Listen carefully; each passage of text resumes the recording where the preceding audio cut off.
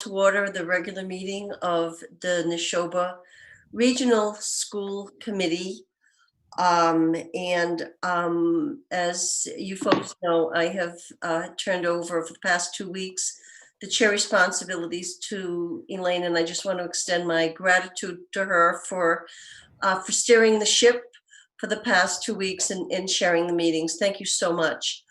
Because I've been offline, Elaine has worked with Brooke to develop and plan the agenda.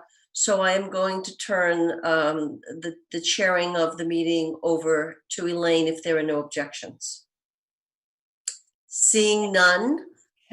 Thank you, Elaine. Thank you, Kathy. Yes, I am happy to help, although I am also very happy to turn the reins back over to you as soon as this meeting is finished tonight. And a lot of the topics we're going to talk about tonight are a continuation of things we talked about in previous meetings. So I do think it makes sense to provide some continuity for me. So our first order of business is to please rise if you so wish for the Pledge of Allegiance. I pledge allegiance to the flag of the United States of America and to the republic for which it stands, one nation, under God, indivisible, with liberty and justice for all. Thank you. Our next order of business tonight is citizens' comments. We have 5 of them this evening, 4 related to the status of the high school and 1 that is a bit more broad. Given the length and breadth of the meeting agenda tonight, I reached out to the fellow committee members this afternoon and asked for some help with the responsibility of reading these citizens' comments. It can be, this is going to sound strange if you've never done it before, I think, but it can be very emotionally heavy to read someone else's words about such complex and difficult topics. And I reached out for help today. So we have 5 different members that are going to read each of the 5 different comments. And I will put in a plug that later on in the meeting tonight, we are going to talk about some changes to our protocols during this Zoom meeting phase, where we can allow residents to come right into our Zoom meeting to speak their comments themselves. So I'm going to try to do this in the chronological order in which they came in. So Sharon, if you are ready, if you could read our first citizen's comment, please.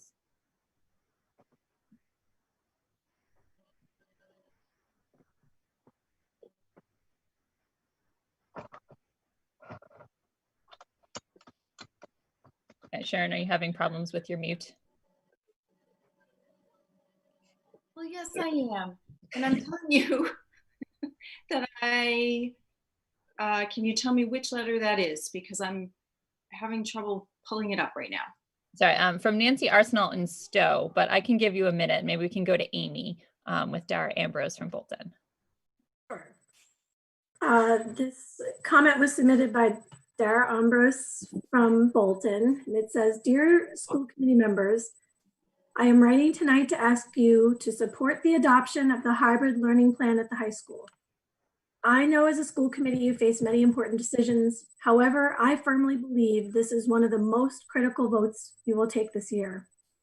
It has now been 9 months since our high school students received in-person learning, and the longer this continues, the larger the impact. As the superintendent stated in her December 2nd presentation, quote, "Nothing truly replicates teaching and learning like face-to-face in-classroom practice," unquote. Some have positioned this as a choice between the social and emotional needs of the students and their academic needs. I believe this is a false dichotomy, as for many students, the current remote model is also failing them educationally, leaving them disengaged and disconnected. Yes, there is a set of motivated, organized students for whom the current model works, but that leaves a significant number for whom it does not. Others have pointed out that a slim majority of parents and students voted in favor of the current full remote model, while ignoring the fact that almost half of the respondents voted for an in-person learning option. A key benefit of the hybrid plan is that it allows those parents and students who prefer a remote model to continue in that mode, while enabling in-person learning for those who need it. To continue without a hybrid plan disenfranchises the large group who expressed a need for in-person learning. Finally, people have questioned if this is the right time to make such a move with rising case numbers. Firstly, the proposal is to move to a hybrid model in late January, not now, and it should of course be conditional on the metrics at that time. Secondly, as recently as November 23rd, Dr. Fauci stated our goal should be to keep kids in school as the infection rates in schools is really quite low, unquote. In closing, I was encouraged to see the school committee vote by a large majority on November 18th to maintain a hybrid option at the elementary and middle schools. Tonight, I hope you can extend the same opportunity to our high school students. Thank you, Dara Ambrose of Bolton. Thank you. Thank you, Amy and Dara. Sharon, are you all set? I got it. Thank you. This letter is from Nancy Arsenault in Stow. Dear School Committee, the district survey showed a clear majority of families and students in favor of continuing remote learning in the same format as has been in place since September. Those looking for hybrid are 32.6%, not the higher number you all quoted by lumping in the 14.9% who wanted to fully open the high school. That last group did not select hybrid, so do not lump those numbers together to give yourselves a higher number to work with. Pretty clear manipulation of data. I heard school committee members advocating for a hybrid opening so that parents can have choices. Since when is public school about offering choices? You go with the program or find alternatives. During a pandemic, it is the school's job to keep the students on track for learning, not to provide fun and games. Jen D'Entremont clearly showed that remote learning is working. To throw this model upside down so that 32% can come to school or 2 half days with far less education time overall, potentially putting safety of students and teachers in danger, seems ludicrous.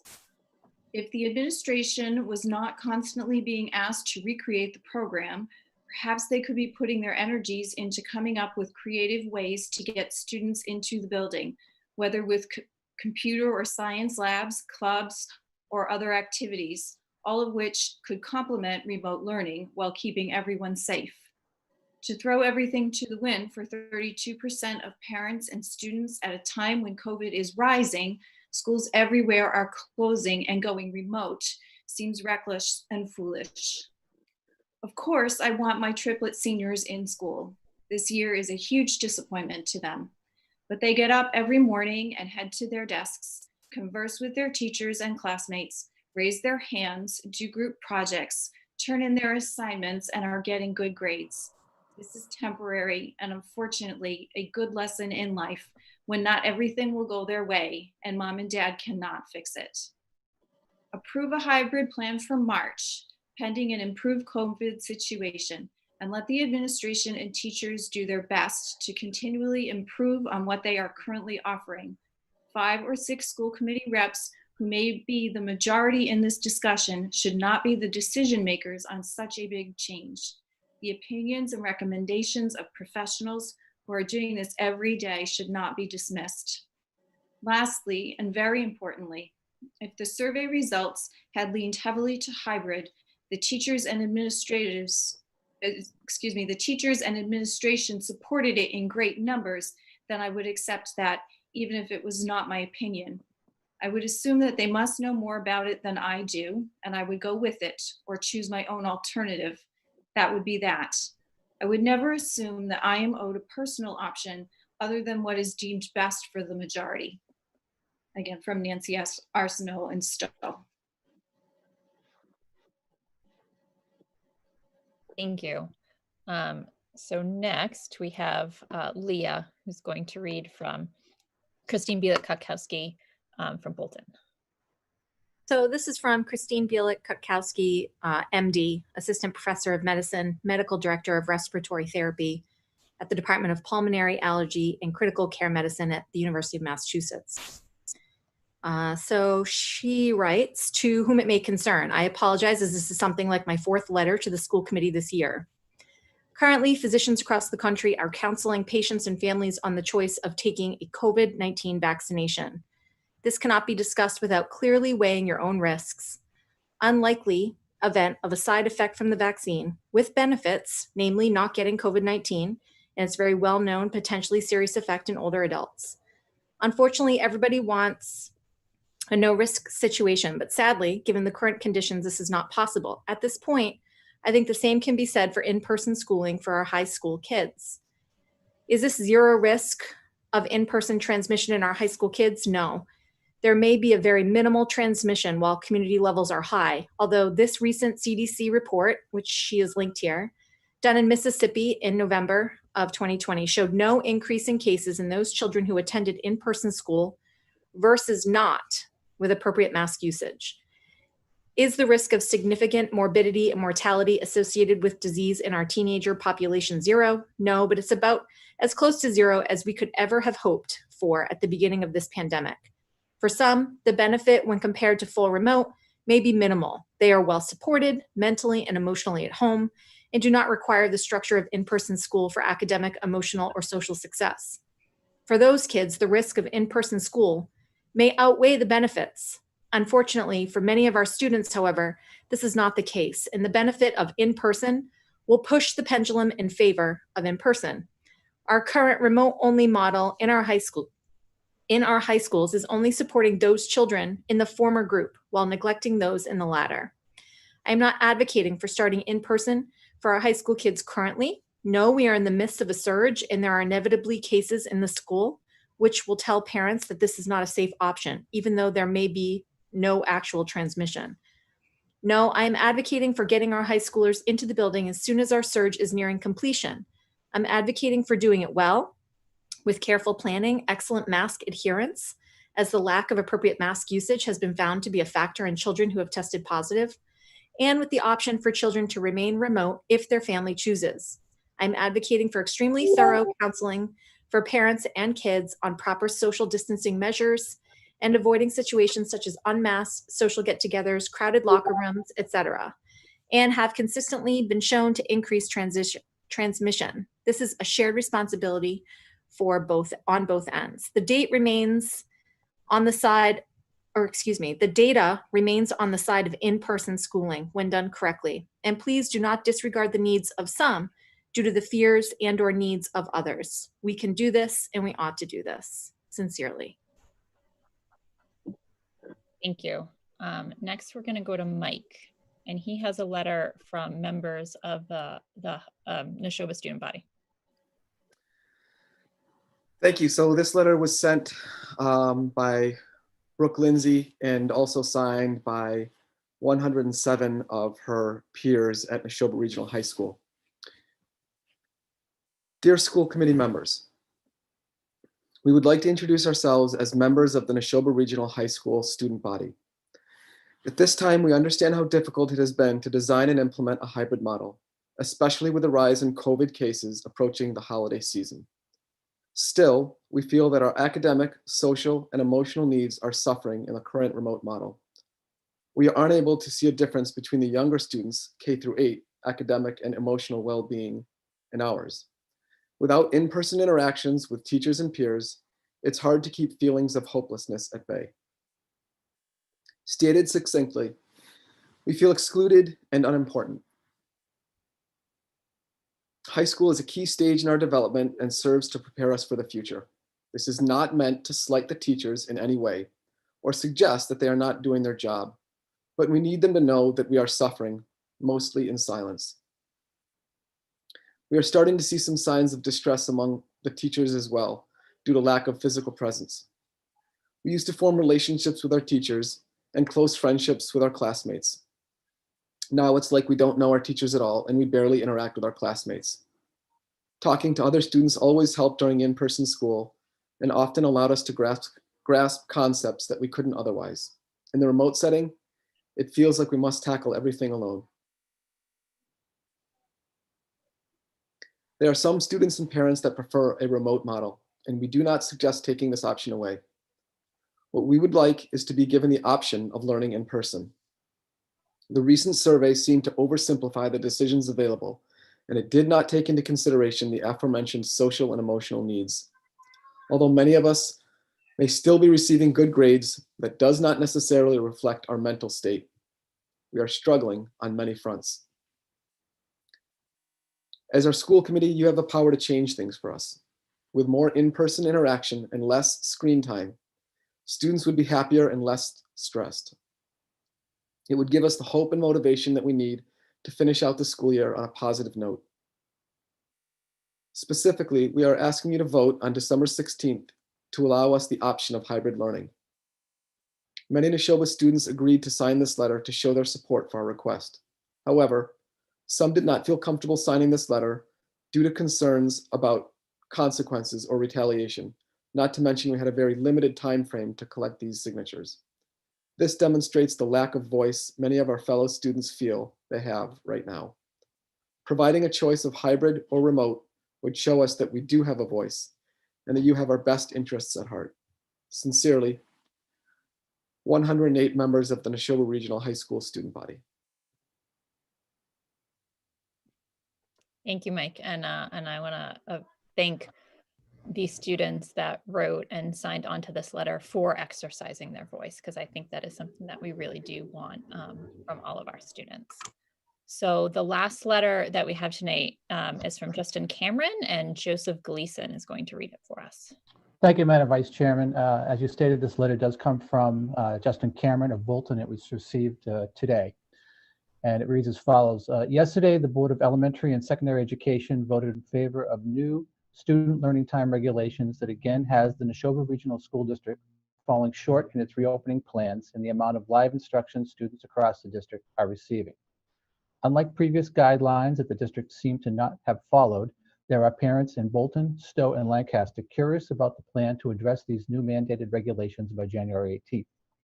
The committee has given a lot of attention to covering the standards, the curriculum, and in the opinion of many, the attention on live interaction between students and teachers and with students and the social and emotional health of our students has been lacking. Had the district reopened in September like many surrounding districts that allow for synchronous split classes with half the kids at home and half the kids in class brought together at the same time, the district would be in full compliance with these new regulations approved yesterday by the Department of Elementary and Secondary Education. Sadly, many of these, like districts, have at least double the amount of live teaching in place when compared to students in the Neshoba Regional School District.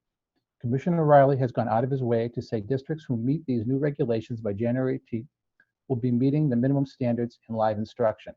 As a reminder, lunch, recess, passing time, check-in with paraprofessionals or teacher aides, even office hours held by teachers, all should not be considered in your discussion of student learning time.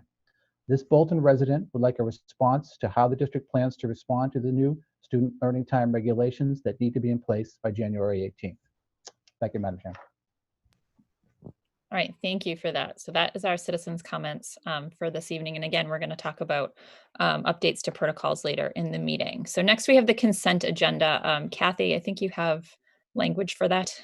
I do. I move to approve the consent agenda of December 16th, 2020, containing the meeting minutes of December 2nd, 2020, and December 9th, 2020, and the warrants of December 18th, 2020. Do you have a second? I'll second. All right, thank you, Mary. Any questions or discussion? All right, seeing none, I will call the roll. Codianne. Yes. Cohen. Yes. Collins. Yes. Eckel. Yes. Gleason. Yes. Horish. Yes. Dr. McCarthy. Yes. Pock. Yes. Rubenstein. Yes. Sanfilippo, yes. And Viverito. Yes. All right, thank you. Next is school committee chair updates. The good news is I only have one. The bad news is it might take a few minutes. So we received an open meeting law complaint at the end of November regarding a letter that was regarding participation in the Tri-Town meetings. Now, as is the legal process, we responded to that letter yesterday. We don't believe we violated the open meeting law. All that being said, in the interest of transparency, because we always do strive for transparency, what I'd like to do tonight is read that letter that was in question and is the center of this complaint in open session. And then I would entertain a motion to formally approve the letter. And any questions or discussions that members might have, we can do in the framework of Robert's rules there. So without objection, I will read this letter now. It's dated November 12th, 2020. Dear members of the select boards of Bolton, Lancaster, and Stow. The intent of this letter is to ask that we collectively reflect on the definition, purpose, and structure of tri-town meetings. The school committee will continue to participate in these meetings once there are substantive changes made. After the October meeting, there seemed to be general agreement that future meetings would have to be conducted differently. The school committee would like to propose the creation of an ad hoc committee consisting of members from each of the 3 communities' select boards and school committee members, with the goal of evaluating the current tri-town meeting format, establishing norms for moving forward, or considering a different approach or vehicle for supporting its intended purpose. Specific items that the school committee would like to see developed include 1, a concrete definition of the purpose and goals of the tri-town meetings and topics that are appropriate for that venue. 2, a specific meeting structure, including protocols for conduct and participation at the meeting. 3, a specific agenda with questions or requests for information posted in advance, giving each group time to gather the needed information. Town administrators and select board members from each town may have additional ideas to support a robust and productive meeting. Through our combined efforts, there is an opportunity to make the tri-town meeting uniquely valuable in sharing of information and community building. If you would be interested in being part of such a committee, please let one of your town's school committee representatives know, and we will be in touch to coordinate a meeting ASAP. If there is no interest in participating in such an endeavor, perhaps each town select board would like to propose their own system for connecting with their school committee representatives. We see value in the 3 towns being able to come together with the school committee to collaborate and share information on various issues that fall under the purview of both representative government structures, such as the budget and the MSBA project. We note that there are other existing channels of communication between the town administrators and the superintendent that allow information to be shared about specific school building or district-wide issues. Any member of the public, including a select board member, is able to email school committee members or the superintendent at any time. We encourage use of these existing channels to get specific answers to information that falls within the purview of the school committee, rather than using the tri-town meeting to obtain this information. We look forward to your response and to a collaborative solution. Sincerely, the Neshoba Regional School Committee. So according to Robert's rules, I would entertain an motion to formally approve this letter. So moved. Second. All right, questions or discussions? And a point of order, I do want to mention that we have future participation in tri-town meetings as an agenda item later in the meeting. So I know that these issues are kind of interrelated and contextual, but if we could try to keep this section to the this letter and the open meeting law complaint, then we can discuss some of the broader issues when we get to that agenda item. Any questions or discussions? Leah. Elaine, I'm sorry if you said this, but just for timeline purposes, this is the second letter that we've sent. Is that right? This is the first. Oh, this is the first. I'm sorry. Yes. I will cover the second in the next agenda item. Thank you. When we get to it down below. All right. Anything else? All right. Without objection, I will call the roll. I'm going to start, I'll give a point of order of this after I call the roll, but I'm going to start with. Point of order, what is the vote? What are we voting on? To approve the letter. I'm sorry, I open needed to clarify. That's okay. I voted. So, yes. All right. Collins, Yes. Eckel. Is Rich here? All right, I am. I was just struggling with the mute key. Sorry. Yes. Gleason, Yes. Horish, Yes. Dr. McCarthy, Yes. Pock, Yes. Rubenstein, Yes. Sanfilippo, yes, and Viverito. Yes. Okay. Not so fast. Would you forget? Oh, Codianne, I didn't go back up to the top. Aha. Yes. Thank you. So I guess maybe I'll consider this a secondary chair update. It's really a point of order. So it has been brought to my attention that there were some questions about what order the roll was called in, and that if it's always called in a specific way, then it gives an advantage to the people who are sort of at the end. They can hear the votes of the rest of the members. This is sort of a Zoom specific issue as well, because normally in an in-person meeting, we all raise our hands at the same time. But I thought it was a good point. And to Kathy's credit, in some of the meetings that she's chaired, she has sort of switched it up, sometimes gone backwards, sometimes started in the middle.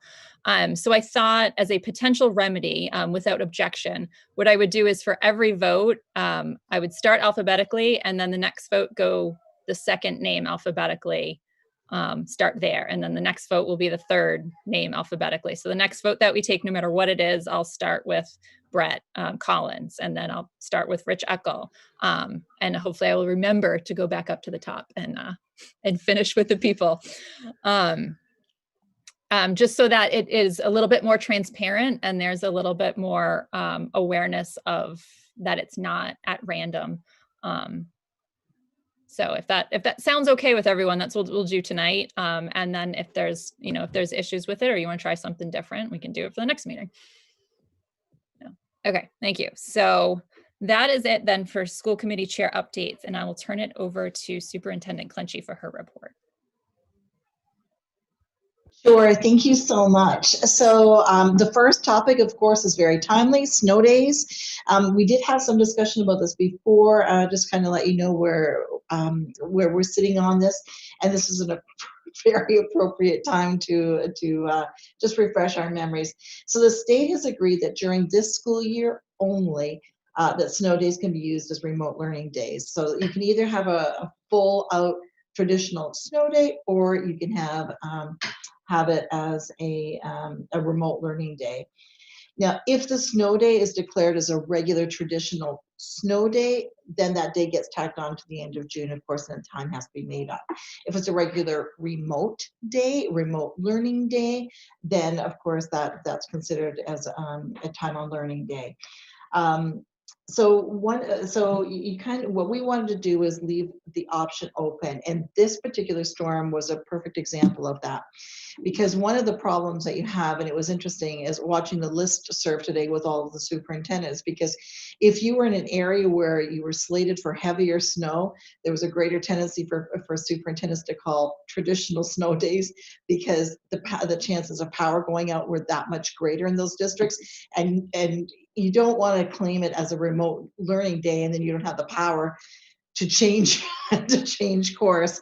And so to me, it just seemed absolutely proactive to say, you know what, this particular storm we're going to do is just a regular traditional snow day. So, and my message that went out today said that we would be tacking this day on to the end of the school year. So I'll always make sure that I'm very clear on what type of day it is, if it's a regular snow day, traditional snow day, or if it's one of our new remote learning days. So tomorrow is a regular traditional snow day. Dr. McGuire, I'm going to turn it over to you to talk about Chromebook update, please.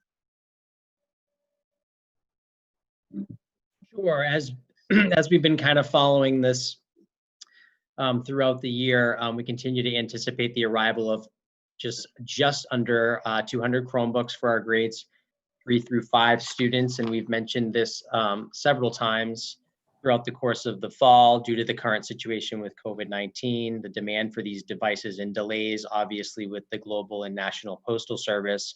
We anticipate these devices after the holiday. We're in continued contact with our vendor regularly. We're working expeditiously to get these devices into the district. Our tech team is ready to do so once they arrive and into the hands of our 3 through 5 students. Again, if people are in need of Chromebook or device support or need a loaner Chromebook, they can continue to email Chromebook support at nrsd.net for any of those issues, and we will remedy them as fast as we can. Great, thank you. And I think one of the things we have said all the way along that this has potentially been an issue for other districts. We didn't find ourselves in that type of situation until this particular order. It is what it is. I think that our vendors are doing the best they can. I know that our IT team is doing the best that they can, but this is where we sit right now. So we'll keep our fingers crossed that they come in when they say that they're going to come in. The next one is student representative of the school committee. You'll recall that you made some changes last year with the notion that you'd like to have somebody elected for it this year, and have somebody come in that would attend all of our meetings. And when we say all of them, all from the beginning of the meeting until the end of the meeting. Previously, we would have our students come in, give their student report, and then leave. But you folks were looking for something a little bit different, and so you put the notion forward that maybe we have somebody selected through the election process at the high school. This year we did not have anybody who put their name forward at that point in time, and so that was not part of the elections this year. And since then, a single student has come forward indicating some interest. I did say to our school committee leadership that I wonder if this is the best year in light of all things to start this particular process. And I say that for a couple of reasons. First of all, because again, we're not all in our buildings right now. So I sometimes wonder if there was an election, like a regular student election held, if maybe there'd be more interest, or one or two people would have come forward than what happened. And so there's a part of me that says, do we just put this off 1 year and plan for having it in September, start appropriately in September? I just put that out there. Otherwise, we do have somebody who has, if they still have interest, we could bring them in and start them. Our meetings though right now are very, very long, and for people who are students who are actively involved in other things, it's a big commitment. It's a really big time commitment. So I'm just wondering if this is the best year. So I just leave that out there, not for discussion purposes right now, but somebody had asked for an update, so I'm just updating you. For the Neshoba Regional High School principal search, I think Anne Marie is online here. We've had a couple of focus groups that have been held, and so Anne Marie, I'll turn it over to you to talk about that and give a little bit of a brief description. Thank you, Brooke. Last week, there were 6 focus group sessions led by the NESDEC search consultants. There were 2 sessions each for faculty and parents. We had 2 for those groups because we assumed, correctly as it turns out, that those groups would have the higher level of participation. And then there was 1 session each for the staff and for the students. At the same time, going on simultaneously, there was an online survey that was held open until last Friday, and that's now completed. The next step is that the NESDEC consultants will compile for the superintendent the information gleaned from the focus groups and the surveys, and present Brooke with two items, a candidate profile and a community needs assessment. Those will include responses from the participants on what are the skills, experiences, and knowledge the new principal should possess in order to be successful. In the second document, what topics the new principal should consider focusing on in his or her first year. Brooke will receive that document from NESDEC soon, maybe as early as the end of this week, or maybe at the beginning of next week. Then the next step will be that the superintendent will convene a selection committee to meet shortly after the application deadline, which is January 4th, to decide which candidates they would like to interview and send to the superintendent as suggested finalists. So that's where we stand, and we're right on track relative to our timeline. Thank you, Anne Marie. And you'll recall too that last time we had session. Of course, they would look different this time now in time of COVID. But we did have open sessions for parents and staff and students to attend to meet our finalists last time. So that's certainly we think a really critical component to all of this. So as we start to get closer, you'll see us start to announce those time periods too. With regards to the mascot update, thanks, Anne Marie. With regards to the mascot update, just a couple of quick things. To date, there's been approximately 1,300 survey results that have come in, and we've certainly been meeting Ms. Rich, Mr. Codianne, and some of the herd strategy and members of our administrative team. And just a couple of quick things so that you know that our work is continuing to ongo in this. For example, we did have felt a really productive meeting the other day as we started to talk through what are the items and costs linked to those. What is this going to look like as we move forward? And then how do we budget for this? How do we prioritize this? And so some of those things now are coming into play too. Nothing finite to give you tonight, but we'll be meeting again in January. But I would want you to know that those things are ongoing in the background, as you would expect they would be. So we also want to thank Herd Strategy for all of their efforts to help us. They helped us to craft the survey, etc., and are helping to monitor all of our steps forward. So we're really, really fortunate with that. Food services, as a result of the COVID impact on our food services program, we're currently, we are able to offer meals to our current hybrid students so far until the winter break. Our nutrition program is currently running with a skeletal staff, and quite frankly, that got even smaller today. Even our skeletal staff got smaller today with 2 additional positive COVID cases. And so to say that we are running on a skeleton staff is putting it mildly. And, the notion and the, maybe in regular times we could say, hey, can we bring in volunteers? We can't now, right? That's off the table. So we appreciate anybody who might think to send us, emails offering services and such, but quite frankly, we're in no position to do that right now at all. So, I know that we'd mentioned this is kind of an aside from food services, but I'd mentioned that, we're definitely feeling it in central office as well. And we basically, we had to turn off the lights in one department the other day because we had nobody in there to man that particular unit. We had the same thing happen again today with a completely different unit. So as much as the schools are feeling this, central office is feeling this as well. And we're not different than any other central office, quite frankly. So just as our schools are no different than Lexington or Hudson or any other schools out there, right? We're all feeling this. So, and food services was one of those that took a huge hit. So that's where that's at. I do have something after student learning time, so I'm going to just let Dr. McGuire just talk briefly about student learning time, and I'll kind of fill in if I feel the need to. But then part of the problem, of course, is that because we're giving out the superintendent's report early and not leaving it to, like, normally last year I would bring it to you on the Wednesday because we try to keep it really, really current. The problem with giving it a little bit ahead of time is stuff still comes up up until the Wednesday that you'd like to put on there. And I don't like to change it once it's been posted, quite frankly. So I do have one other item after number 7 that I'll come back to. So Dr. McGuire, let's just quickly apprise the school committee of student learning time and where that's at effective yesterday. One sec. Perfect. And I also have one other thing that's very quick. I did just email the school committee the latest edition of Teaching and Learning's the download, which came out on the 14th. So check that out. We continue to offer some more around health and wellness, particularly given around the COVID-19 pandemic and some resources associated with that. SEL tips and tricks, and as well as highlighting and a call for proposals for our March PD Day of District Learning. So that's all in this week's edition of the download.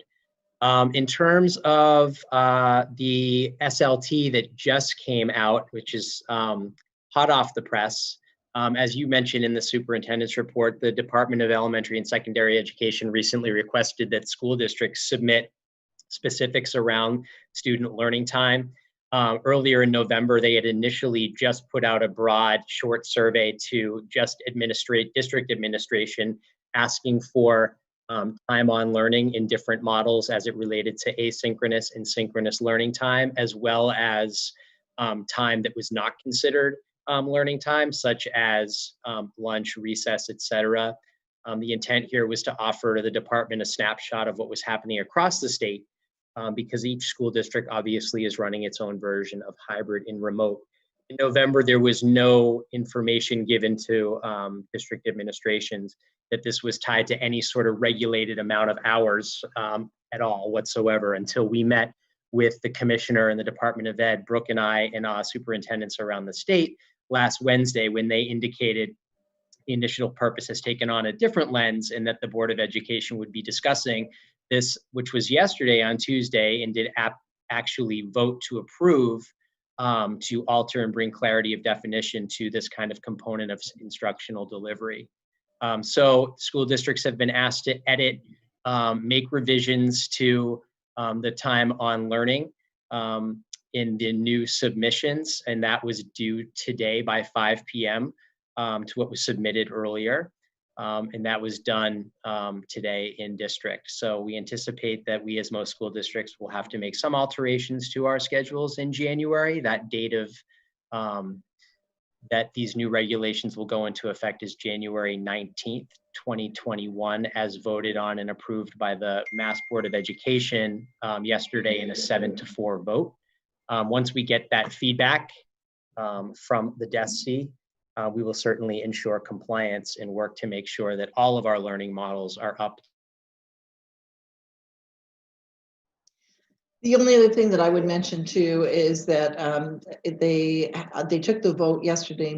Well, I think it was yesterday around 12:30. I think Todd is, but what time they ultimately took the vote, and then they held a webinar just literally 2 hours. I think about 2 hours right after that, to explain and go into some detail and take questions in terms of what in fact this really looked like, what quantified it, what defined it, how to figure this out. And I just want to go back to after just a comment or two with regards to what Todd said earlier. When we first got the survey in November, it really was a broad stroke look. At that point in time, they were really just asking central office, give us a flavor of what's happening, within your district. And at that point in time, we weren't even really encouraged to go out to our principals or anything like that. This time it was dramatically different.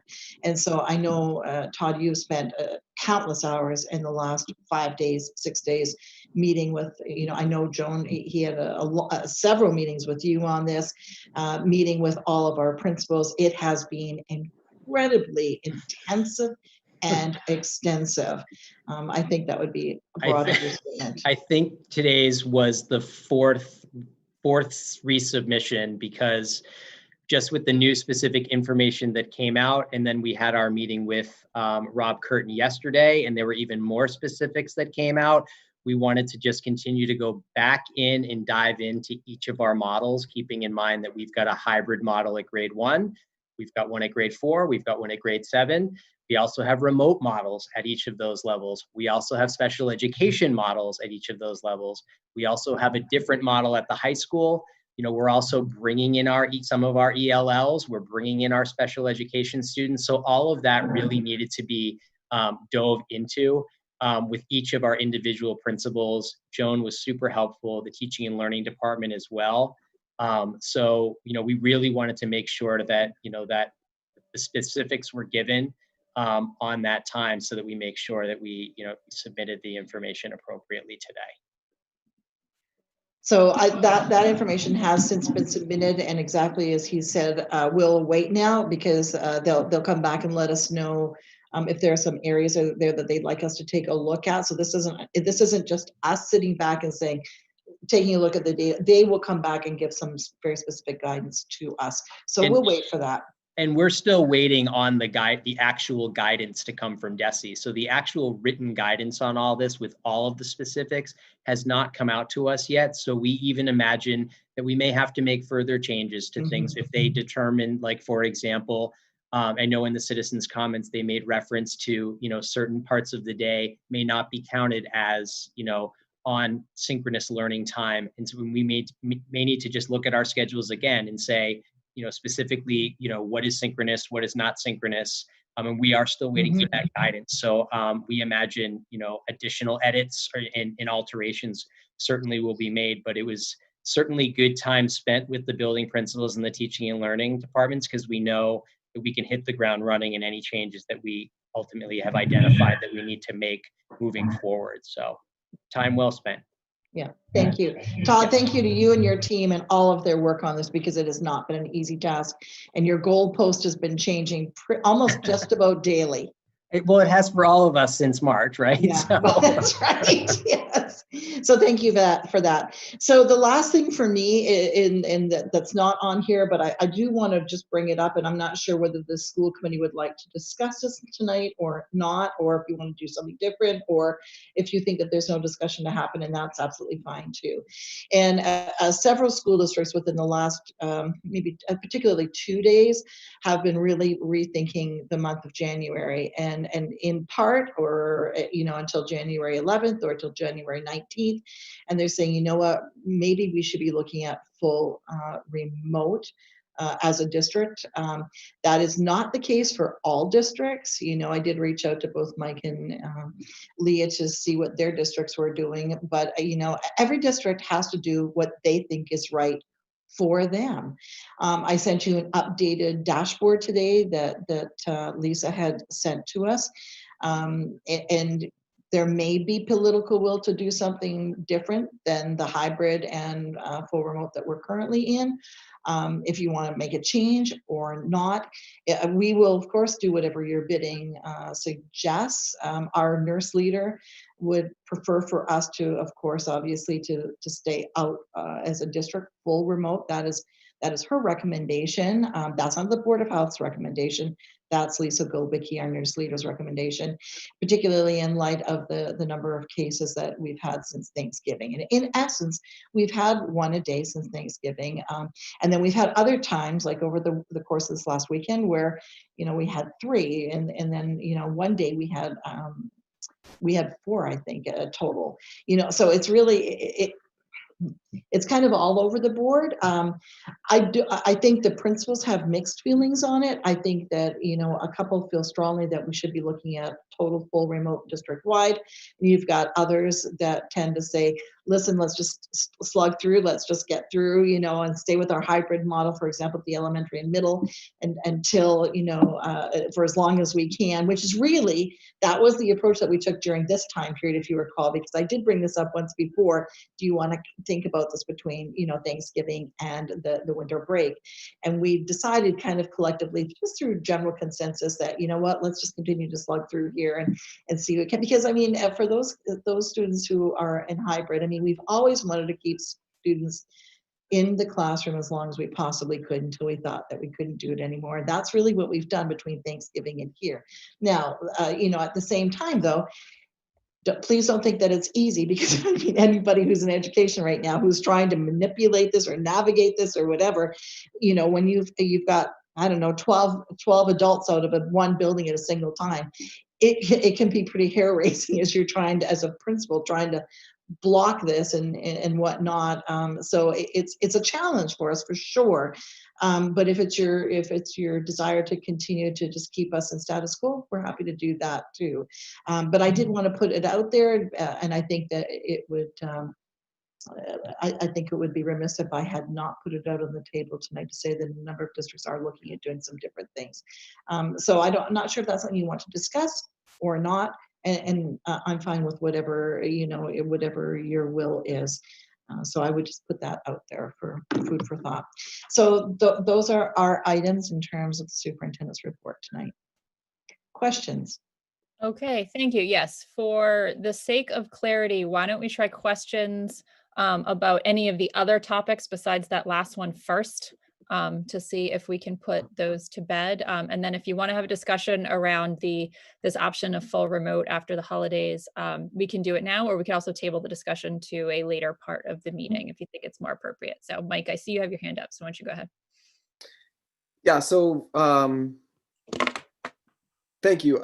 Just 2 questions, one for 2 different parts of the report. The first one was with regards to the NRHS principal search. Anne-Marie, you might be able to answer this, or Superintendent, this might be for you as well, but it sounds like there was several focus groups, there was information gathered, and then it's going to be delivered to the superintendent as a document. And I wonder if that document is going to be publicly available, or if it is something that is kept internal. That's not intended to be a public document. That's something that's guide the superintendent in her search. And that includes the minutes from the focus groups. There's no minutes that are going to be made public as well. I don't believe that there are minutes. I think there was note taking to, to gather the thoughts of the participants, but I don't think official minutes. Okay. And then my only other question, and I'm going to ask Dr. McGuire, since you referenced this is for the student learning time. I wonder if the results of the most recent student learning time survey data will be available also for public consumption, and then maybe even like comparing and contrasting that to what the new regulations require. Great question, Mike. And it's one that I asked Rob Curtin, myself, in the meeting yesterday, because we wanted some clarity around that.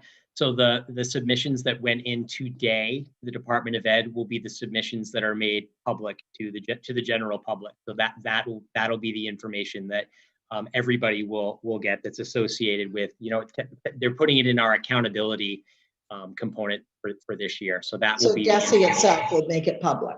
Correct. Not us, but Correct. DESE itself will make it public. Yep. Okay. And so do we have a timeline on that? Is that within a few days, a few weeks? We don't know, but Don't know. knowing that the regulations are going into effect, on the 19th, my guess is that, they're taking this data and crunching it pretty quickly. So I would certainly imagine before that. Great. Thank you. We'll have to make those changes based on their feedback. Right. Okay. Thank you. You're welcome. All right, thanks, Mike. Good questions. Leah. Guys, I wonder on, and I'm actually, I guess, Brooke, this is to you. With regard to the snow days, I wonder, and Anne Marie is integral to this as well, as we are trying to balance the calendar, are you guys going to kind of reassess at like mid-year or whatever to make sure that the two cohorts are getting equal time? That's a great question. I'll take that, and then Anne Marie, if I'm missing anything, feel free to jump in. But yeah, obviously that's something we have to, because we can't say, hey, can we have one? Can it snow on cohort A day this month and cohort B day next month? I mean, it just doesn't. We have no control over Mother Nature. She's going to do whatever she wants to do. So I think it is just, again, how many times do I say the common sense bar? The common sense bar is going to have to come into place. Once the winter, the bulk of this is over with, then we'll sit down, and Anne Marie is great at crunching all especially when it comes to the unit A and B. She's great at doing this. So I would say that probably come around March, we'll be sitting down and making some shifts. And that should give us plenty of time to let our parents know so that they can make changes to their own calendars.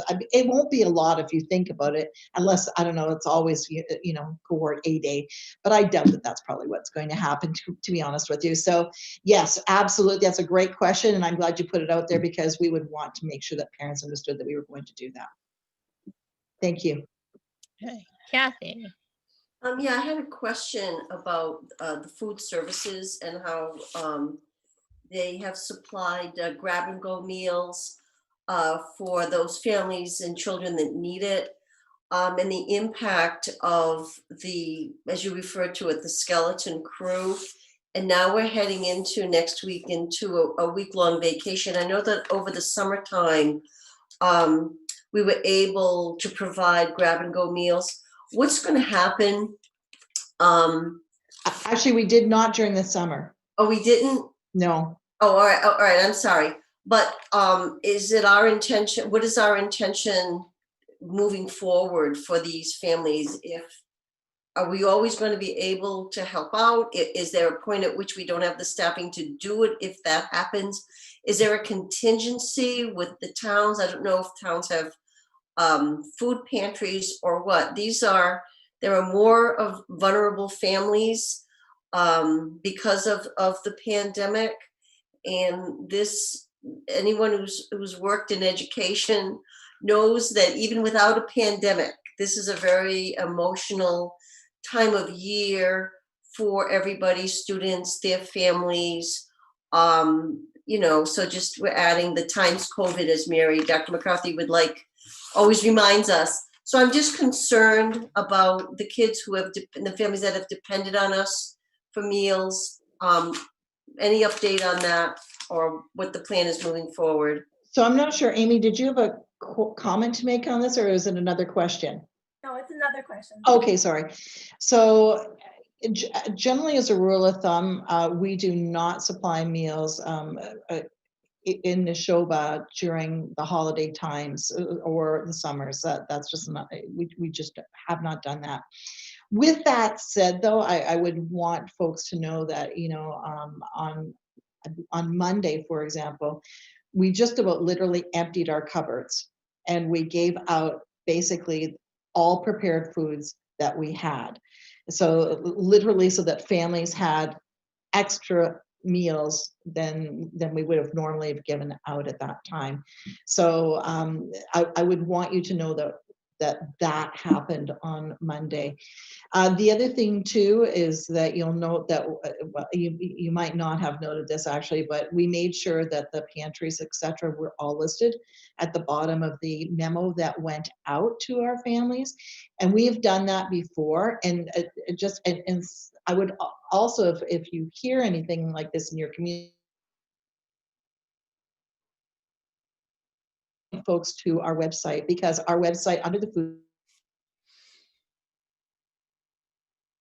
I'm assuming that's Brooke freezing and not me. services does have local pantries listed and contacts in the memo that was sent out.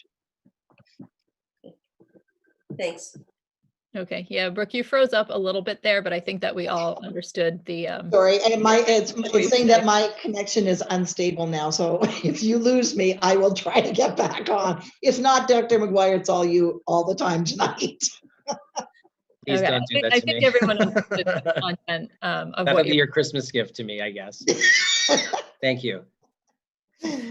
Amy. Yeah, thank you. Just a quick question about the focus groups and the survey responses for the principal search, Anne-Marie. I think this is a question for Anne-Marie. Are you able to tell us how many people participated or from each group, or what, you know, give us a sense of the level of participation that was? There were about 180 people that participated between the focus groups and on the survey. I don't know what the breakdown is of, you know, how many were teachers, how many were parents, how many were students, how many were faculty, but about 180 people in total participated. Okay, thank you. You're welcome. All right, do we have any others? Leah, I see you. I'm just looking for anybody else that might want to speak up. All right, go ahead. Just really quick, I heard that Governor Baker released money for food today. Has that figured in to your calculus yet? That was the EBT cards, right? I don't know, but it was for kids in that are on the free and reduced lunch rolls, that they were going to kick stipends out to people.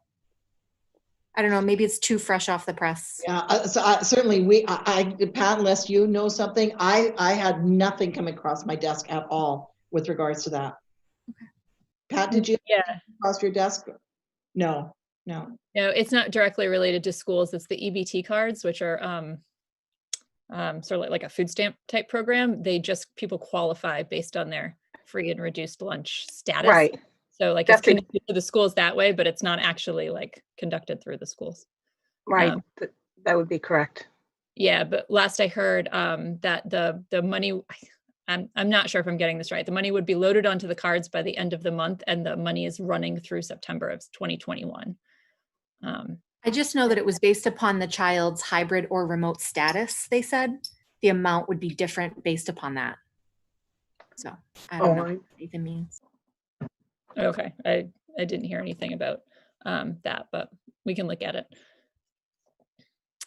All right, now the other item that was hanging out from the superintendent's report was this idea of a full remote district for either the month of January or 2 weeks after break, something along those lines. So we can have that discussion now or table it to later in the meeting if you think it depends on any other discussion that we're having during the meeting. So it either, I guess, entertain a motion or questions now. Leah. So I just want to put it out there that this is a pretty big decision, and by virtue of it not being on the agenda, I'm feeling very uncomfortable voting on it tonight at all. Okay, right, I mean, do you think this is our only chance? I understand what you're saying. I think this is the only chance unless we're going to put something else on the Well, calendar. I think there are other things that you can think of. I mean, like I say, this is just coming fresh, hot off the press for school districts.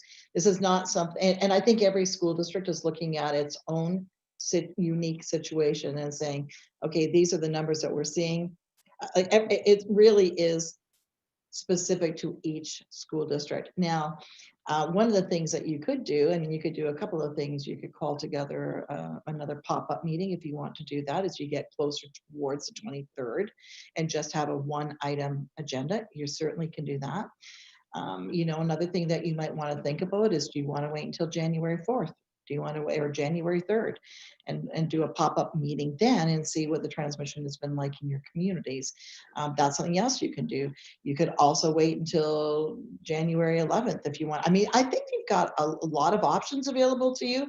But at some point in time, it needed to come forward. And because, you know, as we all have been seeing, this was not something I think that I would have even felt comfortable to have brought to you like 2 weeks ago, for example. I think we really needed to see, like, this last weekend was a tough weekend for our school district. It was a tough weekend for our nursing staff. You know, then you start saying, I think we better bring something forward here for some discussion.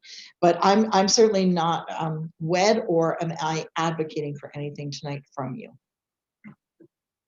Okay. I'll say the governor gave a press conference just yesterday that detailed some of the data about post-Thanksgiving infections, because there was a question of, you know, whether we would see increased cases because of Thanksgiving, and the data were alarming, I would say. So I do think that this is sort of coming on fast, in terms of like what Brooke said is 2 weeks ago. I don't think that we were ready to have this discussion, and it's sort of, the numbers are coming out now.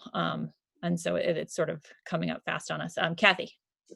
I move that we meet on Wednesday, December 23rd for a one item agenda to revisit this and to consider a recommendation. I'll second. Okay, discussion or questions? Brooke, did you have something to add to that? Yeah, the only thing I would say to that is, I think that I would go back a day or two before the 23rd, to be honest with you. And I'll tell you why. For example, I might do it on the 21st, because I think that our staff will need time.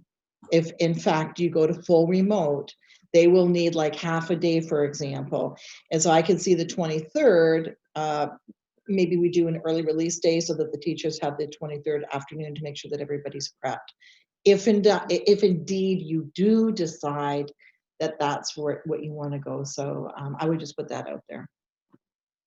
Okay, Joe, I know you had your hand up, but Kathy, did you want to? I wanted to withdraw my motion and resubmit it to say that we meet on the 21st to consider this, and also authorize the superintendent if we, well, it gets too complicated, but what Brooke said. But the motion is to meet as a committee on the 21st to consider the going full remote immediately after the vacation. I will second.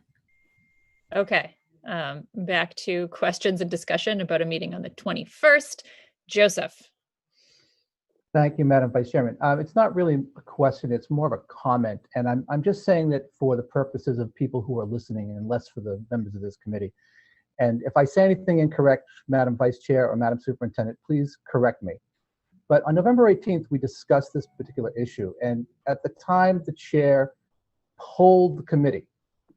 And it was reported that the committee voted on this. And I just want to clarify, and again, correct me if I'm wrong, but this decision ultimately lies with the superintendent, not with the school committee. The superintendent is simply looking for guidance from the school committee, a consensus from the school committee on this particular issue. But we're not actually voting on this issue, whether we do it tonight or whether we did it on the 18th or whether we do it on the 21st. So I just want to make that clear to everyone that ultimately my understanding and position on this is that this ultimately, any school closure lies solely with the authority of the superintendent. Now, is that correct, Madam Superintendent? The only difference, so normally you're absolutely right. The difference for this, and it's just such strange times because of this COVID, and you'll recall that we had this discussion this summer, like who does make the decision. The difference for this is that I'm not looking at closure. We'd be looking at moving to a different model of implementation. So rather than, for example, the high school would stay full remote. But what you would look at doing is potentially, if you decide to go down this road, moving your elementary and middle schools to a full remote for a very specified period of time. And so this is not closure. This would actually be just changing the mode. And Venetia's here, and I know she'll tell me if I'm getting this wrong, but that's my understanding. So this is different than closure. You're absolutely right though, Joseph, with regards to closures. Yes, you're absolutely right. Madam Vice Chair, just to follow up. So just so I'm clear, are we voting? Would we be looking to vote on this on the 21st, or is this going to be another polling of the committee? Because I took it from the 18th that we weren't actually voting on that. I thought we just simply gave, there was a polling, there was a polling of the committee, and we gave some consensus to the superintendent in this regard. So I just want to be clear, whether we're polling or voting, I'll be there on the 21st. I just want to know if I'm going to be voting on this, or I'm just going to be giving my opinion on this. It's actually a good question. I don't know if there is a legal opinion in this. Venetia, I know that you thought you were here to discuss visitation policies, but if you would like to jump in, feel free. I actually thought the distinction was a couple of things. One, because this would be preemptive, it perhaps would require a school committee vote. And also back on the 18th, we were talking more about maintaining the course. So you wouldn't necessarily need to vote because the vote would have been sort of no actions. I think somebody could have made a motion to say move to full remote, but there wasn't support for it. So that's kind of where I was. My thought was that this would be an actual vote, but I don't consider myself an expert on this. I honestly cannot give you a clear answer on that at this very moment, for many reasons, but one being that I don't have the history or the background related to this specific district and what the practice has been related to superintendent authority or school committee voting on this issue. So I would defer a decision on this until legal research can be conducted and a consultation with attorney Mike Maccaro can occur. That would be my thought. And if the plan is to revisit this discussion on the 21st, I'm sure that we can, I can consult with attorney Mike Maccaro and give some additional guidance with respect to this issue. Either way, whether it's a vote or counsel to me, I'm just going to seek some sort of direction from you in terms of where you feel. I mean, at the end of the day, you know your communities best. You know your communities far better than I would, and what you think the communities would be, rather than a superintendent knowing what the communities would be. Okay, Rich, go ahead. Just to clarify, and forgive me if I missed it, what period of time would you be seeking? Is it, I know, for instance, when we're talking around Thanksgiving, I sort of had a frame of reference that it would be for, say, 5 days or a week after the break. I didn't know if you had some sort of thoughts around that, Brooke. Sure, thank you. So I'm looking at the same sort of time frame right now. You can do absolutely nothing. You can look to the January 11th date, or you can look at the January 19th date. So I think that those are the options that you might want to think about. And the nice thing about, taking some time between tonight and presenting this and coming back on the 21st is it does give you a chance to catch the pulse, grab the pulse of your individual communities to bring back, or, even feed back some information to me. Okay, Mike? Yeah, so I just want to reference the data that was shared with us from our own dashboard. I believe that that Lisa generated and shared out. It looks like the month of November was 13 positive student cases, 6 positive staff cases, and 90 students quarantined, 28 staff quarantined. For the first 2 months of December, and of course, we're only hold on, I'll just finish here. For the first 2 months, or sorry, 2 weeks of December rather, and there are only 3 weeks in the month, we have, and this is through today, we have 6 positive cases from students, 6 positive staff cases. So it seems like even if we extrapolate the data for another week until our break, or at worst where we were on November when we had played around with the notion of going remote for the entire month of December. So I think with that being said, it might be helpful and instructive if we had more updated data to support our conversations on the 21st. Lisa updates that regularly, just about daily. So I think you can follow it daily between now and the 21st, and you'll see. Great. Well, then I think as a follow-up, I would advise my fellow school committee members to follow that data as well. I know I will, but thank you. Okay, thanks, Mike. Amy? Thank you. It's kind of as a follow-up to what Mike suggested, but it would be helpful for me to see the specifics of what it would look like to switch. I know you said you've got a plan in place to put the district into a full remote model should we need to make that decision. But I think it would be hard for me to take a vote on that issue without seeing what that would look like. Specifically, how that would affect our SPED kids, our most vulnerable students, and just get some details about how that would be rolled out. So to the extent that you could share some of those details at the December 21st meeting, that would be helpful as well.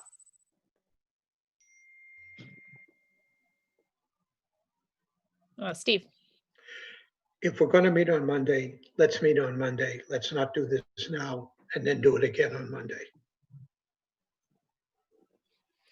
All right, point taken. Is there any other discussion? Otherwise, I will call the roll, beginning with Brett.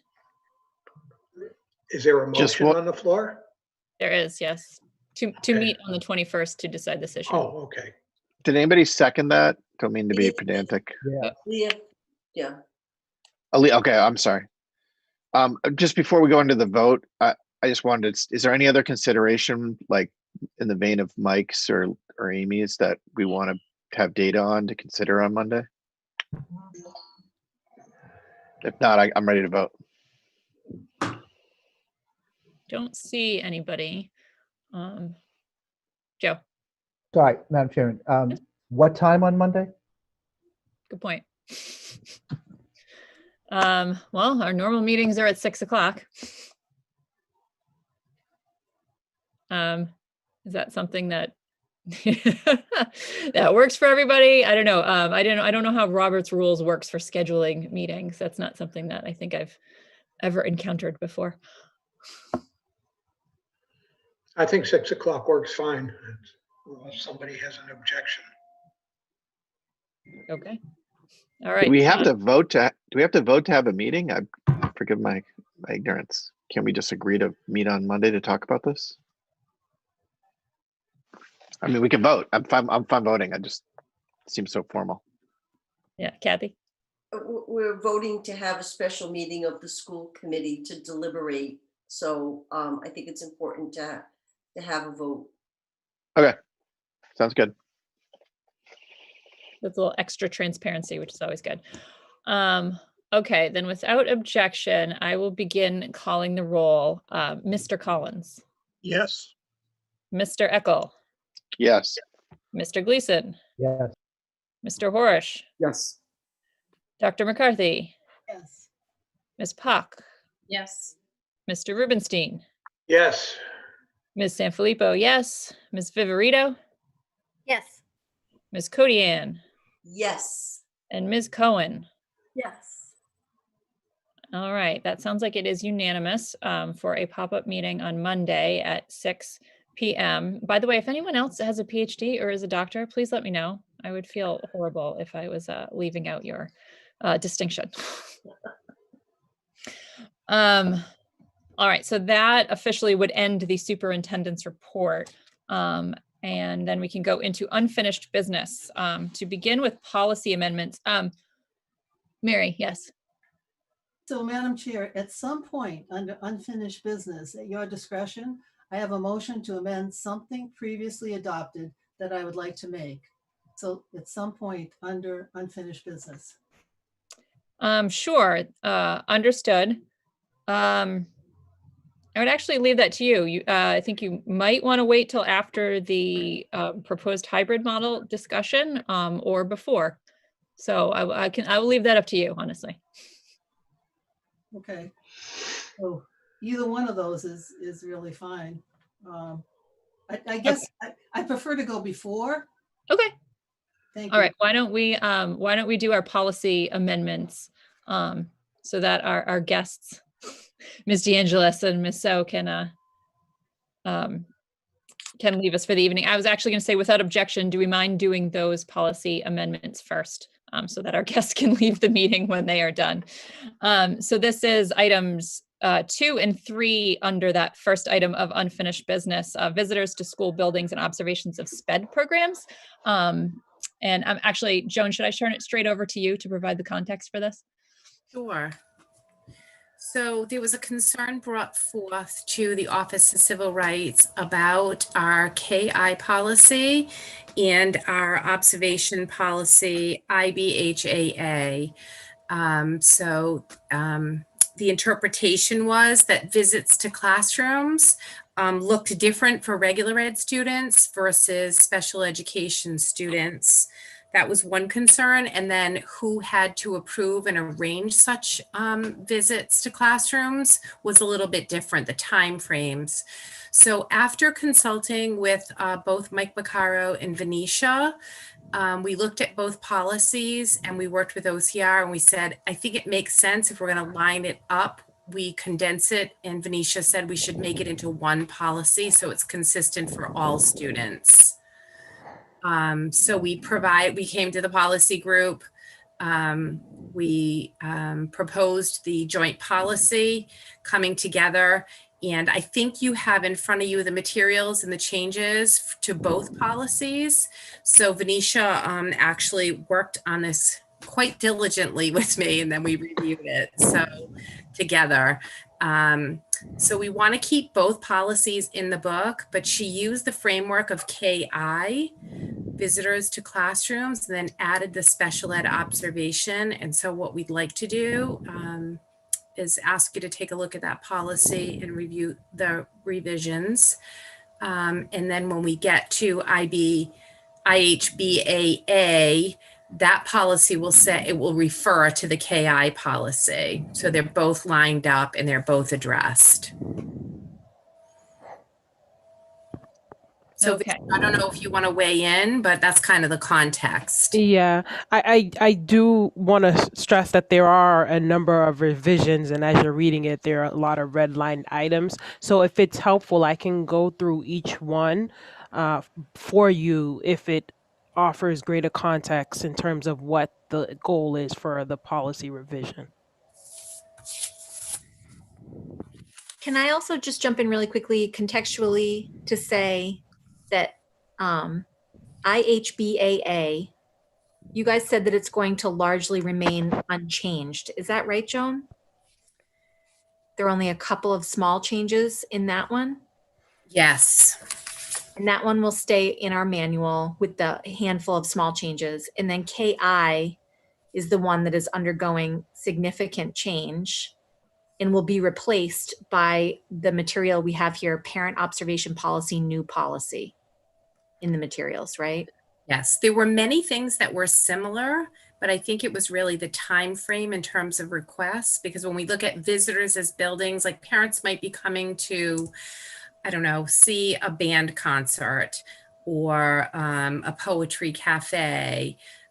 So I think that the visitor policy seemed like it was a shorter time frame than actually coming in to maybe observe a special ed program. So I think that, our goal was to align the policy so it was consistent, for all students. And so just from the MASC lens, so that you guys know, this is kind of uncharted territory for these policies. And so Venetia, I think that you reached out, and I think Alita, maybe, and Anne-Marie too, reached out to MASC, and they are reviewing the model policies based upon the information that you've brought to them from the OCR. Yes, that's true. And MASC has also requested that we send over our correspondence as well related to this matter, namely the revisions that we've made to the policy to them for review as well.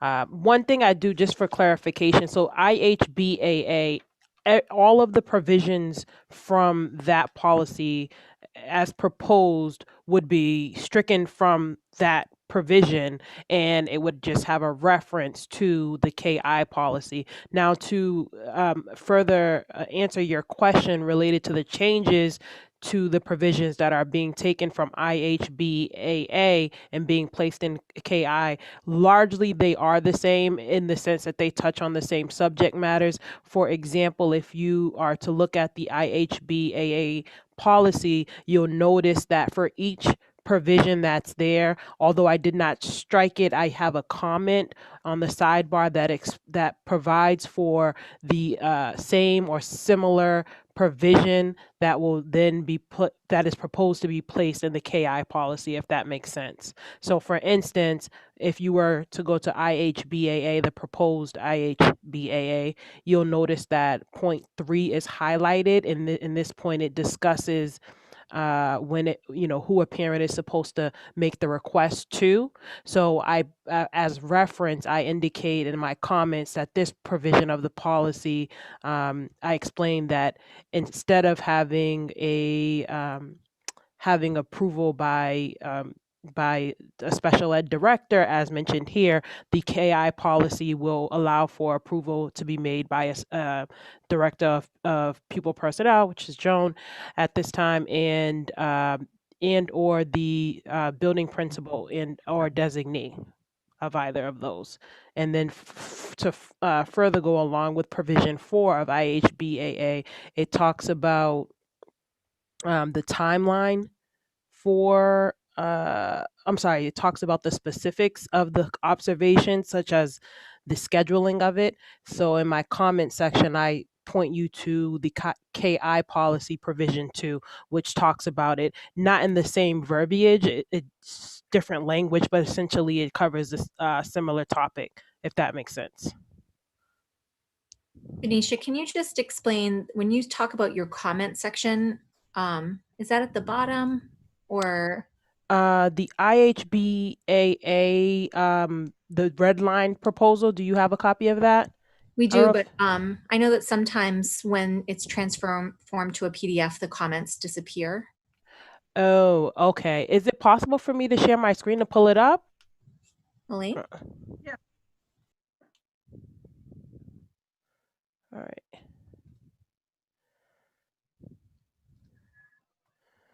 Okay. Hate to have all your good work go to waste there. I'm trying to figure out the easiest way to do this. Give me 1 second. Let me pull it up at my computer. That way I have it handy.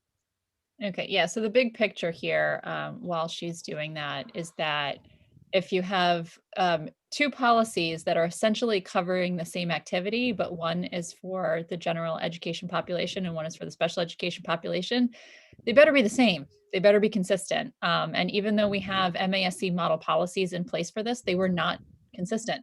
So the Office of Civil Rights alerted us to that, and we need to make changes to make them consistent. Mm-hmm. And we did send them a draft of the policy OCR as well, just so that you're aware, and they were happy and satisfied with the policy that was merged. Thank you. That's good information to know. Yeah. And because you were all willing to put this on the agenda, it also will, it's not going to be a formal complaint either, because obviously we want to be in compliance. Sure. I know that Venetia will tell us this eventually, but guys, when we were doing this in the subcommittee, what we ended up identifying is that they're basically just extending kind of admitting privileges, if you will, to the principal, his or her designee, and the special education director so that they can all communicate simultaneously. And actually, Joan, you said that there was really only one element that was removed and not put back in anywhere. And I'm struggling to remember what that piece was. So one of the elements that was voted through, and I believe it was back in 2001, was student visitors to buildings. So I don't know, if a cousin came from Kentucky years ago, we might make a request of a principal. Could this student come and visit for the day? So in my years of being a principal, I know that was dropped off the policy probably around 2008, because what was happening is those students that would come and visit for the day, be a student for the day, are not covered under our insurance liability. So I remember when I was a principal, that's kind of when it was dropped off. So that was one of the things that we did eliminate. And that is not something that we're doing as a practice in district right now. I had that conversation with principals. Not that a visitor couldn't come and visit to a concert or something like that, but they couldn't come and be a student in our classroom. Venetia, which policy are you trying to share? So for some reason, because I'm not in my Which one? The other world. IHB one? Is the one you're trying to share? The IHBAA, yeah. For some reason, the draft that I have here, it doesn't have my comments on it. I don't know. Is this what you're looking for? Hold on, let's see. I just shared something. Is that what you're looking for? That's the same version I have, but that's not the version that has my comments on it is separate. But I can still work off of this one. And I can PDF the version that I have with my comments to send to you all as well. My assistant's gone for the night, so I don't have anybody to do it for me really quickly. But do you want me to go through each one in the comment that's associated with the provision? Would that be helpful? There's only a few. I guess so. You can move very quickly. I mean, I'm sure that the committee members have reviewed this, and legal counsel has reviewed it, and the OCR has reviewed it. So okay, but yeah, I can do it really quickly, and I don't have to read it verbatim. I can just reference the provision that it correlates to in the KI policy. So if you're looking here on IHBAA for the provision 4, which I mentioned earlier, that provision is discussed in provision number 2 of the KI proposed policy. For point 5 here, that provision, or the topic of this provision is discussed in provision number 4 in the proposed KI policy. For provision 6 here, related to the observer, that is discussed in provision number 3 of the proposed KI policy, and discusses in more detail what the requirement is if a parent or guardian seeks to have a designee observe the student's educational program, in terms of ensuring that appropriate consent is given around observing the program, but also accessing student records.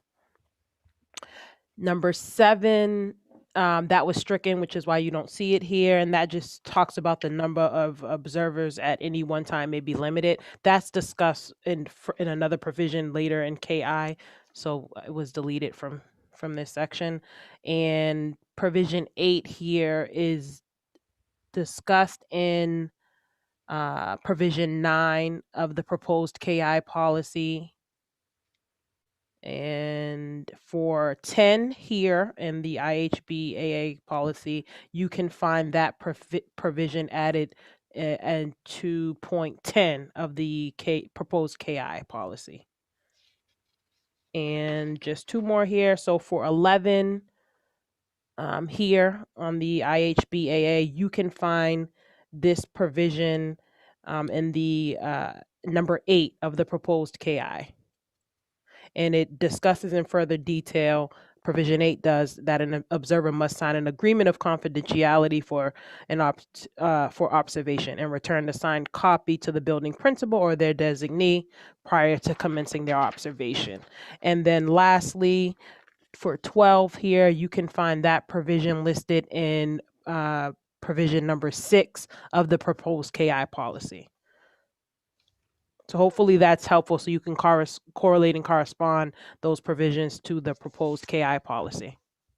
Any questions about that?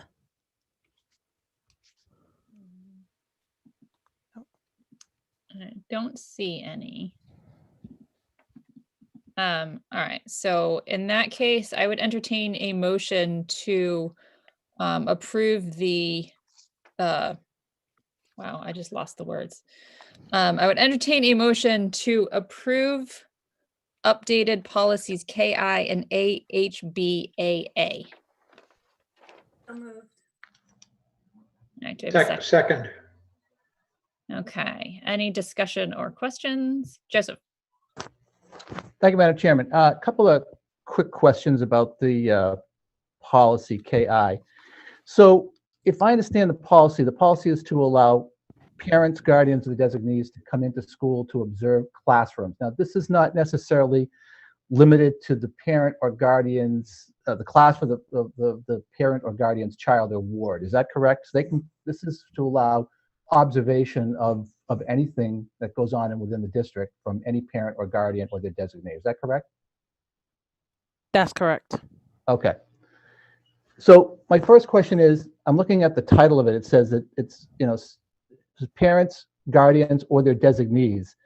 And then it says that the school committee welcomes parents, guardians, and their designees. So when you say parents, guardians, and designees, are we talking about one individual coming in for a visit? Or if I'm a parent and I want to bring my designees with me, my attorney, my educational consultant, my pediatrician, can the 4 of us all walk in and file a request to go into the classroom? Is the intent for one person, or is it multiple people coming in? That's a good question. So if provision 11 talks about the authority of the building principal being able to manage the orderly operation of the school. So there are certain exceptions to this observation rule. So it's to protect the safety of students, protect the integrity of the program as well. So what that means is that if someone asks to bring all of those individuals into the classroom, I think most building principals would say that has an impact on the integrity of the program, because having that many individuals in a classroom setting or any other educational program at a given time can be disruptive to the student. So although the law requires observations by parents, guardians, and their designees, there are limitations to what those observations include. So although they may request for such an observation, there is a time period that is specified in this policy that will then require a building principal, the director of pupil personnel, and or their designee to have a conversation about the parent in terms of what they're looking for related to the observation, whether it be frequency, duration, the number of people to be involved in that observation. And then from that conversation, the building manager, the director of pupil personnel, or their designee can make a determination about what's appropriate, such that the safety, the confidentiality, and the integrity of the program is not compromised. Okay, so from a stylistic point, should the policy be entitled parents, guardians, or their designees? Because again, the first sentence of the welcoming sentence says parents, guardians, and their designees. I actually have parents, guardians, or their designees on my version. So, but yeah, it should be or. Okay, because the version that I received from the school website says school committee welcomes parents, guardians, and their designees. Okay, well, Yeah, then, the version I have has or, yeah. Okay, so it's still draft. So the second question I had, and this is my last question, I think it's section 8, and it says an observer must sign an agreement of confidentially for observation. Is that a typo, or is that something called an agreement of confidential? Should be a confidentiality. That is a typo. I apologize. It is confidentiality. Okay, so my follow-up to that is, in regards to the confidentiality agreement, has that been crafted? Do we have those available? And what do they say? And what sanction, if any, is there for anybody who might breach that agreement? I'll allow Joan to answer that question. I do believe one exists, just given my conversations with Joan, but she can give you more information about what it looks like, how it reads. I don't have it in front of me, but I'd happy to share it with you and send it along. We do have a confidentiality agreement that talks about, not, disclosing information about other students during the observation. It's pretty specific. And I think that has also gone through legal, but I'd be happy to send one along to you. I don't have one home with me right now, but I'd be happy to share it. And what are the sanctions if someone breaks the confidentiality agreement? I guess, Venetia, I would ask you legally. I would have to look further into that. I mean, obviously, Massachusetts student record regulations and privacy laws apply.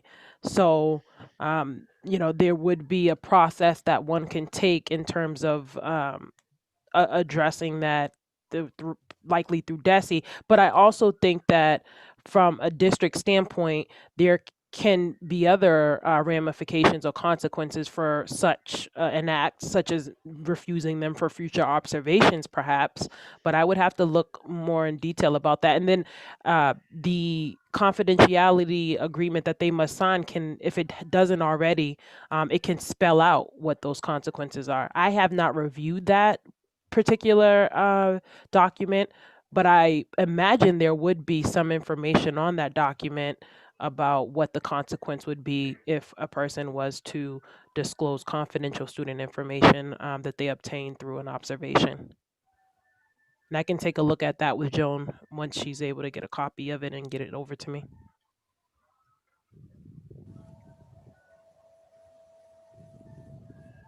Joe, is that sort of not answer your question, but satisfy your question? Yeah, that's fine. Thank you, Madam Chair. Okay, thank you. Any other questions or discussion? Leah.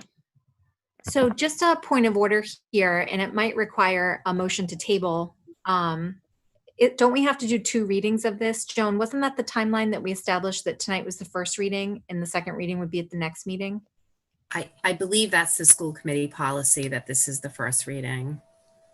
So I think that we don't actually need to move on this tonight to accept it, especially considering a couple of the things that Venetia is going to get back to us on. Was that acceptable with OCR? Because I thought we waived the first reading, considering that this was a potential OCR violation.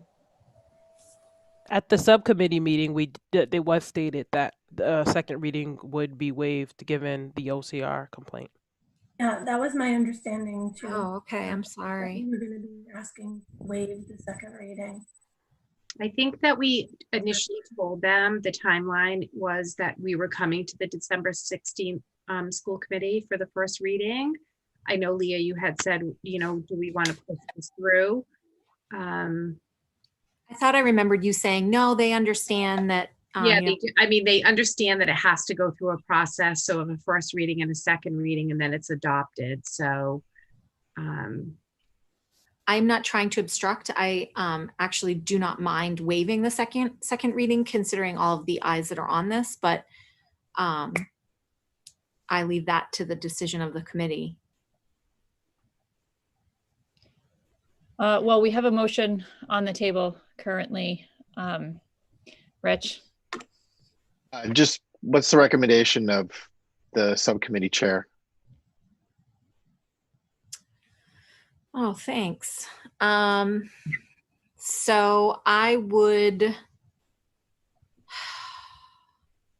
because this is so complicated and because there are a couple of just small things that need to be changed, and OCR recognized that the timeline was acceptable to them to do a second reading, I would actually put it on the next agenda in January, and it would almost be a perfunctory vote where we would all just, you know, move it forward, just to give people a little bit more time to digest it.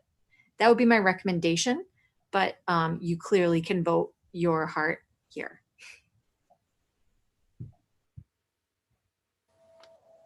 Okay, we have a motion on the floor, however. So is someone going to move to table? Or move to, I don't know what the right terminology is for this. Joe, can you help with the process then if we do not want to vote tonight on this? Move Yeah, to postpone, right? You could move to postpone or table it, but there's a motion that's been made, and I'm wondering if the person who made the motion would be willing to just simply withdraw the motion. That might even be easier. Yeah, I don't know. That was Amy. That would be easier. Amy, I think it was me. I moved to withdraw the motion on the table to approve these policies. Okay. All right, so then we'll put it on items for next agenda. So we will, thank you, Venetia and Joan, for being with us. So I guess we will pick this up again. I think January 13th is the January next. 13th. Okay. And what I'll do is I'll send a PDF version of the final draft so that to make sure that everyone has the same draft. Okay. Thank you so much, Venetia. All right. You. No problem. Thank All you right. for your Thanks, work, Joan. Take Thank you care. very much. Thank Stay you. safe, everyone. Bye-bye. All right, so that brings us back to policy BEDH, public comments. And so, Amy, am I turning it over to you or to Leah?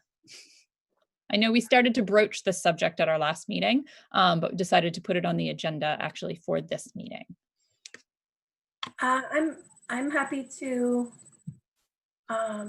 introduce it if that's okay with the chairperson of the subcommittee. So we are putting forward for the second reading the MASC policy on public comment.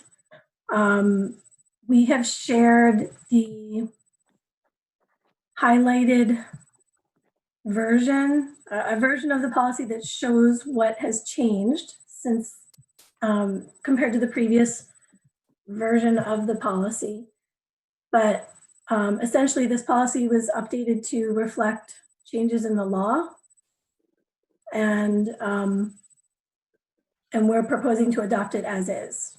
I think the item that the subcommittee was putting forward for discussion was to ask the committee, the full committee, for support of allowing members of the public to have the option of joining our Zoom meetings in order to speak their own citizens' comment during the citizens' comment portion of our meeting. I guess, you know, after several discussions, we thought this was an important first step that we could take as a way to introduce more, to better engage the public during the meetings. Because we thought that, you know, somebody speaking their own comment would be more impactful than having somebody read it for them. And we would like to recommend implementing this practice by the January 16th, 2021 meeting of the school committee. Okay, so I think what we have here is actually two things. We have a policy that needs to be updated based on some changes in the law. And correct me if I'm wrong, but the policy actually follows the model policy now, or the updated policy would follow the model policy. And then we have a recommendation about a change in sort of protocol or practice, like Amy was saying, that wouldn't necessarily be written into a policy because it's more the how than the what. But it is sort of wrapped up in, it would be an implementation of this specific policy. And so they wanted to bring it up tonight. Yes. All right, so Leah. I'd move to accept this policy on public comment. All right, do I have a second? All right, looks like Brett. Seconds. So questions, discussion. Kathy, why don't you start? Just a question about procedure in terms of the steps folks would take to do it. We have a limit that we have followed, allowing 15 minutes on the agenda, a 3-minute limit. While we are in remote, what will be the protocol or procedure for accepting public comments? Obviously, if 10 people want to present, unless everybody's going to speak for a minute, we can't, you know, it'll create an issue. So I'm just curious about what the procedure will be for implementing it while we're in remote. I'm happy to answer that on behalf of the committee. We did discuss that. I actually took it upon myself to reach out to other nearby regional school districts and ask how they were doing that, and found that there were several different methods that committees had chosen to implement their policy on public comment while having their meetings over Zoom. In the end, I think the recommendation after speaking briefly with Alita was that the easiest way to do this would be to have people who are interested in submitting a public comment email the committee with their intent, at which time we would share the Zoom link with them.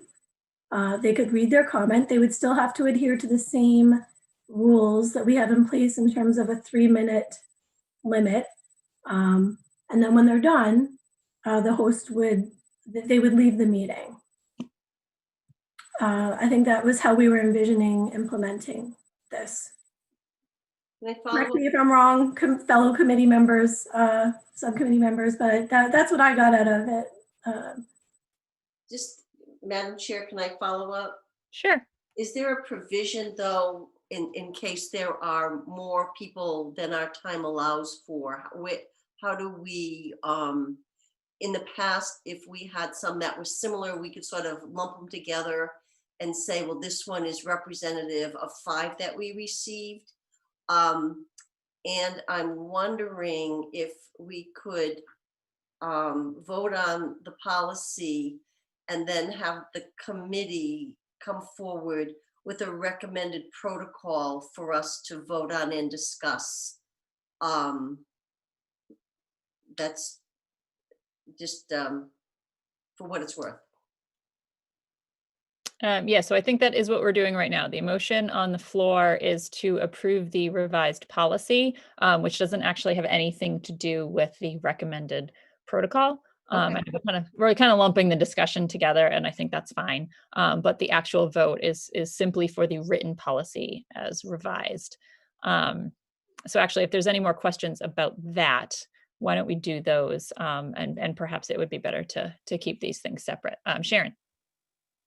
So I have a question. I think what you said is that this policy is a policy that was written by MASC and we are adopting it. Is that right? Or is this did you take their policy and modify it to be ours? So basically what ends up happening is you look at the reason why it's highlighted. Yep. Is because these are the things that are changed in our old policy. Okay. So the new model policy changes all of the highlighted things, but we didn't change them. MASC did. Okay. So the wording that's in here though is what came from MASC? Verbatim. Okay. So this is I'm not even sure how to describe this suggestion. And maybe it's not my place to make a suggestion, and that's okay.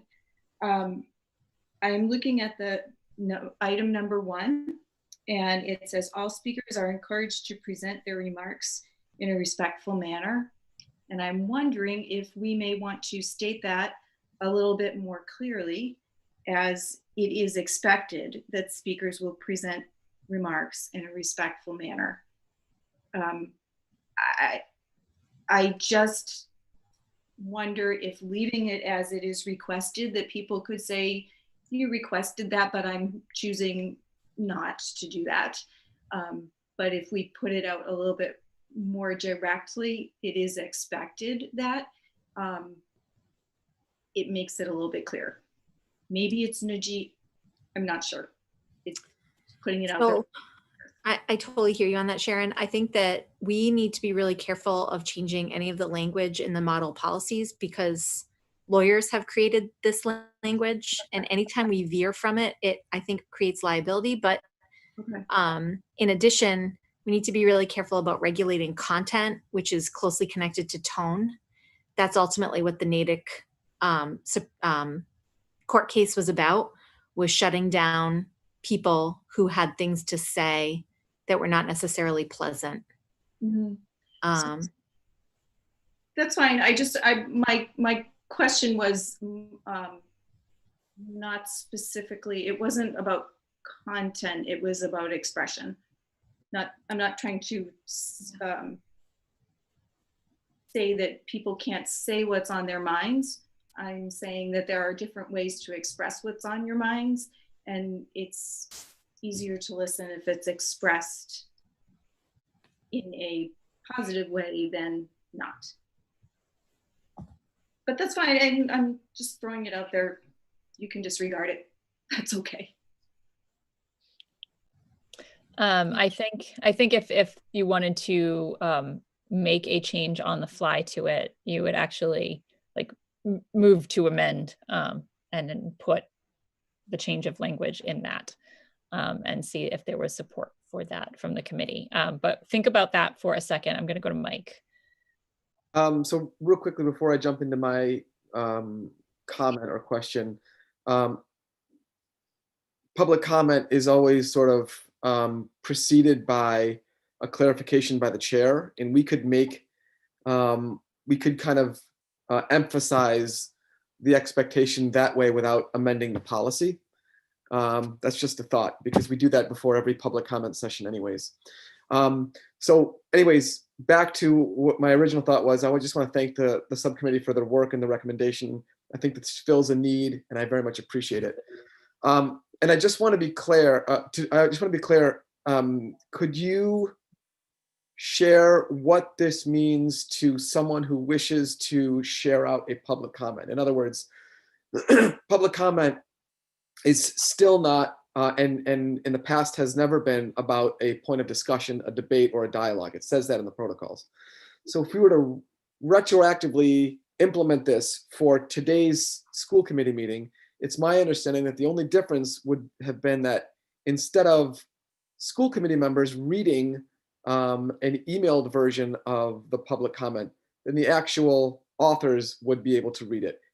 And essentially that would be the only, and I'm not trying to marginalize the importance of this, but I just want to be clear for our communities, that would be the real change here, that they would actually be able to read their letter rather than having it be read for them. Correct? So this is actually a little different. So this model policy was developed pre-COVID and pre-remote meetings. And so these changes would have had to have happened no matter what, because of a court case that forced the hand of public bodies like ours to do this. The conversation we'll have after the vote is about kind of during COVID protocol, I see how these public comments will make their way into our public meeting. Got it. Thank you. Joseph. Thank you, Madam Vice Chairman. I have a comment, or a couple of comments I'd like to make about the policy, and I'll preface it by saying to my colleague from Lancaster, Ms. Park, you stole a little bit of my thunder in regards to the question I was going to ask, but I did want to make, I did want to clarify something here, and forgive me for sort of falling back on my own area of expertise, but I want to make a couple of points clear about why we're here tonight, or why I think we're here tonight, and the reason that we're actually here. So it's clear, and it's been said a couple times. I think it was mentioned that it was a Supreme Court case the last meeting, and that this is the law. And I want to clarify something. Excuse me, while I turn the heat off here. The Natick case is not essentially the decision in the Natick case didn't essentially change anything in the law in the Commonwealth of Massachusetts. The interesting aspect about that case was that the case was heard in the Superior Court in Middlesex County, and it was decided by one justice of the Superior Court on a motion for summary judgment. Now, under the law of the Commonwealth, the law of the United States, that decision would only be binding on the parties to that proceeding, which were the plaintiffs and the Natick School Committee. But the reason we're here tonight is not because of the Natick School Committee. And just as an aside, Natick got themselves in trouble because they just couldn't keep their mouth shut. They should have just let the person say what they wanted, and we wouldn't be here right now. But we're actually here because of the Mass Association of School Committees. Because if you read the decision in the Spalding case, the Natick School Committee, much like most other school committees, regional, municipal, whatever, throughout the Commonwealth, adopted the standard form policies on public comment from the Mass Association of School Committees. So it was said here that, you know, this new policy that we have here has been vetted by legal counsel and what have you, and that's all well and fine. But I'm assuming that the last policy that MASC put forward was also vetted by legal counsel.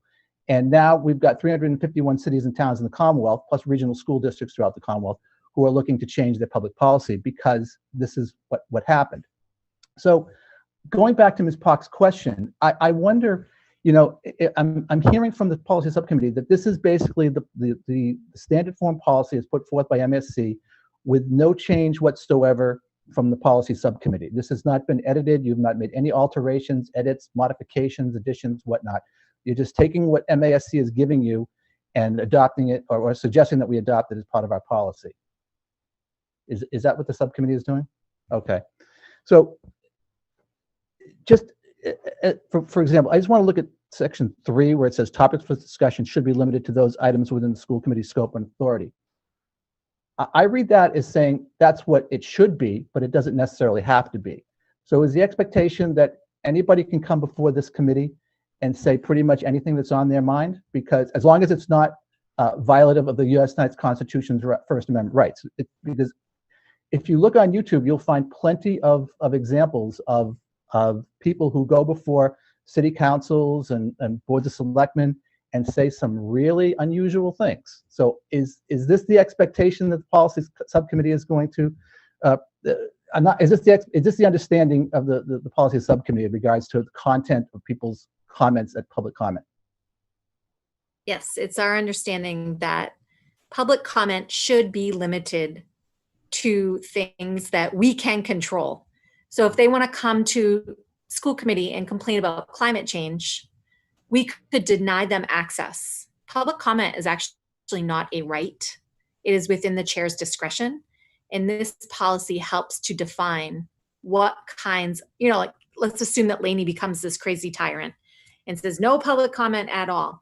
This policy provides a scope under which public comment you can depend upon it being offered to you. Madam Chair, may I just follow up on that? Sure. Yeah, so I guess I'm just clarifying this, and by no means, I don't want my questions to be misconstrued. I'm fully in favor of a very liberal public comment policy. But as I read number 3, it says topics for discussion. It doesn't say shall be limited to those items within the school committee's scope and authority. It says should be limited. So I decide I want to get up before the committee and I decide I want to give a long dissertation on why I think professional baseball should be brought back to the city of Montreal. And that's going to be allowed under this policy, is it not?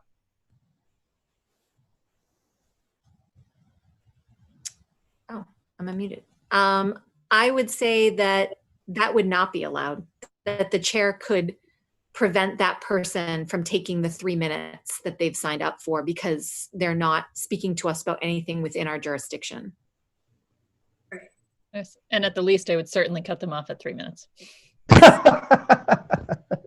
Well, then should the policy then say topics for discussion shall be limited to those items within the school committee scope and authority? Because as an attorney, I would argue if it doesn't say shall, it says should. And I decide that, well, okay, that's what you think it should say, but I choose otherwise in my exercise of my First Amendment rights.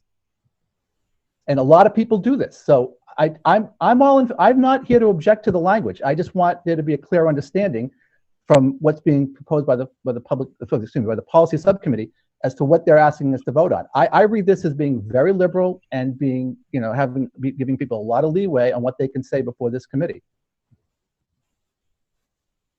I would fall back, and you guys, and Kathy, you can jump in too, because you were the chair last year. I would fall back on the stock answer of, I don't feel comfortable veering from model policies. I think that if you want to veer from it, we would have to go back to subcommittee to seek guidance. I think Kathy would like to weigh in on this. I just want it noted for the record that I'm trying to play by the protocols and wait to be recognized by the chair instead of imposing my opinions and iron will on the committee at large. So thank you, Madam Vice Chair. To your point, Leah, and Joseph, with all due respect, in terms of, and I don't have the regulations in front of me, but in consultation at some point with Mike Maccaro, we can limit, first of all, we're not required to have public comments at an open meeting. I think everybody knows that, and everything goes through the chair. But a big change, I think, that Mike Maccaro mentioned was previously we would only let folks comment to things that were on the agenda, and that was restricting. What we can put, guidance around is they can speak to us about anything that is within the purview of the school committee, and Mike outlined that. What we would get, what I have seen previously in the past, is that people would come forward and want to talk to us about school personnel or an issue involving their child and all of that stuff, not within our purview. So I think that's the parameter. And certainly, I think that gives people a lot of leeway, but in my capacity would not let us go down the path of anything related to baseball or Montreal, not within our purview.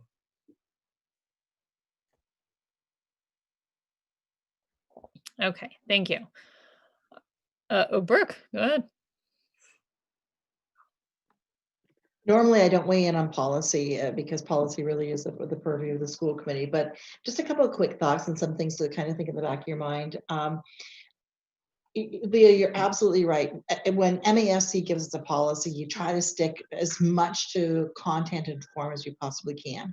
However, the types of things that are being suggested, like as I listened to both Joseph and Sharon, those are really reasonable things that you could put in.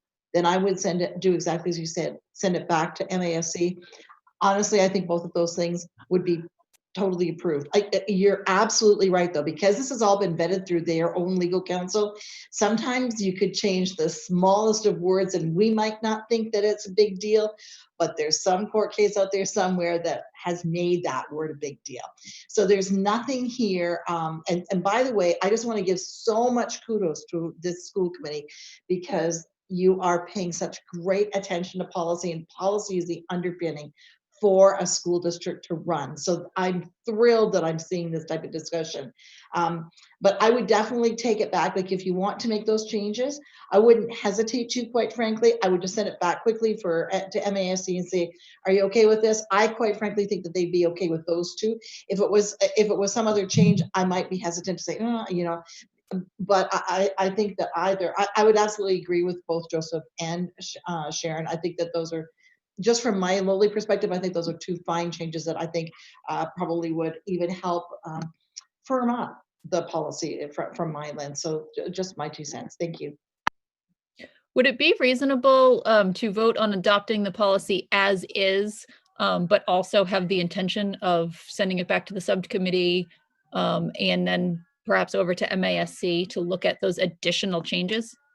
sort of a incremental policy revision process, if you will. Steve, did you want to say something? Yeah, I think that that's a mistake.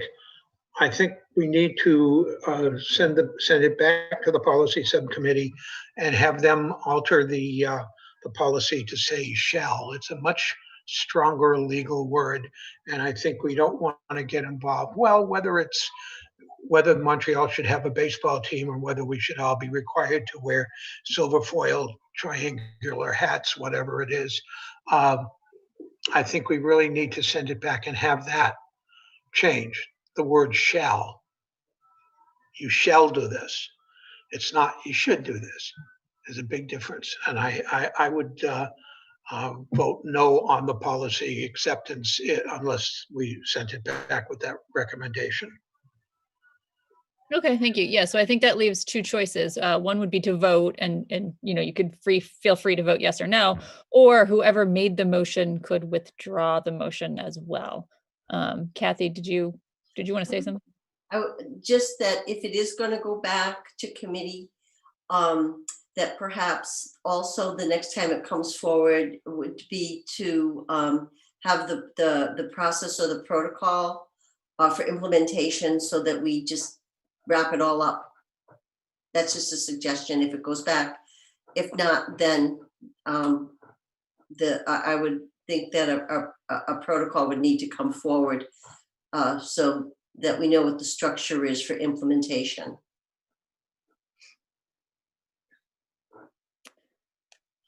Okay, I am still mainly concerned about the main policy adoption here. So I Can we don't just vote and see where we stand about adopting it or not? Okay. Yeah, I don't see anybody else that wants to speak. So I will call the roll. This is the motion on the table is to adopt the revised public comment policy, BEDH. And so this time we would begin with Mr. Eckel. Yes.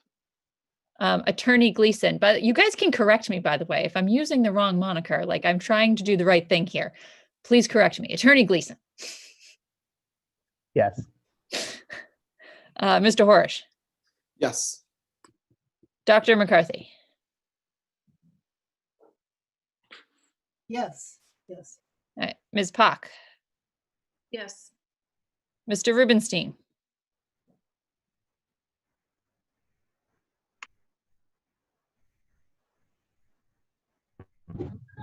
No. All right. Ms. Sanfilippo, yes. Ms. Viverito. Yes. Ms. Codianne. Yes. Ms. Cohen. Yes. Mr. Collins. Yes. All right. So it sounds like we have a 10-1 approval of BEDH, or the revised BEDH. So to the second piece of this regarding the implementation of the public comment policy over Zoom. That's where we are right now. So I think, Amy, you explained the process of what you would bring forward. I don't think any of our protocols really are written down anywhere. This type of protocol isn't necessarily written down anywhere.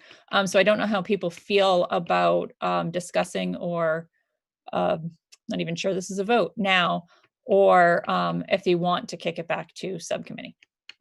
So thoughts?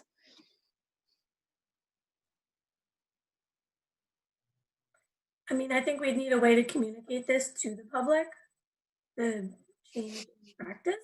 So there's probably some, we'd need to agree on that language. So if that requires making a motion that we approve or agree to, I can do that. Or if we think it's better for us to draft that in committee and bring it to the next meeting, I'm amenable to that as well. Okay. So yeah, other thoughts and opinions on this? I see All right. Kathy's hand. Oh, sorry, Kathy, you're in my glare spot. I'm Yes, sorry, go ahead. but I was just blending in with the paint on my back wall so you can see my hand. I move that we ask the policy subcommittee to draft a protocol for implementing the citizens' comments policy and bring it back for discussion at the school committee meeting on January, is it the 13th? I think it's the 13th. I'll second that. Okay, questions or discussion? Anyone? All right, seeing none. This time we will start with Attorney Gleason. Yes. Mr. Horish, Yes. Dr. McCarthy, Yes. Ms. Pak, Yes. Mr. Rubenstein, Yes. Ms. Sanfilippo, yes. Ms. Viverito, Yes. Ms. Codianne, Yes. Ms. Cohen, Yes. Mr. Collins, Yes. and Mr. Eckel. Yes. All right, so policy will continue their work on that. All right, moving on. So now we're going to talk about the high school and the proposed hybrid model. We, Mary. Yes, go ahead, go ahead. May I go? Absolutely, yes. Okay. This is the motion that I plan to amend for something previously adopted. And I take that language from Robert's Rules of Order.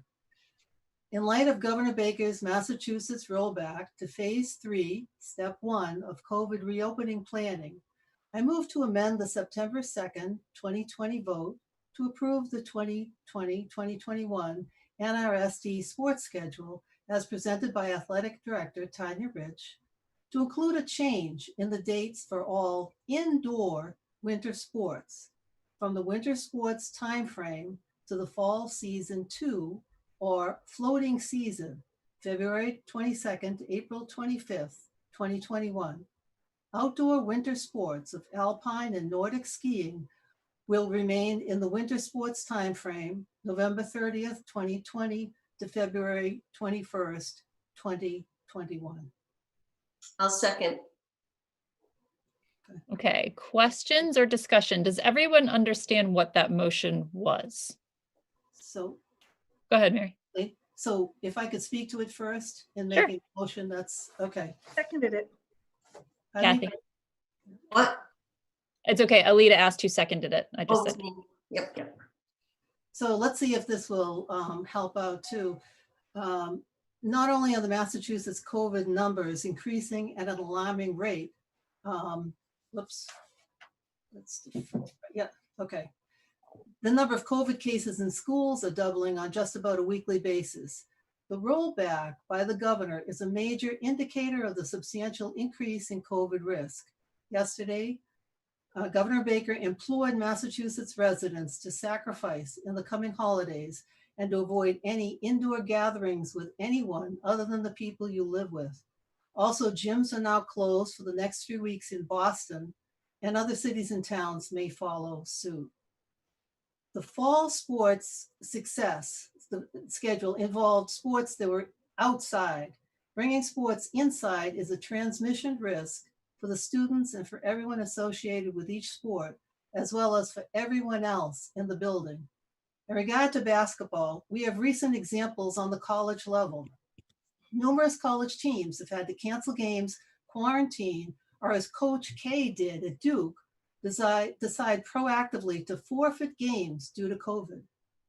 A recent GBH news article, and this was covered by MASC Update, emphasized that basketball at its core is the opposite of socially distant. Just going to say that again. Basketball at its core is the opposite of socially distant. I'm quoting from the article. Right now, the people who know the most about COVID say we should be reducing or eliminating indoor activity, not expanding it. The article also quoted Dr. John Brownstein, epidemiologist and chief information officer for Boston Children's Hospital. This is his quote. Indoor activities where you bring people close together, where you have potential ventilation issues, you're going to have the risk of exposure. You start adding those probability events between teams that can come together, there's a good chance you might have an exposure. An article in the Eagle Tribune called ADs, the unsung heroes of high school sports. And I totally agree. And the show, but we have an outstanding AD in Tanya Rich, whose planning, leadership, and vigilance in the fall season contributed tremendously to the successful season. Now we are faced with both an increase in COVID as well as the risk of indoor sports.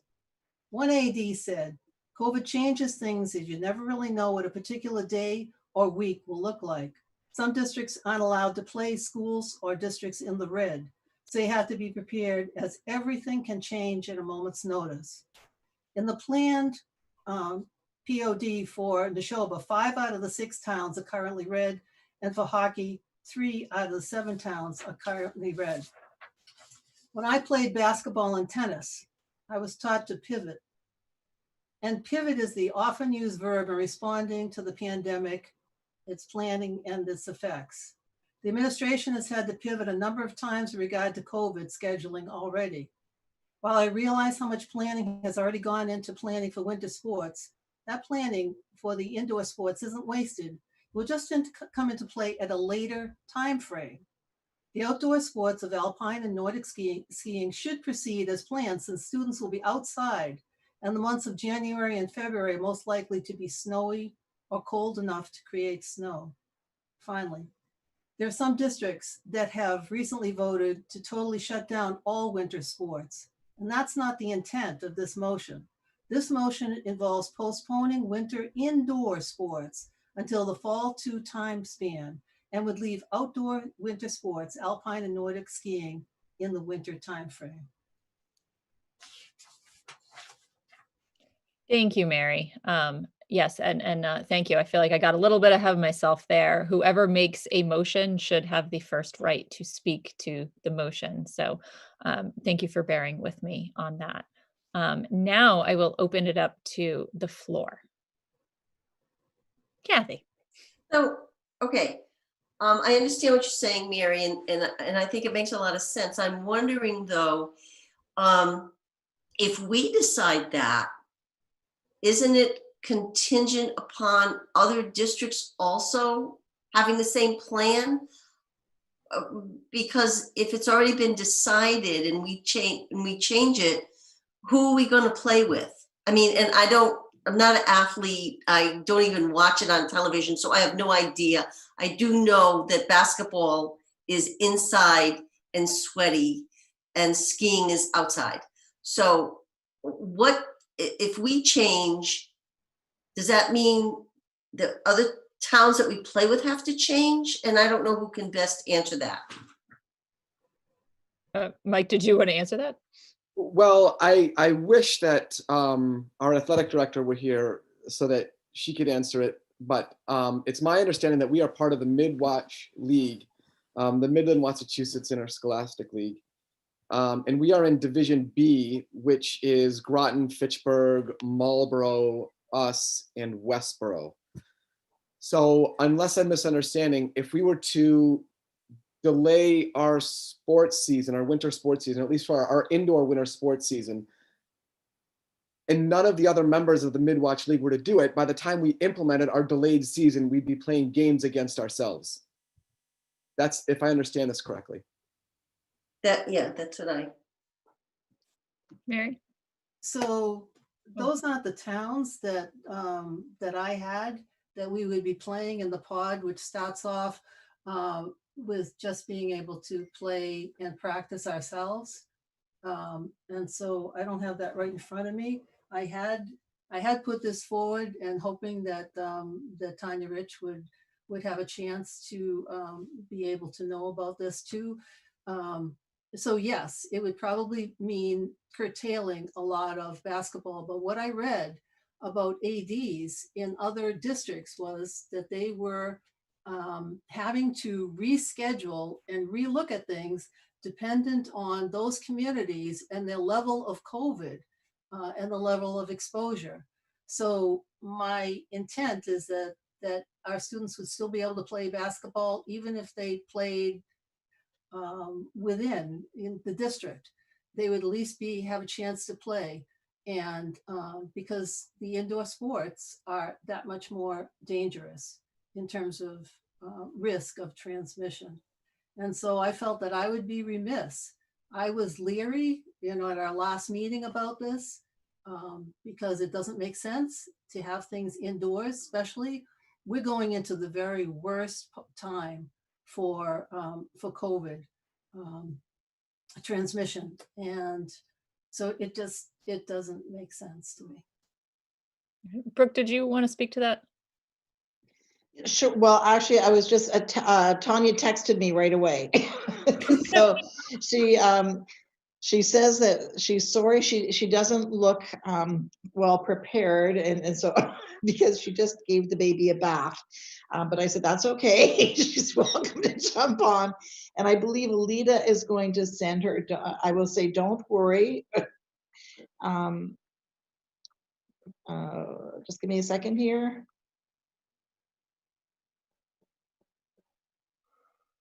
So I suspect that she'll join us here in half a minute. So just ever so quickly, I did mention to her that this topic was coming up tonight, so she's not surprised. And I know that she is watching it tonight, as is Principal Codianne as well, to see, and she can probably give you, well, I know she can give you far greater detail than I can. She just gave me the thumbs up, so I would suspect that she'll get on as soon as she can. So you can hang tight until she gets on, and then she can respond to the questions. Okay, thanks. Maybe if people have comments that sort of aren't related to a question that Tanya would be able to answer. Mary. So so as we were listening before to the possibility of and having another meeting in terms of perhaps even looking at elementary going to full remote, listening to our nurse leader and the number of COVID cases that there are, it just seems to me foolhardy to be putting some of our student athletes in situations which are very risky for transmission. And I have every respect in the world for Tanya, and I listened very carefully to all of the protocols that will be in place. Having played basketball, some of these rules of how many people can rebound a ball, I don't want to get into all the specifics of that, but understanding basketball, it just really doesn't make sense to me. Do I regret the planning that's gone on? Do I regret that other districts were planning on playing? I regret COVID. And I don't want to be responsible for any student athlete to ever contract. And of all things, we've found that there have been national examples of student athletes perfectly healthy, the most healthy specimens who have had related heart complications afterwards. And I just don't want to be part of that. I would rather be safe and put it off, and then we see who's around to play. Okay, so Tanya is with us now. Welcome, Tanya. Thank you for jumping on last minute. I hope bath time was successful. So there was a question, I believe it was from Kathy, about what happens if we don't play winter sports and we try to move it to this floating season. Like who do you play, and how does that work? So right now, I'm only aware of a couple schools that have made this choice in Central Mass to move their winter sports season. So I think, like Mike mentioned, there could be the chance that if we were to move this, it would be Neshoba versus Neshoba for a basketball season. So I know Millbury, I believe, just canceled winter sports this week. I know SPED did, but SPED's going more of like an intramural program this year with their sports. But as of right now, everybody in our mid-watch league is planning on playing winter sports. So it would be difficult to have other schools to play if we were to make this move. Okay, Rich, why don't you go ahead first? I guess my thought here is, I share the concern that basketball in particular could be a transmission, it just seems like a highway to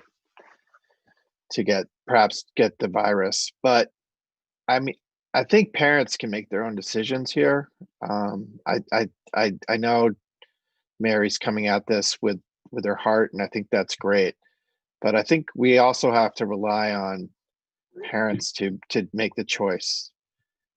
So I wouldn't be in support if our athletic director is not interested in changing. I'm not interested in changing either. There's been a lot of vetting that's going through this, and I think parents can choose. Okay, thank you, Mike.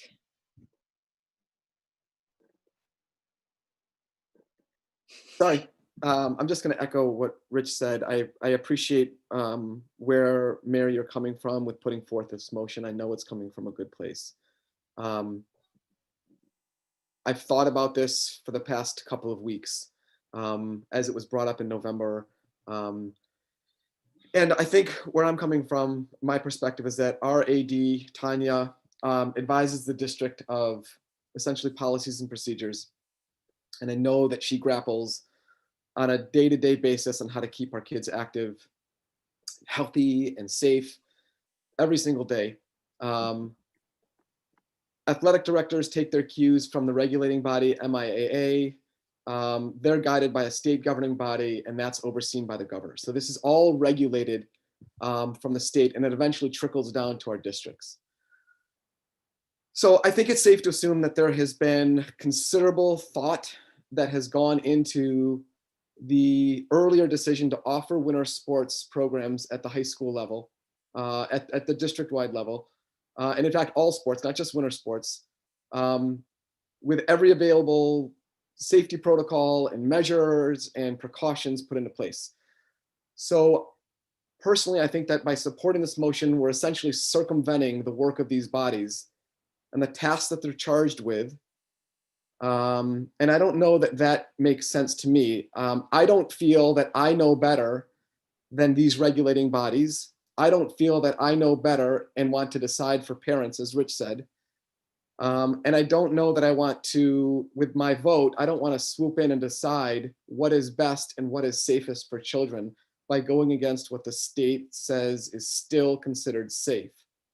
So I guess what I'm saying is I think we need to trust these agencies, that they're in place to guide us on how to implement these extracurricular activities safely, and that we need to be really careful not to just unilaterally strip away yet another opportunity from our kids for some sense of normalcy and regularity, who are clearly already suffering from deepening levels of isolation.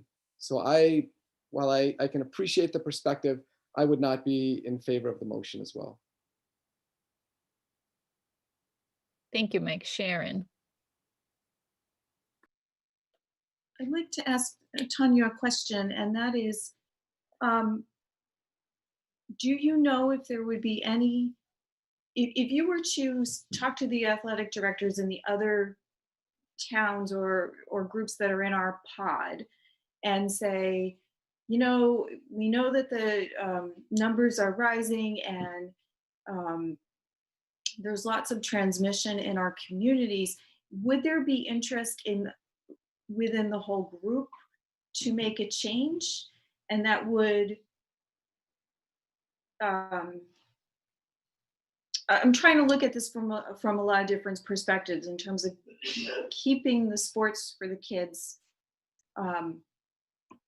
but also keeping kids safe, allowing people to have choices. I'm looking at it from a lot of different lenses, but I'm wondering is if there's an option of a solution, which is the entire pod switches those sports to that second season. We don't lose the sports, we don't lose competition between the different groups. We just push it off to a time when hopefully we are past the surge that's happening now and that we think will happen after vacation, rather than the schedule being up in the air where a team might have to say, we can't play you today, or who knows what's going to come along. So that was a long-winded question, I'm sorry, but the short question is, would there be interest from the other ADs in doing the same thing so you could do it together as a group? So that the question of moving to fall 2 has not come up. There was a discussion last Friday among our league principals. So as a league, ADs, we meet and talk almost daily. And then the principals meet as well right now. And our principals brought up, do we as a league want to move the start date to January 4th just to see if, that'd be, better for everybody. And actually the principals, they talked about it, they discussed all of it, and they decided no. They felt like starting now, getting the kids in there, like we said, once you get through tryouts and you have these smaller rosters, you're really working with only 12 kids in the gym at a time. Right now, the most we have is 20 in the gym and only 25 on the ice. So, and then those rosters come down to 20 for ice hockey and only 12 for basketball. Like I said, the principals voted to keep the start date as of December 14th, which was Monday, and not move it to January. So I don't think our league would be in favor of moving all of our indoor sports to fall 2. And the other piece of that too is if you were to move these sports to fall 2, then you're also conflicting with the other sports in fall 2.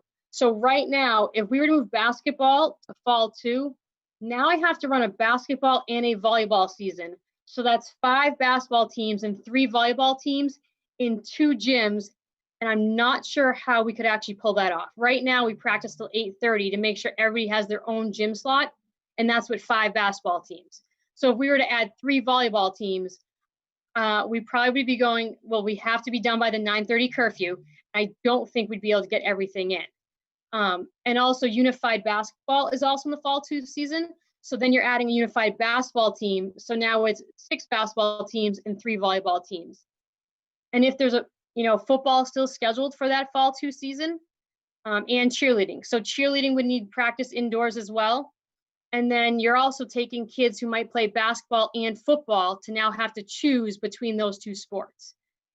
So I understand like where the point is coming from, but I also think it brings up a lot of logistical issues we'd be running into as well.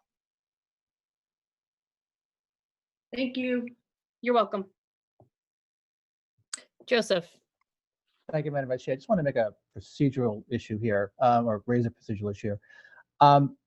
To my colleague from Stow, Dr. McCarthy, I will echo my colleague, Mr. Eccles' sentiments, and I think it's well intended. But what's very disconcerting to me is that this matter is not on the agenda, and the world is not on notice of our intentions or your intentions this evening.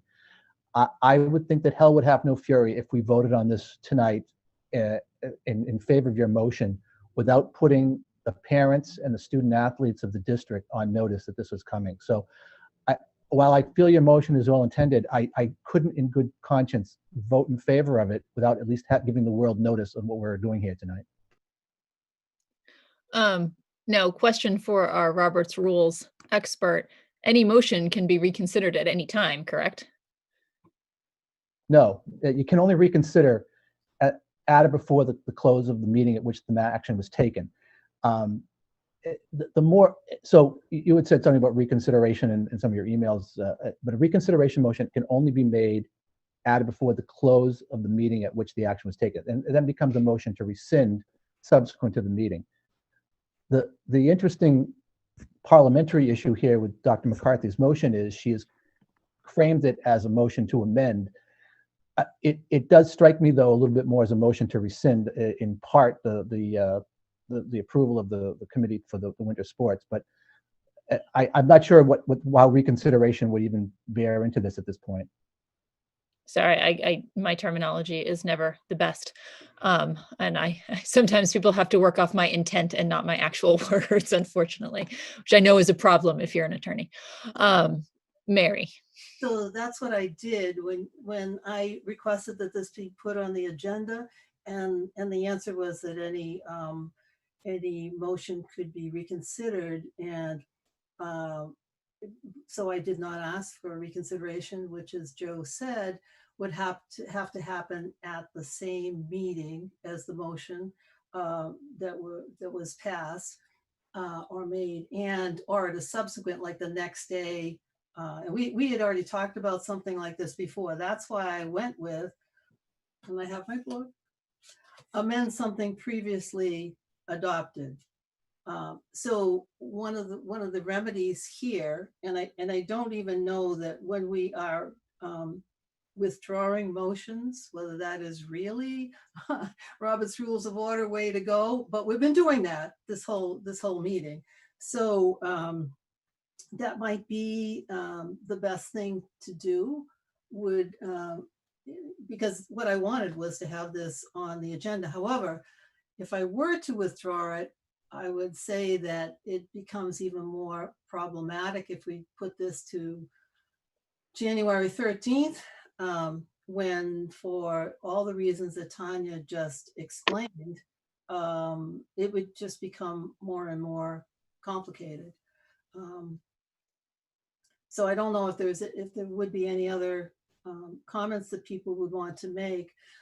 We make many of our decisions based on what's best for students, and every expectation is that as Thanksgiving went and the aftermath, and even our governor, who is very remiss to have to be able to do any kind of a rollback, has admitted and really implored all of us to do something different in the next holidays. The chances are, anybody thinking about this logically and looking at past experiences, that we will have an uptick. We will have an uptick in after the holidays. So I did not want this on my conscience. I had wanted to make a motion before, and I wanted to have this on the agenda, but it wasn't, so I did the best that I could. But I'm going to go with the protocol that we've done before and withdraw my motion. And I think the person really should withdraw the second. And if I decide to have it, then I would ask for it to be on the agenda at the next meeting, if I so decide. Okay, Brooke, did you want to say something? Just that you have another meeting on the 21st. So I just want to put that out there, that, you know, if you wanted to put it on the agenda, you could certainly put it on the 21st. That's all. Leah? Tanya, can you tell us, will the basketball players and the hockey players, for that matter, be wearing masks? They wear masks at all time. And the last Monday and Tuesday, I spent both days in the gyms with all the basketball tryouts.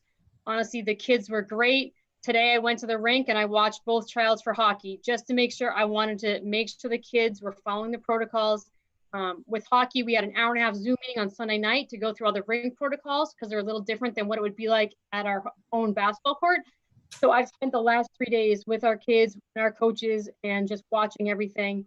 And like I said, the coaches, you know, they're doing the right things. The kids are wearing their masks. They're staying socially distanced.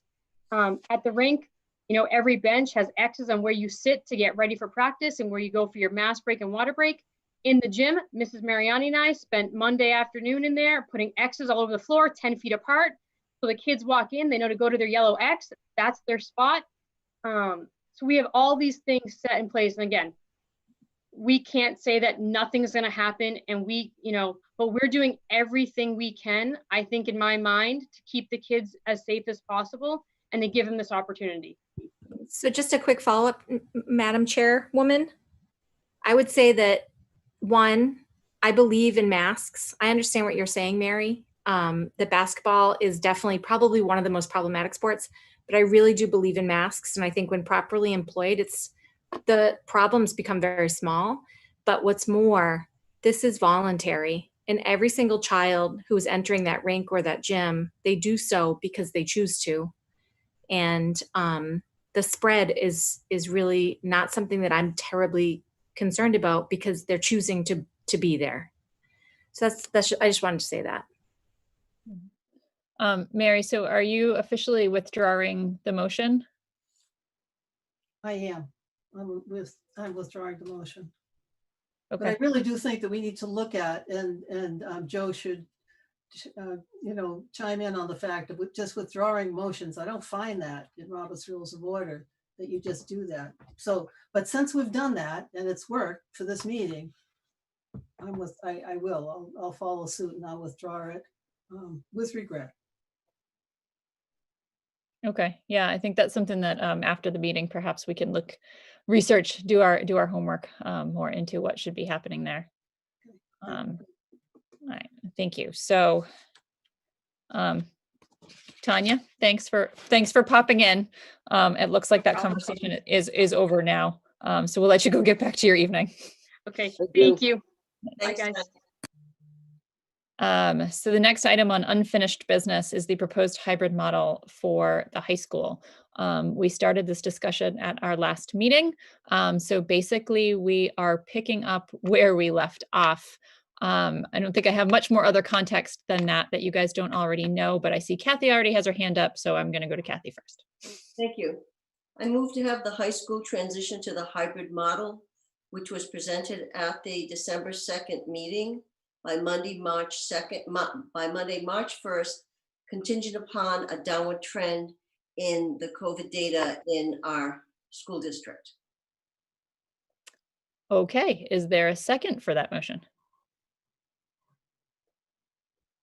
Brett seconds. Now, Kathy, you made the motion, so I will let you speak to that first. Thank you. When on the high school task force, when they were in the development of the model that they presented, one of the things that you guys— Did somebody mute themselves? Bad noise, yeah.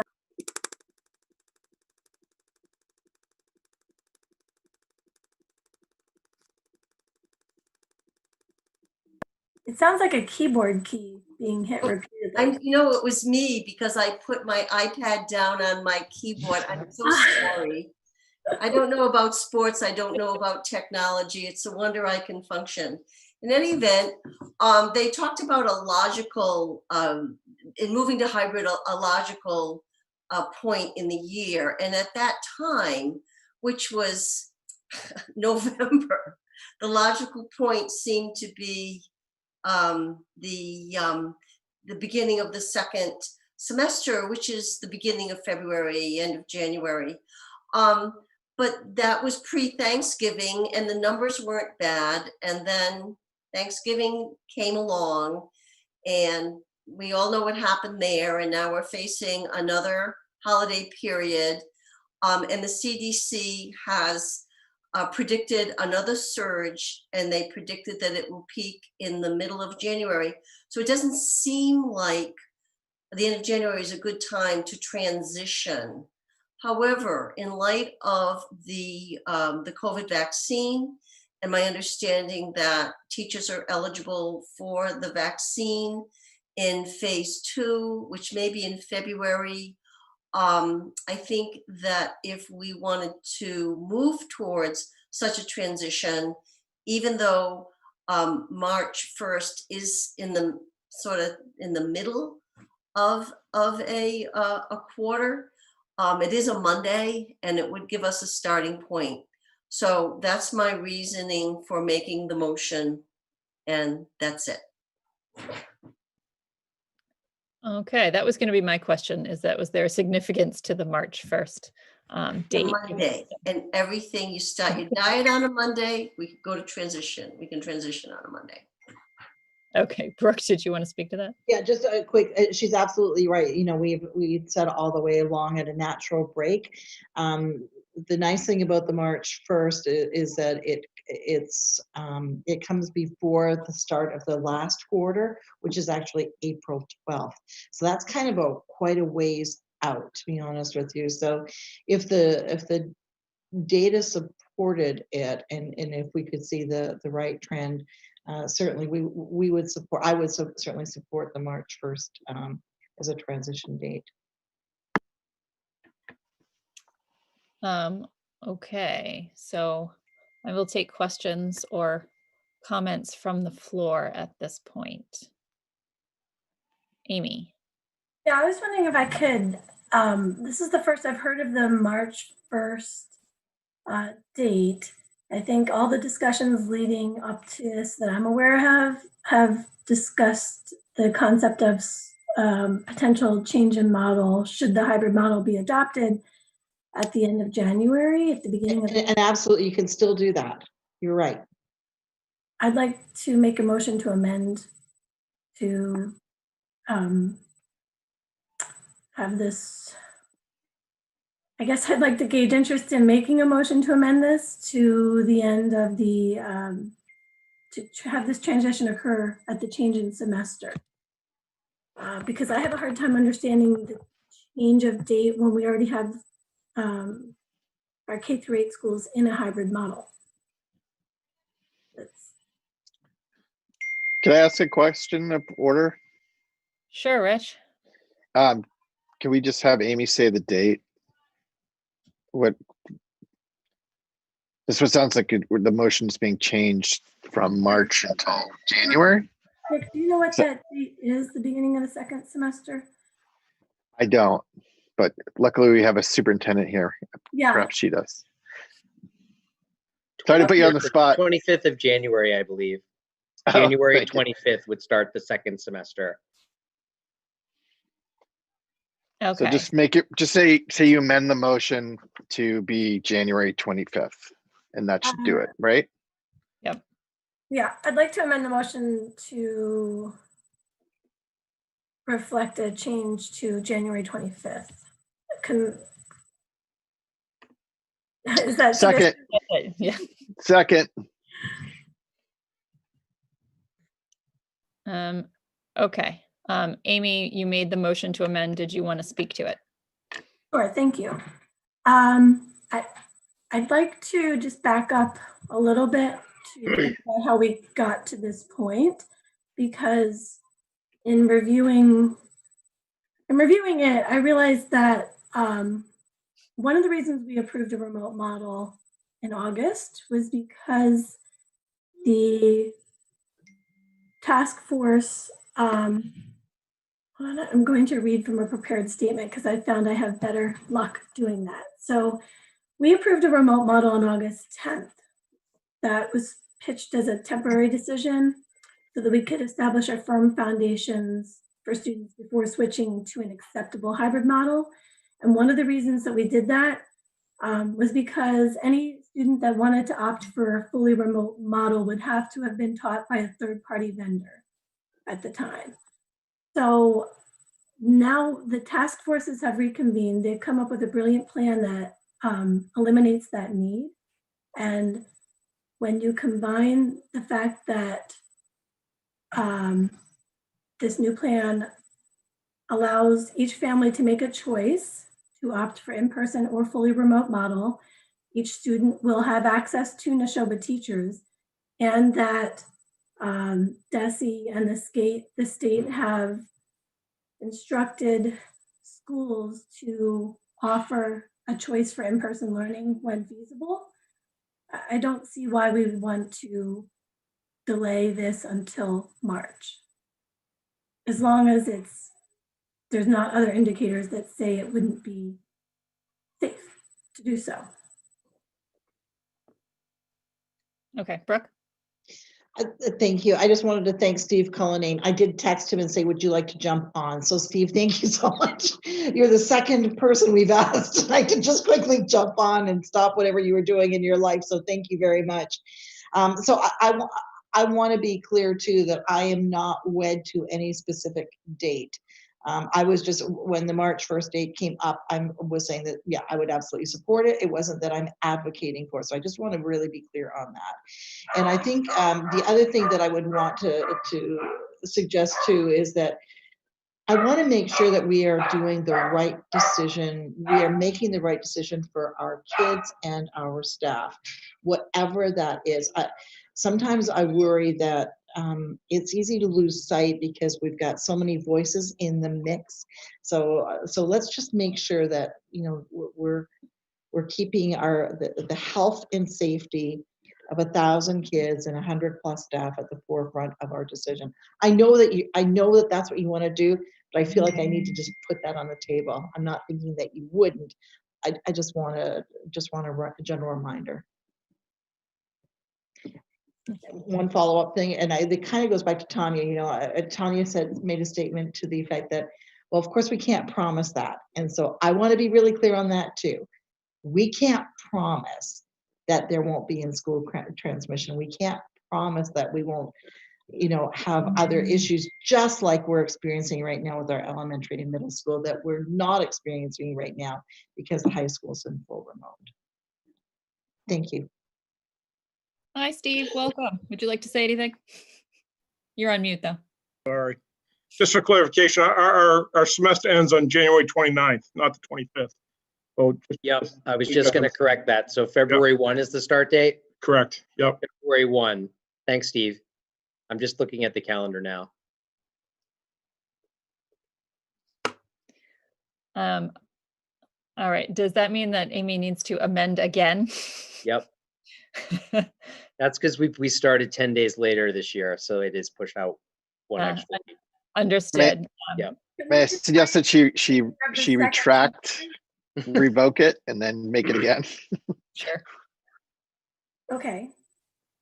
I retract the amendment on the table, and I'd like to replace it with an amendment to change the date to the beginning of the second semester, which falls on February 1st, 2021.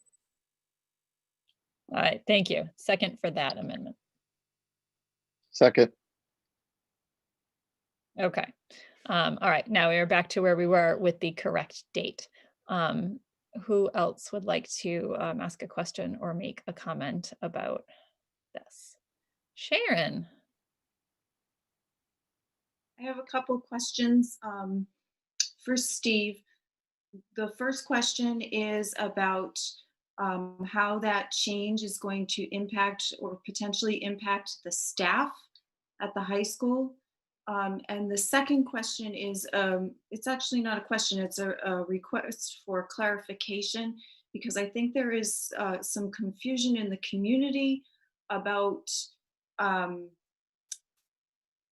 how the asynchronous days work now and contrasted to how they will work in the hybrid model. And I think it's important that we understand the distinction. Sure. I don't think the faculty will be happy going back on the 25th, because I think the way things are going right now, things are going pretty well, and they're just starting to get in a groove with what we've been working on. The asynchronous time right now is being used as kind of a extra help time for students. Teachers are, I mean, it was hard when I was working with Dr. McCarthy with the time on learning kind of stuff. It was hard because our asynchronous time, the teachers are actually working with the students during that time, but we're calling it asynchronous time, even though it's really synchronous time for certain students. The teachers really use that asynchronous time as a perfect time to meet with students that are having difficulties. I mean, they give asynchronous work, but they're also working with kids that are struggling. And that's kind of how we're finding out the kids are struggling, and then we'll bring them into the Student Support Center. In the hybrid model, we won't be doing that, because the asynchronous time, the teachers will be teaching other kids, and they won't have that time to do that. And the curriculum is going to slow down. It's going to happen. I can't express that more. And we can, based on the state's new stuff, we can switch off. Within remote learning, we made a good faith effort to try to make sure the kids didn't have a lot of screen time, which is why we have more asynchronous time than we need to. We can change that with the state stuff, and we'll do, English will have asynchronous time on Monday, social studies on Tuesday, and then we'll meet the requirements of the DESE requirements that they put forth. In the hybrid, we're not even meeting that in the hybrid model that we put together, and we would have to add additional time onto the either beginning or the end of the school day to do that. I hope that answers your question. Yes, thank you. Can I make, I have just one other point that I want to. Sure, go ahead. And that is that last week when the Lancaster representatives met with the Lancaster community, we had consistent feedback, and correct me, Joe and Brett and Kathy, if I'm saying this wrong, but my takeaway from that was that there was very consistent feedback from all of the families that were represented there, that K-8 kids that are in the remote model are doing, they're happy with that. That the hybrid model at the K-8 is a little bit more challenging because the students don't have any opportunities to interact with their teachers on their remote days. And so if they have a challenge with some of the work, or if there's something that they don't understand, or if there's something that they need some additional help with, the teacher is not available to work with them because the teacher is teaching somewhere else. And they did express that there are opportunities to interact with the instructional assistants, and there was great appreciation for that. But the feeling was that they're missing something on those times. And for the high school, it was more seeking the social emotional support. That was the feedback for the high school. So I guess in regards to applying it to the hybrid plan, I'm thinking about what those K-8 parents were saying, and what their children were experiencing. And I'm wondering how that, if we put our kids in the high school in that same model, then they will face that same challenge during those asynchronous times. Right now, a teacher is available to them. If we move to that hybrid model, then the teacher will not be available to them. They will need to be more independent. I think that's correct. Because normally in a regular school day, kids can come in after school. But now when the kids, if we go to the hybrid plan, the kids will be in school in the morning, they'll go home and then go into asynchronous time. But those teachers will then be teaching remotely live with the other two pods that we have. I mean, after they're done doing that, they could then have some time with those students as well. And the teachers are more than willing to do that kind of thing, but you're talking about a longer and longer school day. Okay, Mike. Okay, so I need to take a couple steps back because I feel like there are lots of layers that are being discussed here, and I'm really not able to unpack this very easily. So let me back to like early fall when the notion was floated out that we may not get back to any in-person learning until the second semester. There was a group of us on this committee that were shocked that it may very well take that long. Now, be that as it may, time moves forward. The numbers did what they did. They rise after the Thanksgiving break. We had talked this whole time about this natural break and how it would be easier to do this and implement this at a natural break. We said this over and over and over again. And it felt like our timeline was still, even though this was something that a lot of us really couldn't even foresee happening, was going to be pushed to the second semester. Now we've got a motion that says we're going to push this back to March 1st, which frankly, from my perspective, seems like an absolute eternity. And even though the break is that it is a Monday, it doesn't seem quite as natural as the beginning of a second semester. So I guess number one, I'm not, I just read a citizen's comment, really a student's comment of 108 students that unless you were asleep, you were moved. This was a very, very difficult to read, a very, very difficult letter to read, very, very difficult letter to listen to, I'm sure. And so again, the notion of going to March 1st from today, December 16th, seems like an eternity. so there's the conversation that we're having about when we would implement this model. And yet there's another conversation that is talking about whether this model is even something that we as a committee are in support of. So I think that we need to sort out what we're discussing. Are we saying as a committee that we agree that this is the hybrid model that we want to endorse, so that when we eventually do go to the hybrid model, this is what will be implemented? Or are we assuming that, yeah, we are endorsing this model and now it's just a matter of deciding what date we're going to implement this? Because those two conversations happening at the same time for me, and I know I'm a little bit slow, this to me seems very confusing. So Mike, I know that it's helpful to know what the details of an implementation plan or a hybrid plan would be. But remember, we just saw a slide that said the school committee does the what and the administration does the how. So the school committee's purview here is to move full remote, hybrid, full return in and out of those modes, not to say that we endorse or we will only move to a hybrid if this is the plan. I know it's helpful, but we're not owed that.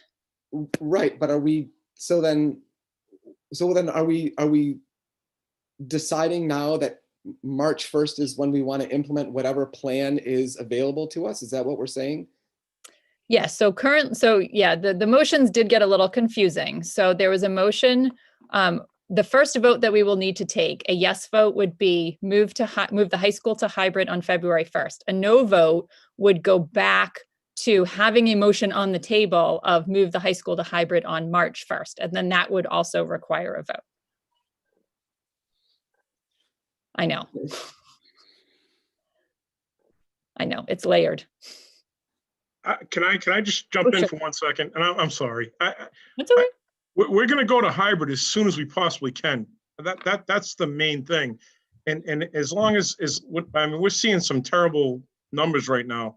If we could go to hybrid on June 29th, that would be awesome. I'd be thrilled with that. I'm just not sure it's going to be there. So I'm not sure that the date. January 29th, Steve. I think you're saying January 29th. But I don't know that the date is that important. We as the faculty and the administration and everything, we want to go back as soon as we can. And I understand what you're saying, Mike, because I was confused by this whole vote that we were taking today myself, because we want to go back too, but we only want to go back when it's safe to go back. And that's the main point here. We have a plan to go back when it's safe to go back, which we're going to have to adjust to some extent with the new DESE rules. All right, thanks, Steve. Rich, go ahead.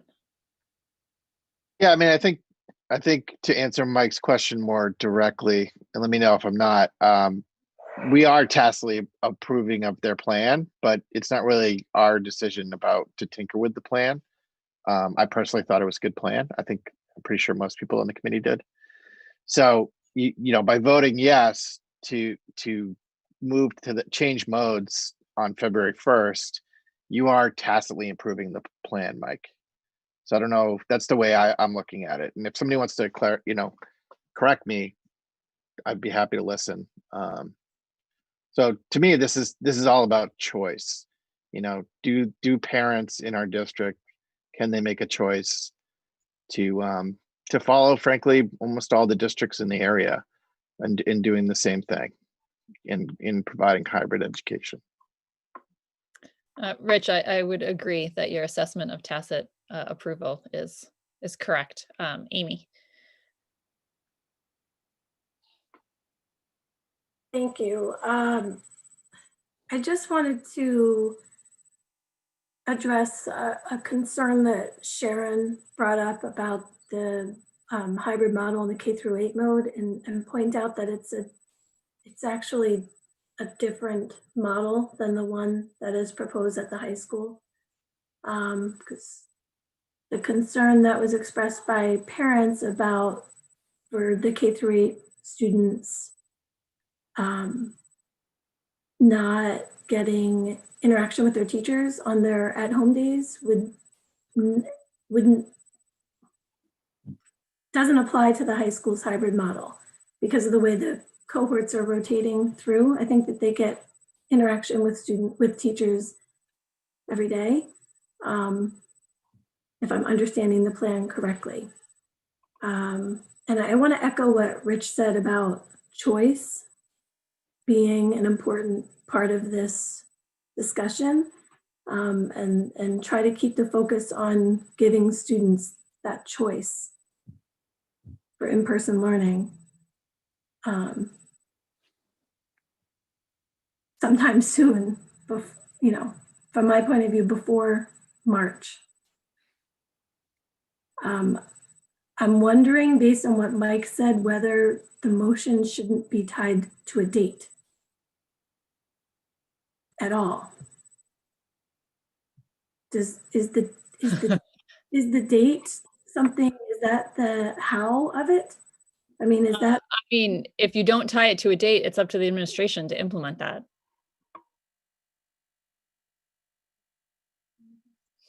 Wondering.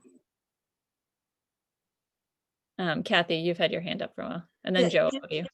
Just want to, the original motion spoke to the hybrid model presented at the December 2nd meeting, the one that was developed by the high school task force. The other thing about why I said March 1st is because I looked at when the fourth quarter would begin. It was beginning of April. And then I looked at, to Steve's point about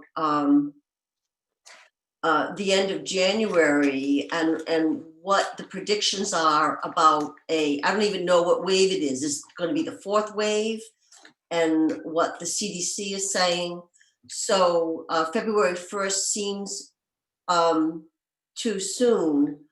And just March seemed like a time where we could see the results of people getting the vaccine.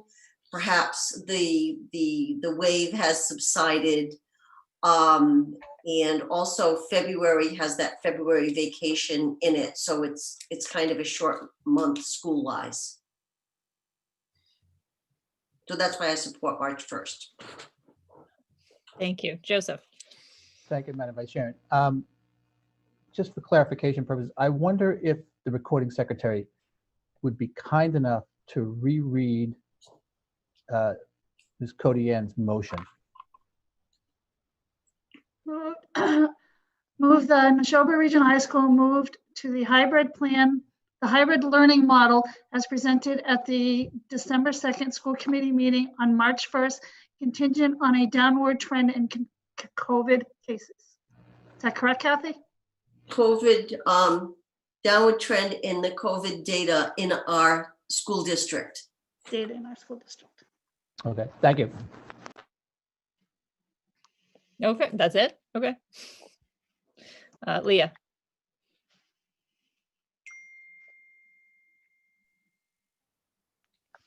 Leah, you're on mute still. Sorry. I said, like Mike, I'm trying to get my head around all of this, and I think there's a lot here. I'd like to one more time recognize the letter that was submitted to our committee tonight.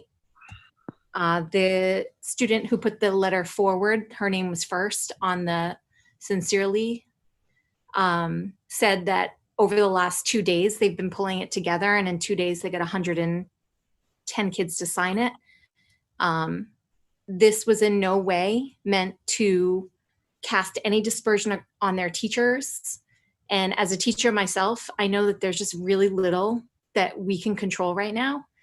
And I firmly believe that the remote model contributes to that.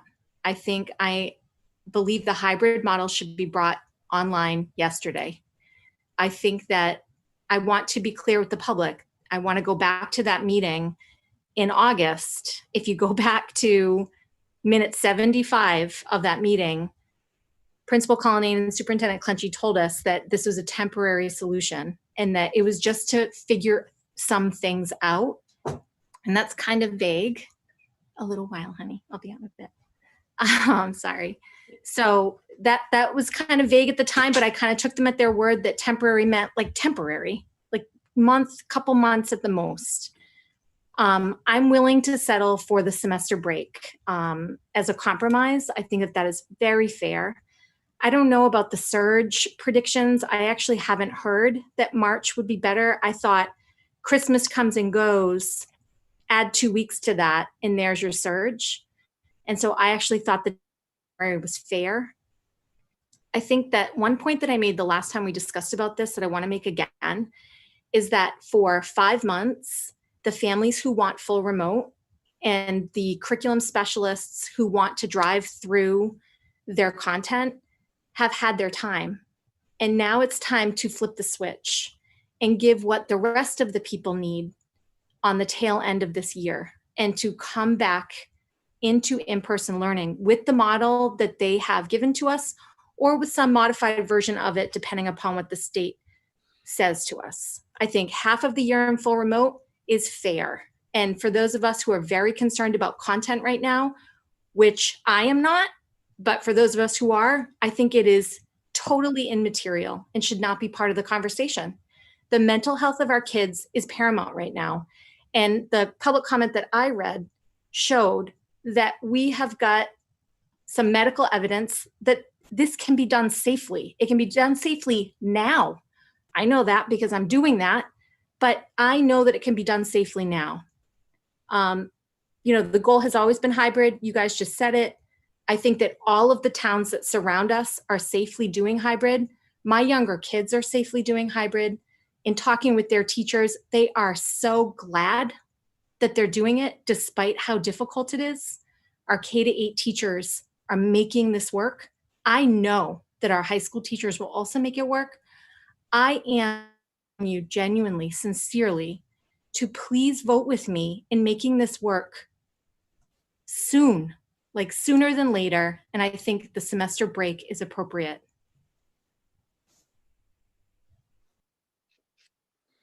Okay, thank you. Is there anybody else that either hasn't spoken or has something new that they would like to add to the discussion? Rich.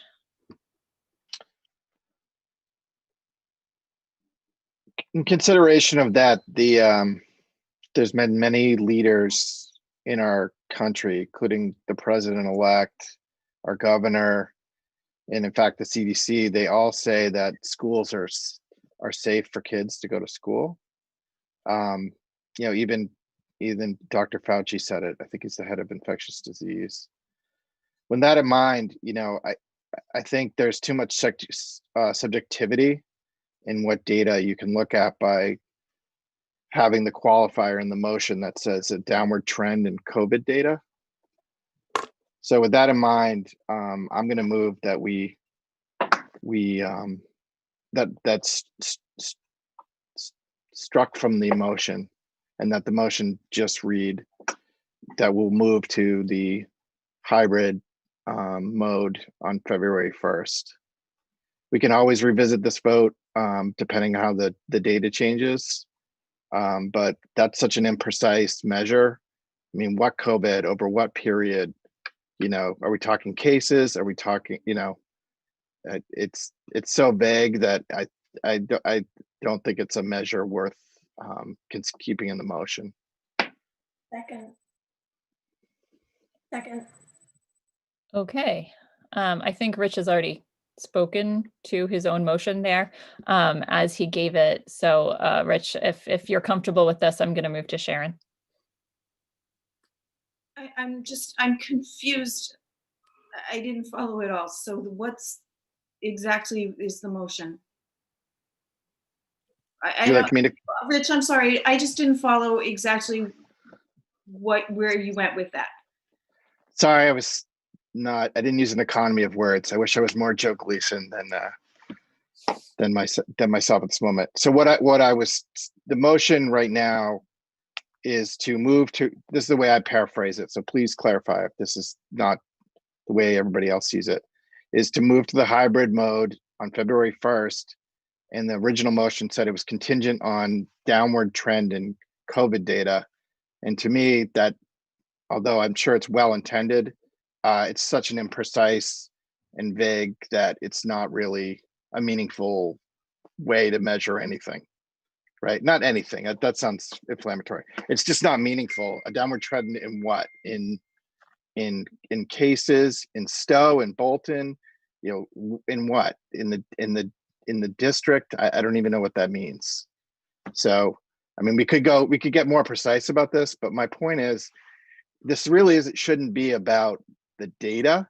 It should be about people's choice. We all have different risk tolerances.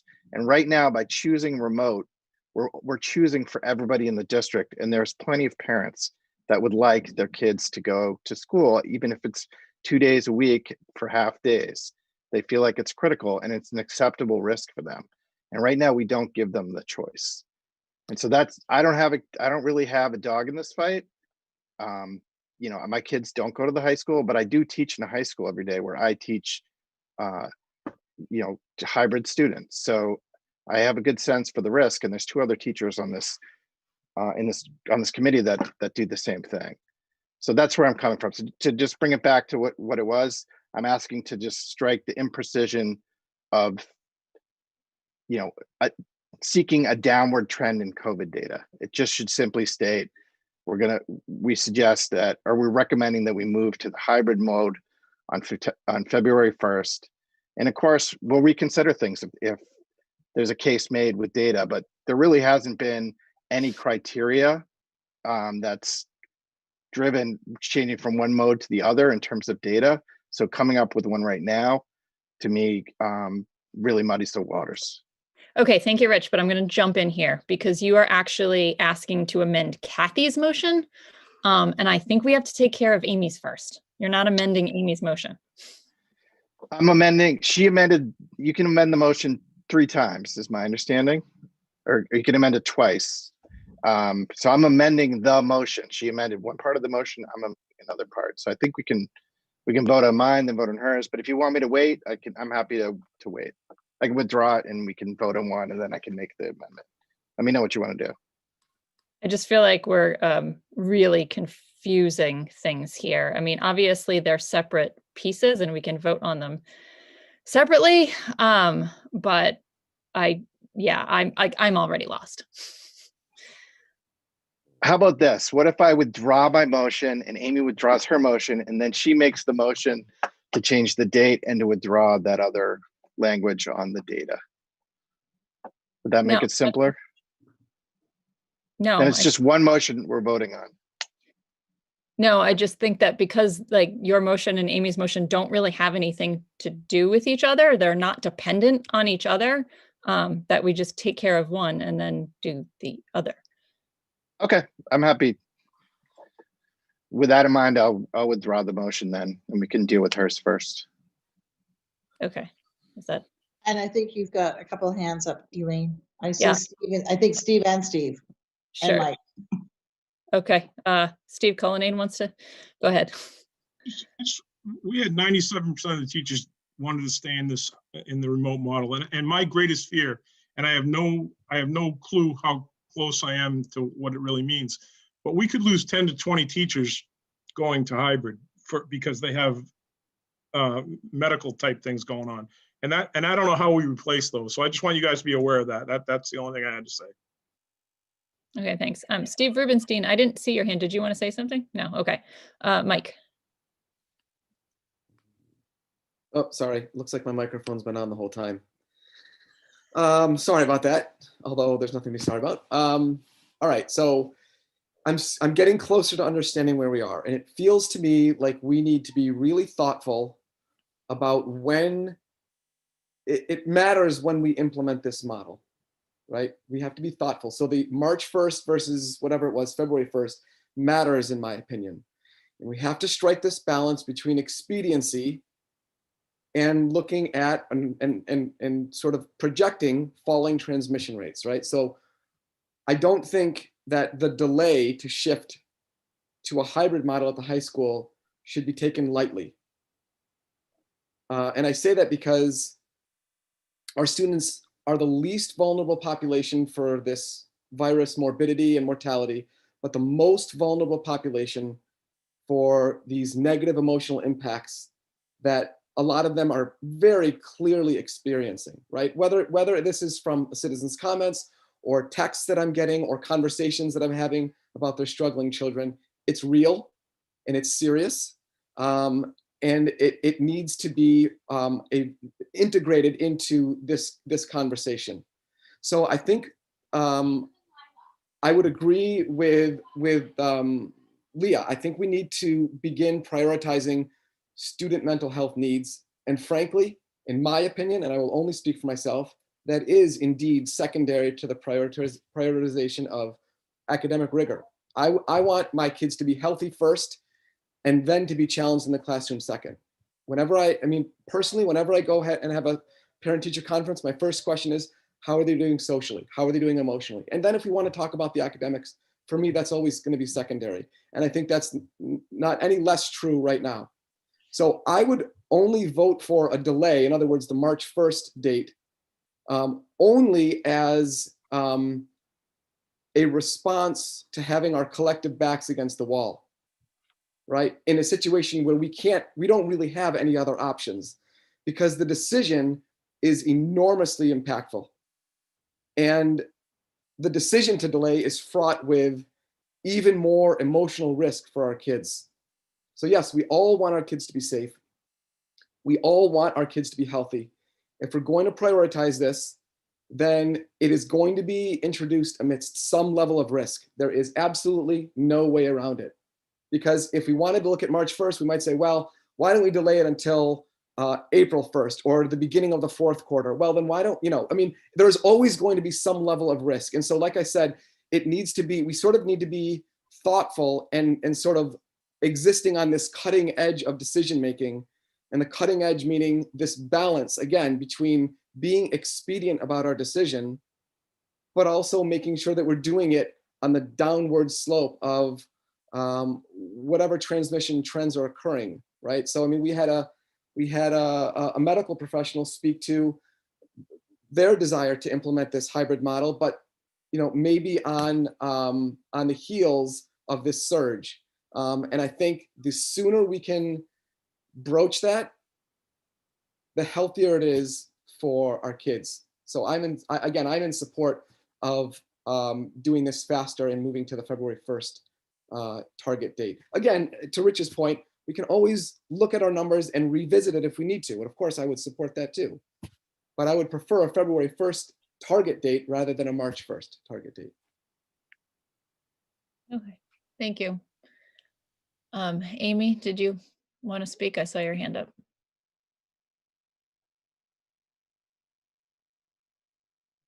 I'll pass. I've Okay.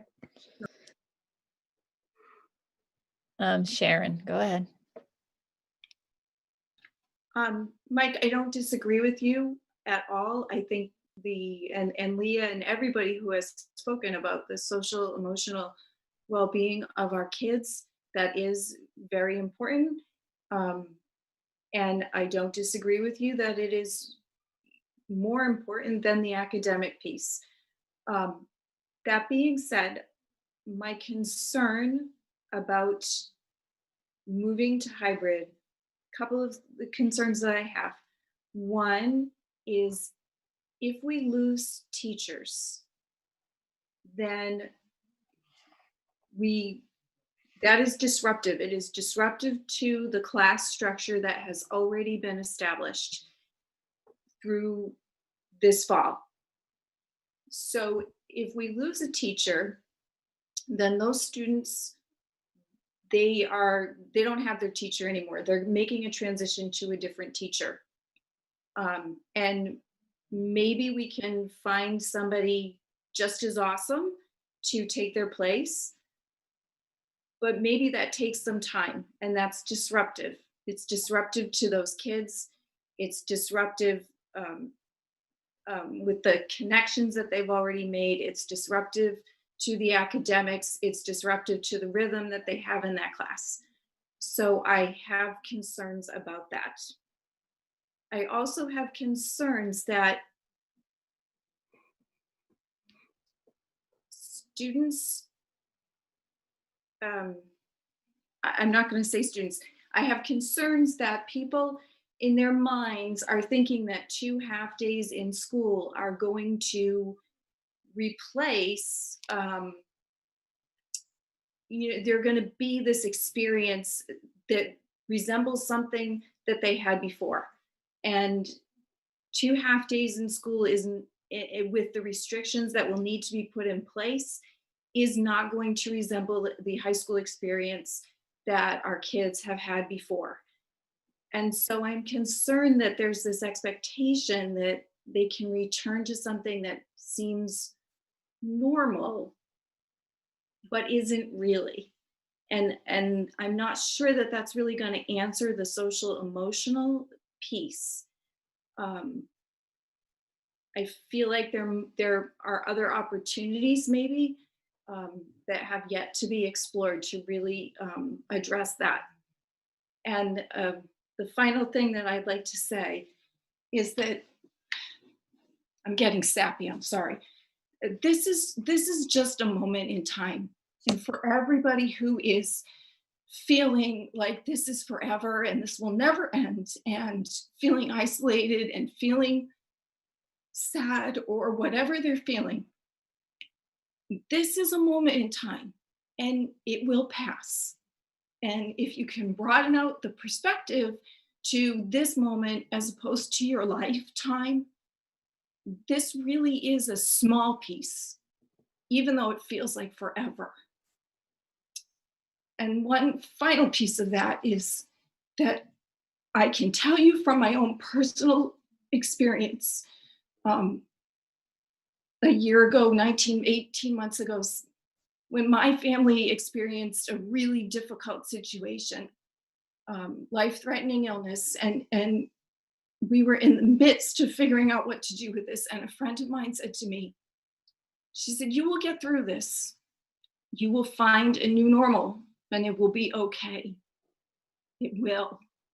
And I was mad at her. I didn't believe her. But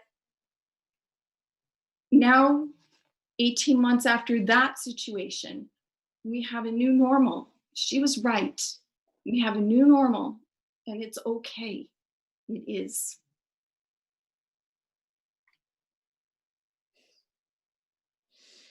Thank you, Sharon. Thank you, and I hope that your family is doing okay. All right, Leah. I really appreciate Sharon's perspective. Thank you, Sharon. I think that it is a very good message that probably all of us can relate to personally. I would just say that I think that nobody expects a hybrid system to cure all of the problems that we're experiencing right now. But I know that my 7th grader wouldn't give up those 2 days in school for anything. And he's totally asynchronous 2 days a week and has zero guidance on those 2 days other than an attendance check-in in the morning. My littler kids, same exact thing. Those 2 days aren't perfect. They're with many fewer kids. It feels different. You know, they're going to have different patterns in the hallways. They're going to have to wear masks. But in my own personal experience, I can tell you that the hybrid system makes a difference. The piece about the teachers is legitimate. And I think that that is something that needs to be dealt with first, obviously. I don't think that we surveyed the K-8 teachers. I know that my principal didn't survey me. That's not the way that worked. They told me what I was going to do and I did it. And I want to respect the fear that many people feel at the outset of something like this. It is real and I get it. But I feel like what our kids could gain by a hybrid system will outweigh these other problems that we're talking about. And if we get our backs up against the wall, like Mike said, there's always a chance to reevaluate. But I say that we put this in motion now and then move down the road.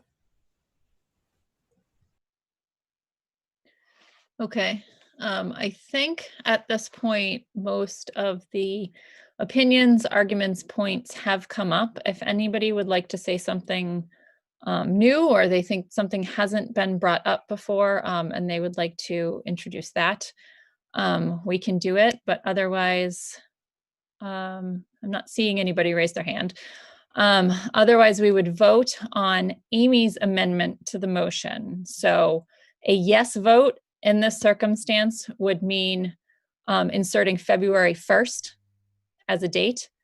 A no vote would just bring us back to Kathy's original motion of moving to a hybrid model at the high school on March 1st. And then I promised Rich we would go either way. We would go immediately to your amendment that you withdrew previously. Is that clear? Are there any questions on what a yes vote means or a no vote means? Because that's pretty important in this circumstance. All right. With that being said, I'm going to call the roll in the same manner that I did before, which means that Mr. Horish is up first. Excuse me, Elaine, just to read the motion one more time. Read the amendment to the motion. Alita, can you read that?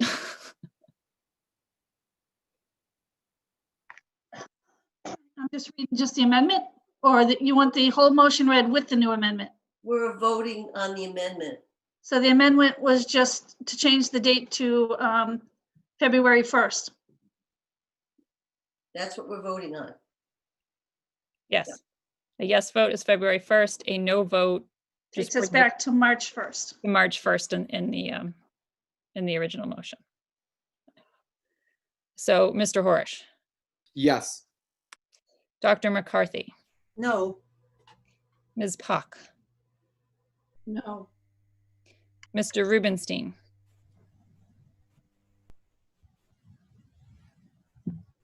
Sorry about that. No. Ms. Sanfilippo. No. Ms. Viverito. Yes. Ms. Codianne. No.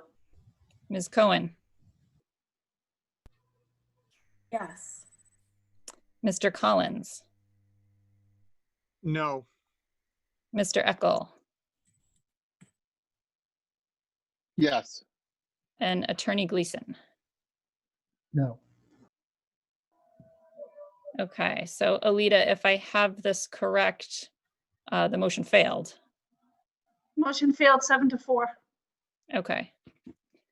All right, so that brings us back to a motion of moving the high school to a hybrid model on March 1st. And I know that Rich has an amendment he would like to make.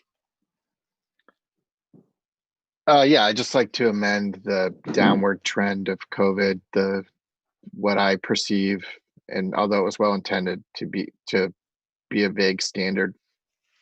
Okay, so you want to strike that language, and I apologize for not even including the language as I restated the motion. That's okay. I know what the intent was. And I think most people did too. Thanks. We'll second. All right, so Kathy seconded that. And Rich previously gave us motivation for his amendment. Are there any questions or discussion on it? Someone playing the piano?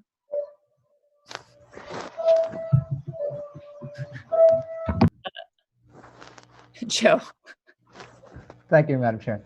I just had a quick question through you, Madam Chairman, to my colleague, Ms. Codianne.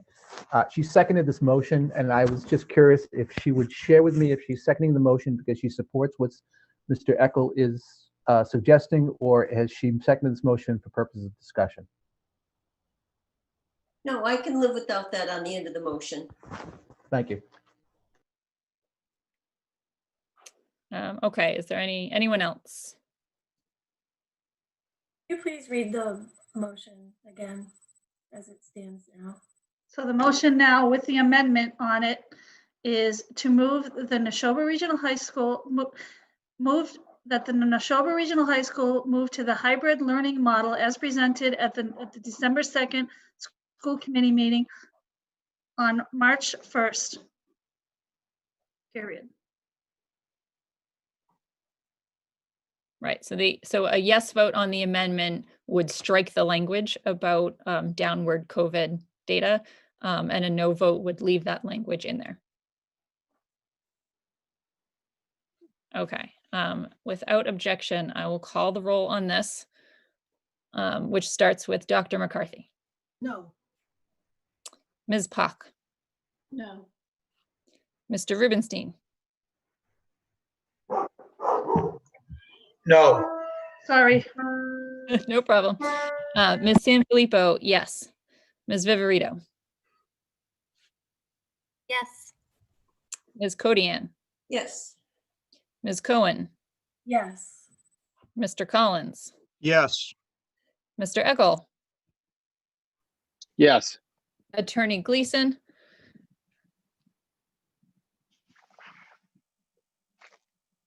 Yeah. and Mr. Horish. Yes. All right, Alita, what was the count on that? Kathy, what was your vote? Me? Yeah, Yes. yes. So it's 8 yeses, 3 nos. Okay, thank you, Alita. So that means the language is struck from the motion, which brings us back to the motion on the table is, Alita, could you read that one more time? It's going to be the most simple version. Ready? Yeah. Oop, somebody's got an echo going on there. Move the Neshoba Regional High School move to the hybrid learning model as presented at the December 2nd school committee meeting on March 1st. Okay. If there's more discussion or questions about this now, welcome to do this now. Leah, and then I'll go to And I Mary. heard Kathy say a minute ago that she could live with it. And I would say that although I'm very disappointed that our kids will have to wait until March 1st, I think that we can all live with it. And I think it gives our high school a little bit more time to deal with what the state is doing on January 19th or whatever. And I just wanted you all to know that I could live with it. And I would be very much in favor of that. Thank you. Thank you. Mary. So I just want to point out that if we do vote for the hybrid on March 1st, we are going against what the teachers have asked. We are going against what the majority of parents indicated. And so I'm not in favor of going for the hybrid at this point. And I just wanted to point out those 2 data points.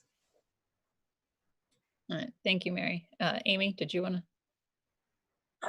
I think I just wanted to echo what Leah said, that, you know, I'm disappointed also that we wouldn't vote to adopt the hybrid model sooner, but I do see that I fully support.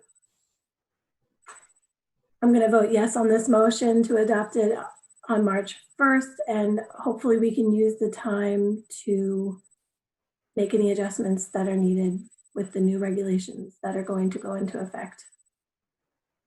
So basically the same point that Leah made. Okay, thank you. Rich, do you have a new point you wanted to make?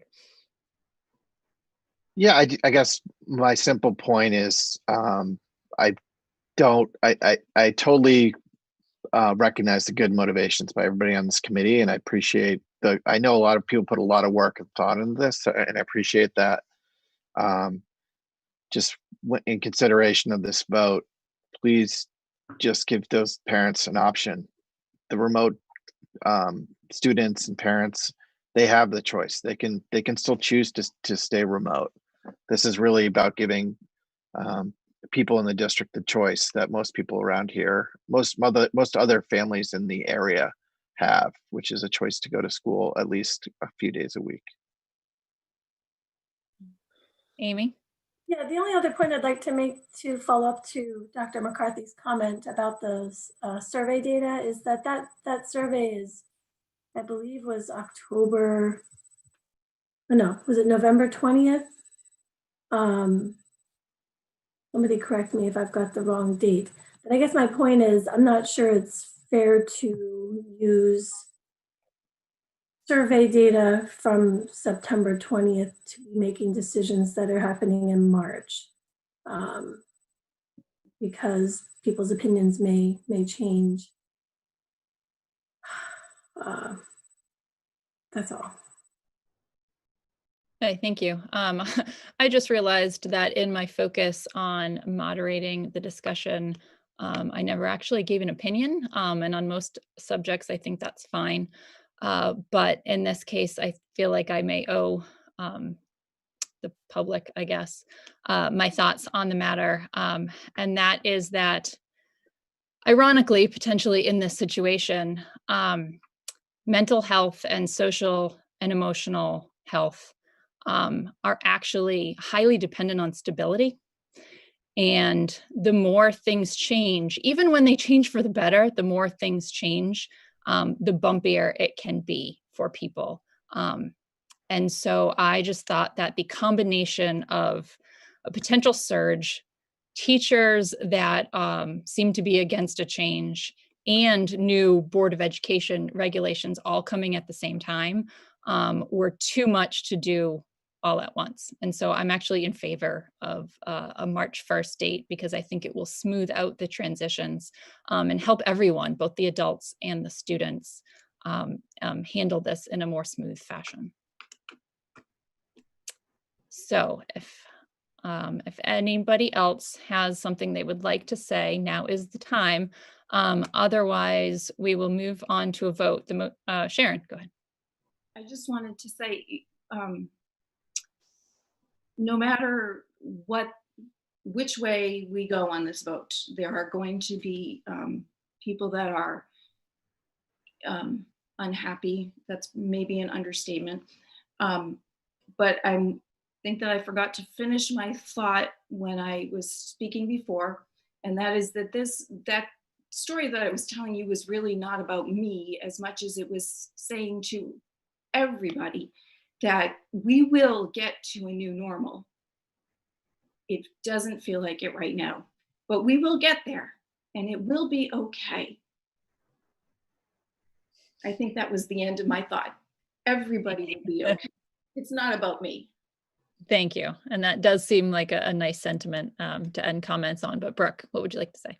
Sure, just a couple of quick thoughts. And I think that it ties in pretty much with what Leah said about minute 75, and ties in exactly with what Sharon is saying right now, which is this is all temporary. I don't for 1 minute think that this, what we're living through right now, is our new normal. And I know Steve has said this a couple of times. I know that we say it over and over again. I don't think anyone longs more than educators do to get back to that normal, whatever that normal is going to be. So I'm excited at the prospect of being able to see our kids back in the hallways again, just like we do now. But to Sharon's point, I worry sometimes that our parents think it's going to be like it was before, and it isn't. And for Leah and Mike who are living this, you've probably already adapted to whatever that new normal is in your buildings, where the hallways aren't two-way, the classrooms are only half filled, all that. That's all a new normal, I also want to spring Law's comment, something that Sharon would say too, and I wish I was as eloquent as she is. No matter what the decision is, or whether it was even to stay in full remote for the remainder of the year, or move to hybrid, or go to full return, not everyone is going to be happy. I think one of the things that I've found really sad, I think in the last couple of months, as I've watched this all play out from a clinical lens, is I think that people have forgotten that our school committee members across the state are in voluntary positions. And somewhere along the way, the amount of work that you do, and I know, Elaine, you see this as much as Kathy does. I mean, you're putting 6 and 8 hours in a day. People forget that these are voluntary positions. And I commend all of you, as you have been so thoughtful in this. You have all done your own levels of research. You've all put your hearts on your sleeves and on the table. You have all thought so much about this. I am just so proud, because none of you signed up for this. None of you. I mean, I didn't sign up for it either. Like, don't get me wrong. But this is a job for me. I mean, it's a dedication. It's a commitment. You don't stay in education this long just because it's a job. You're dedicated to the cause. You're dedicated to the children. but you do it because you love it. And no one forces you to do that, but it's not voluntary. Your positions are all voluntary. You know, I wake up every day and I love to go to work. Even through all of this, I still love to go to work because that's who I am. But it's my job. For all of you, this is voluntary. None of you ever thought that you'd be up against this. And I so hope that our public sees what I see in terms of the amount of time and effort and thoughtfulness that you have put into this decision. I could not be prouder of this committee, so I just want to put that out there. Thank you. Thank you. I think, unless I see anybody else, that we are ready to vote on this. And a yes vote would move the high school to a hybrid model on March 1st. A no vote would be no change, which is a full remote model for the foreseeable future. All right, is everyone clear on that? Then I will begin calling the roll with Ms. Pak. Is she there? No. Mr. Rubenstein. No. Ms. Sanfilippo, yes. Ms. Viverito. Yes. Ms. Codianne. Yes. Ms. Cohen. Yes. Mr. Collins. Yes. Mr. Eckel. Yes. Attorney Gleason. Yes. And Mr. Horish. Yes. Dr. McCarthy. No. Okay, Alita, I have 8 yeses and 3 nos. Is that correct? All right, the motion passes, which would move the high school to hybrid on March 1st. Okay. Steve, Cullinane, thank you for being here this evening. If you'd like to get back to your evening, go to bed. Very much. Have a good night. All right, so I know that probably took a lot out of everybody. It took a lot out of me. We have a lot still left on the agenda. I'm wondering if there's anything that we want to push off to January. We have Tri-Town meeting, Lancaster listening session, the Audit Advisory Committee, the EMT program, I think we need to leave on the agenda. The pre-K tuition review also needs to stay on because of the timing, but I think that should be quick. And November results of operations. Are there any objections to moving the Tri-Town, the listening session, and the Audit Advisory to our meeting in January? Steve? No objection, but we can leave the operating expenses to January. We're in the process of revising some of that information anyway. Okay. Or we could leave it to the 21st, whichever. Okay, that's good to know. I'm sure Pat's happy to be sitting here. And then we move the operations at the end. But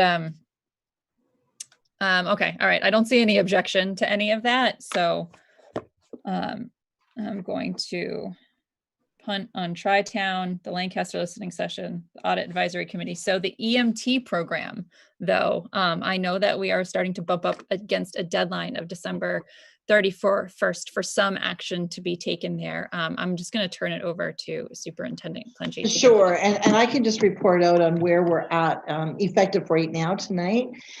So we had, as you know, we had our legal counsel look the MOU over to make sure that it would be current, and so I had sent off a signed MOU from us over to Don Lowe's office, and we've been exchanging emails back and forth, and I think he hit it right on the head when he said, you know, we're about 1 yard from the finish line. And I think that was a great analogy. So I would say that that's where I see us too. You know, in essence, like they had asked for a couple of changes. We agreed to those couple of changes. I told them that we'll send another signed MOU over to his office tomorrow with the changes in place tonight that we agreed to. So in short, that's kind of where it's at. I know that one of the things that I had suggested too is that once we get January over with, because we really need to get through the budget season, because that's critical for us right now as we move ahead. I think that come February, I think we might want to have some discussion. And really, I think that was because one or two of the school committee members had suggested that maybe we take a little bit of a fresh look at this, and just to make sure that everybody understands it, because I don't know that everybody understands the program. The kids are amazing, and they're probably the best representatives we've got of that program. I would love to see some of our kids come in and present, and maybe one or two of the coordinators, because they also can just give you so much rich history that somebody like me couldn't give, but they've lived this for so long. I think that they would I'm sure they'd be more than willing to come.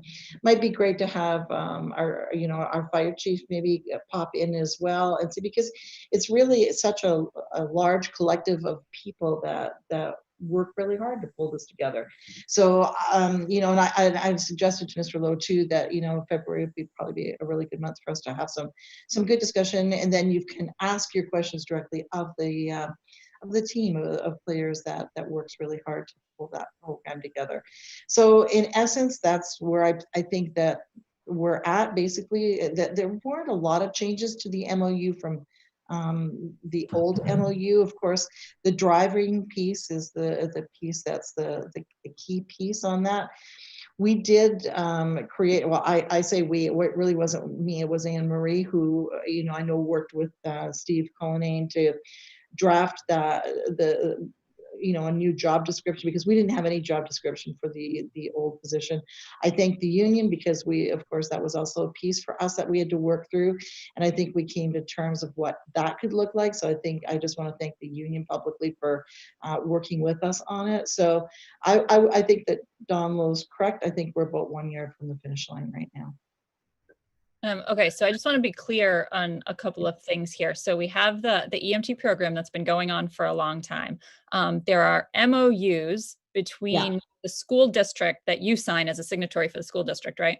Right. And the town of Bolton, and Right. Don Lowe is the signatory for the town of Bolton. That's exactly right. Well, So- I think actually what we've decided, again, that was one of the things that we were looking to kind of just tidy up, and I'm not sure exactly who will ultimately sign. Now for the town of Bolton, I will sign though on behalf of, well, and that's why I said I sent over a signed MOU because I'm signing on behalf of the school district. I think that he was thinking, again, don't hold me to this because this could change, but I think he's thinking that the chief probably would sign for the town of Bolton, and certainly if he wants anyone else to sign that, we would want to make sure that they're comfortable with whatever signatures they want to have on that. Okay. You're right, So that's the MOU. Yeah. But essentially it's a contract. It's not like a policy that the school committee writes and enacts. It's a contract between those two parties. And anyone who's worked in contracts knows that contracts can take forever. But when you say we've sent over a signed MOU, that means like we agree to this as written. If you sign it, then it's a done deal. Right. Okay. There's also a waiver. Is that correct? Because I know that the school district doesn't have anything to do with the waiver. We really don't know. I don't know any details of the waiver at all, quite frankly, because the school district isn't really involved in the waiver, to my knowledge. Anyway, it's certainly not my office level that we have anything to do with the waiver. I have but I hate to say this. I have a feeling the town has applied for the waiver, but it's certainly not the school district specific. We would support a waiver, of course, if we were asked to. Okay, I thought it was something from the state, because technically this program precedes some new regulations and is therefore grandfathered in. Therefore, the program itself has to apply for a waiver sort of at some periodic rate. I don't even actually know what that is. But you're saying the 12/31 date is for a signed MOU. That was my understanding when I was going back and forth with Mr. Lowe. Yeah.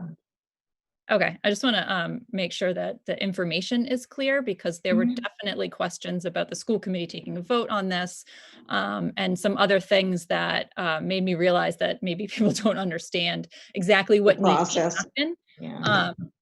Yes, and now I know contracts take forever, but right now it seems like you said, 1 yard from the finish line. From our perspective, it's done because it's signed, right? Right. But like I say, we still have one little piece here that we're just working on. But I would also agree. In fact, I said this to him tonight, in an email back to him. We can collectively figure out this one last piece. Sure. Okay. Amy, you had a question. It's more of a clarification. I think the issue is that the waiver needed to be renewed by the. I'm sorry, Amy, I can't hear you. I'm sorry. Oh, I'm sorry. Is that better? Yes. Okay. My understanding was that it wasn't the MOU that expired or needed to be re-signed by 12/31. It was that the waiver would be out of compliance on that date if we didn't have an MOU in place. I think it's a technicality, but and the MOU was triggered by a reorganization of the Bolton Fire and EMS departments. And that's kind of what started this whole thing, that they needed to redo their MOU, and then that needed to be signed in order for the waiver to be in compliance and renewed. So that was my understanding of where this whole deadline came, but I just want to make sure that the community understands that, because I'm not sure it's been clearly stated that the EMT program is not at risk of not operating anymore. Right? Not from my lens right now, no. Okay. I just think it's important to make that clear because of the number of emails that we've gotten about it. So, thank you. Thank you, Amy. I think that was helpful clarification. Does anybody else have questions or comments about this? There's no action that we need to take right now. This is just, mainly for clarification purposes and to make sure that everybody understands what's going on right now. All right, I don't see anyone. So in that case, we can move on. Madam Chairman, could I make a point of clarification, ask a point of clarification? And I apologize for this, but you had gone on to the EMT program before I was able to ask my question. And I apologize to my fellow committee members. I might have been dozing off at the time. On the hybrid plan, the motion on the hybrid plan, you announced the vote was 8-3 in favor. I heard Dr. McCarthy, I heard Mr. Rubenstein vote no. Who was the third no? Your fellow committee member from Lancaster, Sharon. Oh, I didn't believe. hear her. That's what I didn't hear Ms. Spock said. Okay, that's what I want to find out. Thank you, Matt. I'm sorry about that. I just didn't hear the vote. Thank you. No worries, no worries, no. Amy. Yeah, not to beat a dead horse, but I am getting a text with further clarification. The state waiver on the EMT program, the state waiver is from the Massachusetts Office of EMS, which expires on December 31st. The MOU is a separate thing, but the MOU does need to be in place to keep the waiver in compliance. Which is exactly pretty much what you said. Okay, all right. I just want to make sure I said it correctly. Thank you. You did. Okay. All right, thanks, Amy. I'm glad somebody is texting you to tell you that. All right, so then we would move on to the business manager update and the pre-K tuition review. So I know it seems like 2020 will never end, but registration forms for pre-K for 2021, September of 2021 have already gone out. And the lottery will be held in January. So one of the school committee's responsibilities is to approve tuition for tuitioned programs. And so Pat's gonna bring it up for us. So every year I bring any increases in tuition forward to the committee. This year we're proposing a 1% increase in tuition for the preschool program.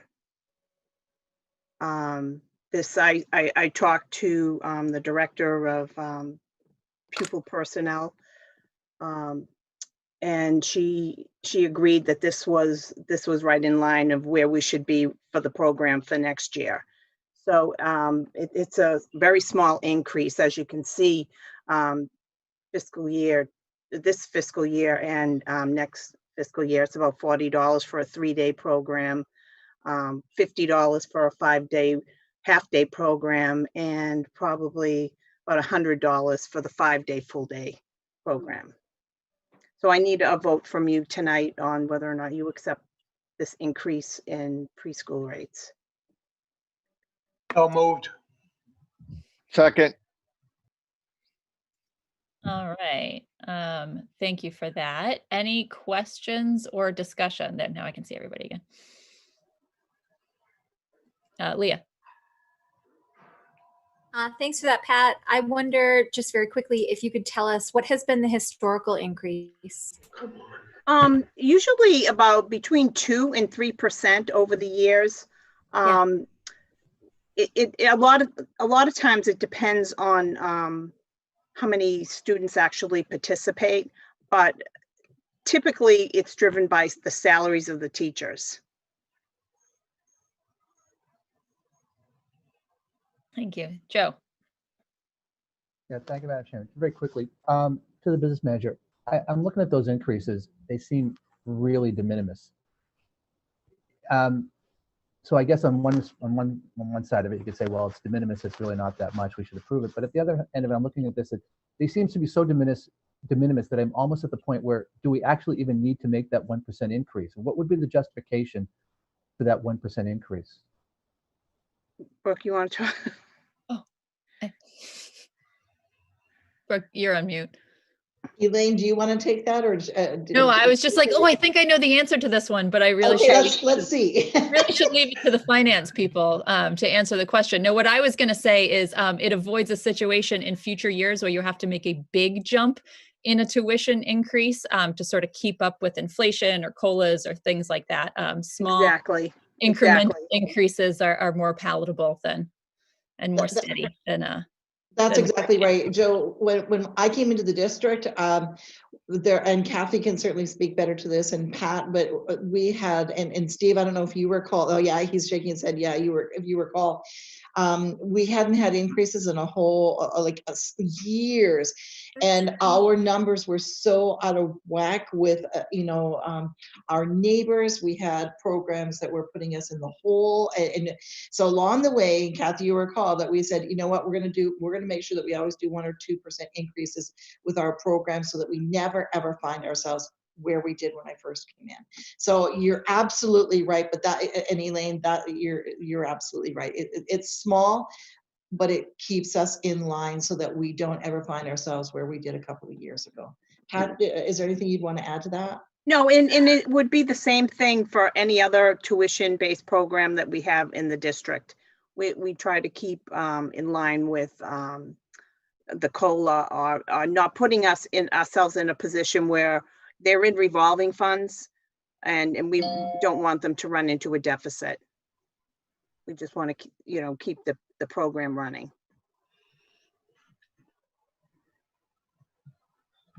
Okay, anyone else? All right, so the motion is to approve the 1% increase. I will start the roll with Mr. Rubenstein. Yes. Ms. Sanfilippo, yes. Ms. Viverito. Yes. Ms. Codianne. Yes. Ms. Cohen. Yes. Mr. Collins. Yes. Mr. Eckel. Yes. Attorney Gleason. Yes. Mr. Horish. Yes. Dr. McCarthy. Yes. Ms. Pock. Yes. And that's it. Who seconded that? Was it Rich? Rich did. Okay. All right, thank you. So then, yeah, if we're not doing the November results of operations, correct? Then we can go straight into subcommittee report. Excuse me, Madam Sub-Chairman. I have 2 words to say. School choice. I know, everybody hates it.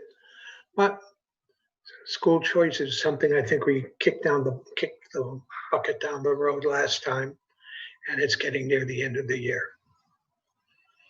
It should really not take longer than 5 seconds, but I'm sure it will. No, so the deadline for school choice, I think, is June 1st. But we can put it, we'll certainly have it on a future agenda.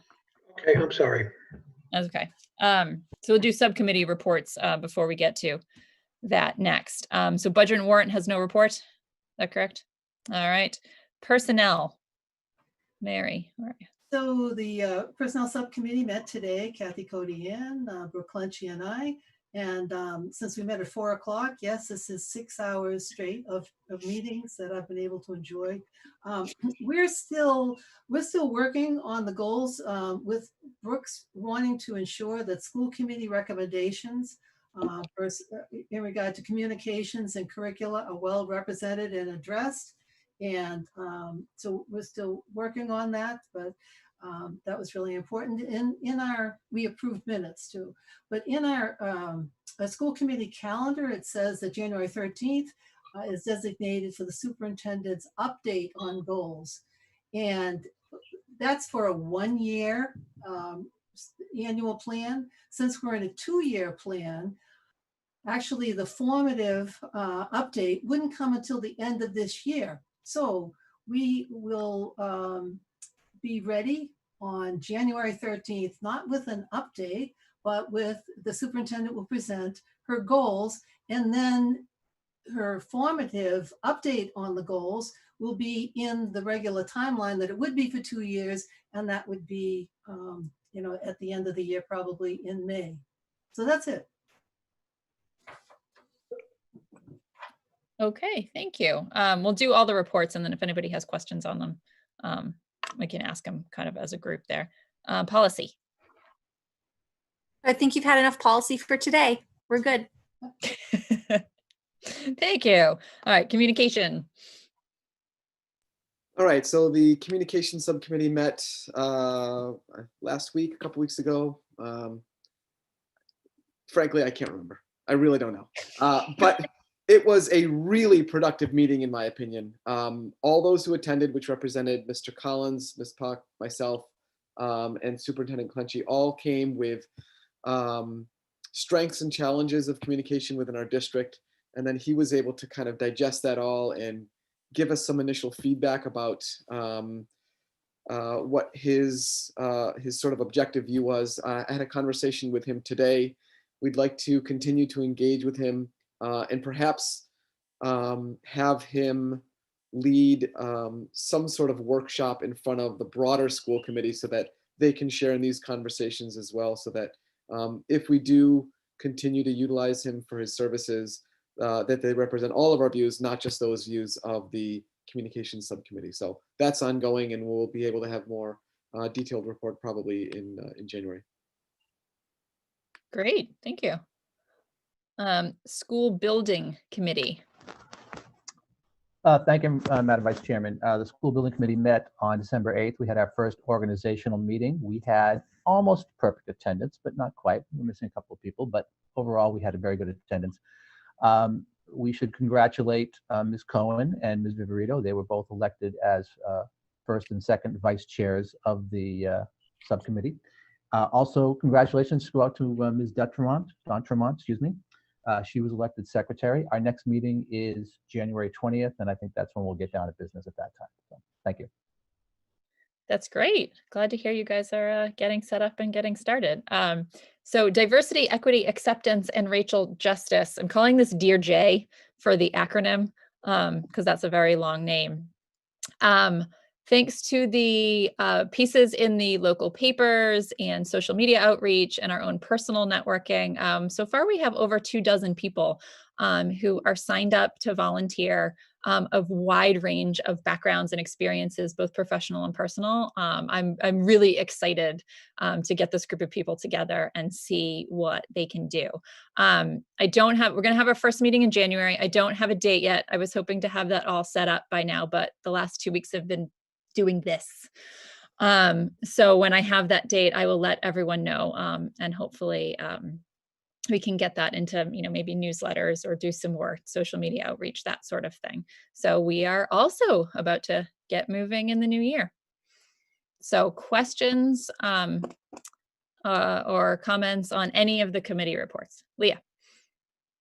Just back to the personnel subcommittee, we talked about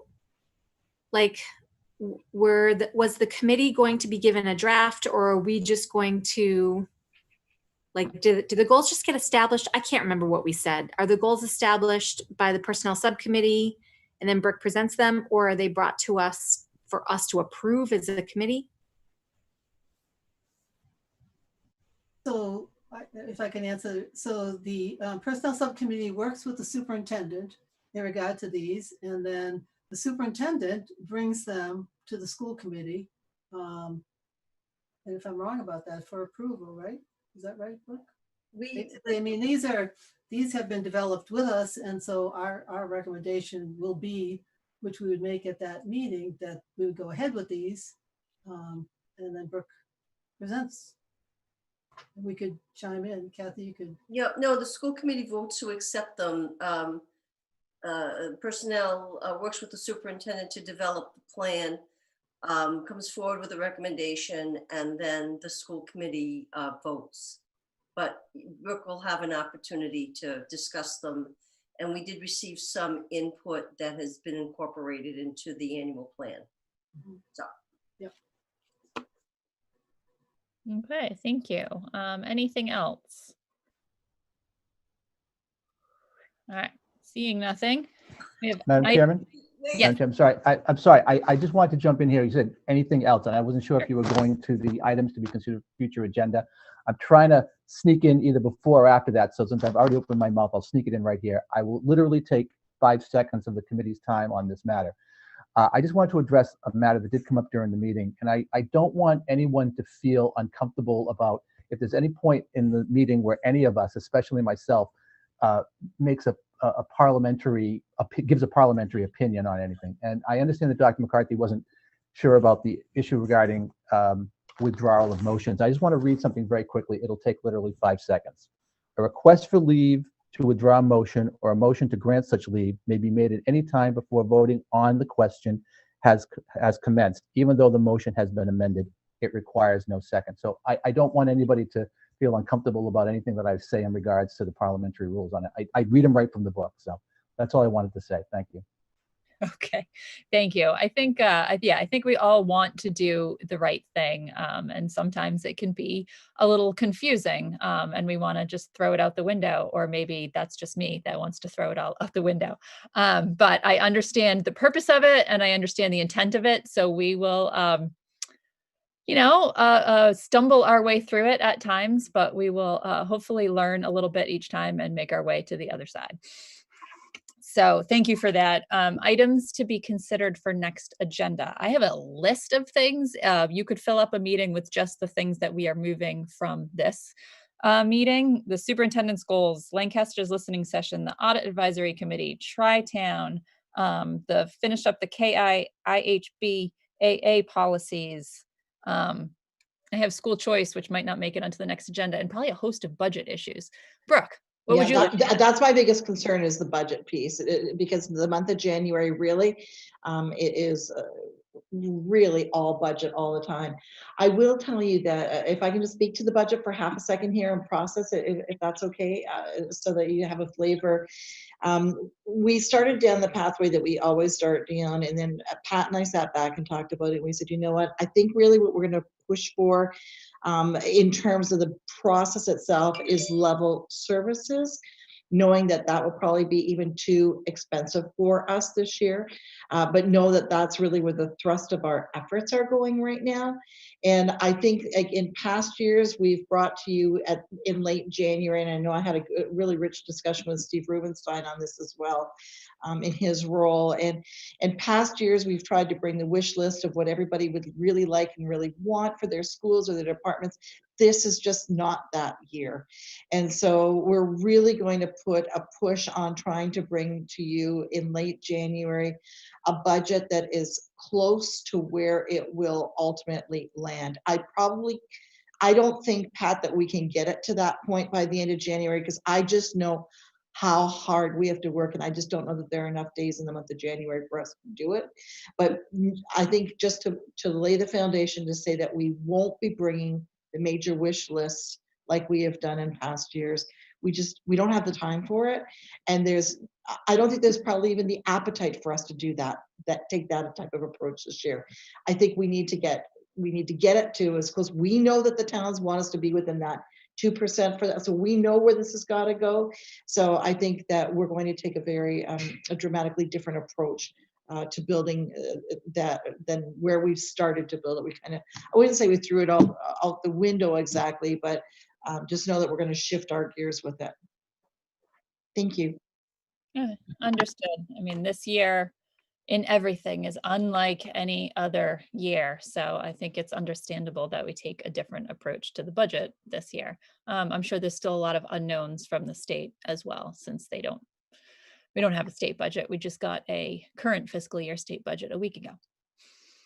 All right, anything else, Leah? We might want to add the public comment piece into, and hopefully we can just zoom through all of those policies quickly. Okay. Yeah, if you think subcommittee will have met and will be ready with their recommendation, absolutely. Yeah, if we are not, then we can just yank it off the agenda. That is true. Yeah. Okay. Okay. I don't have the planning calendar in front of me, but I'm sure there's probably something on there as well that's urgent. Kathy, do you have it in front of you? What I see for January 13th is the Program of Studies Review, which is information only.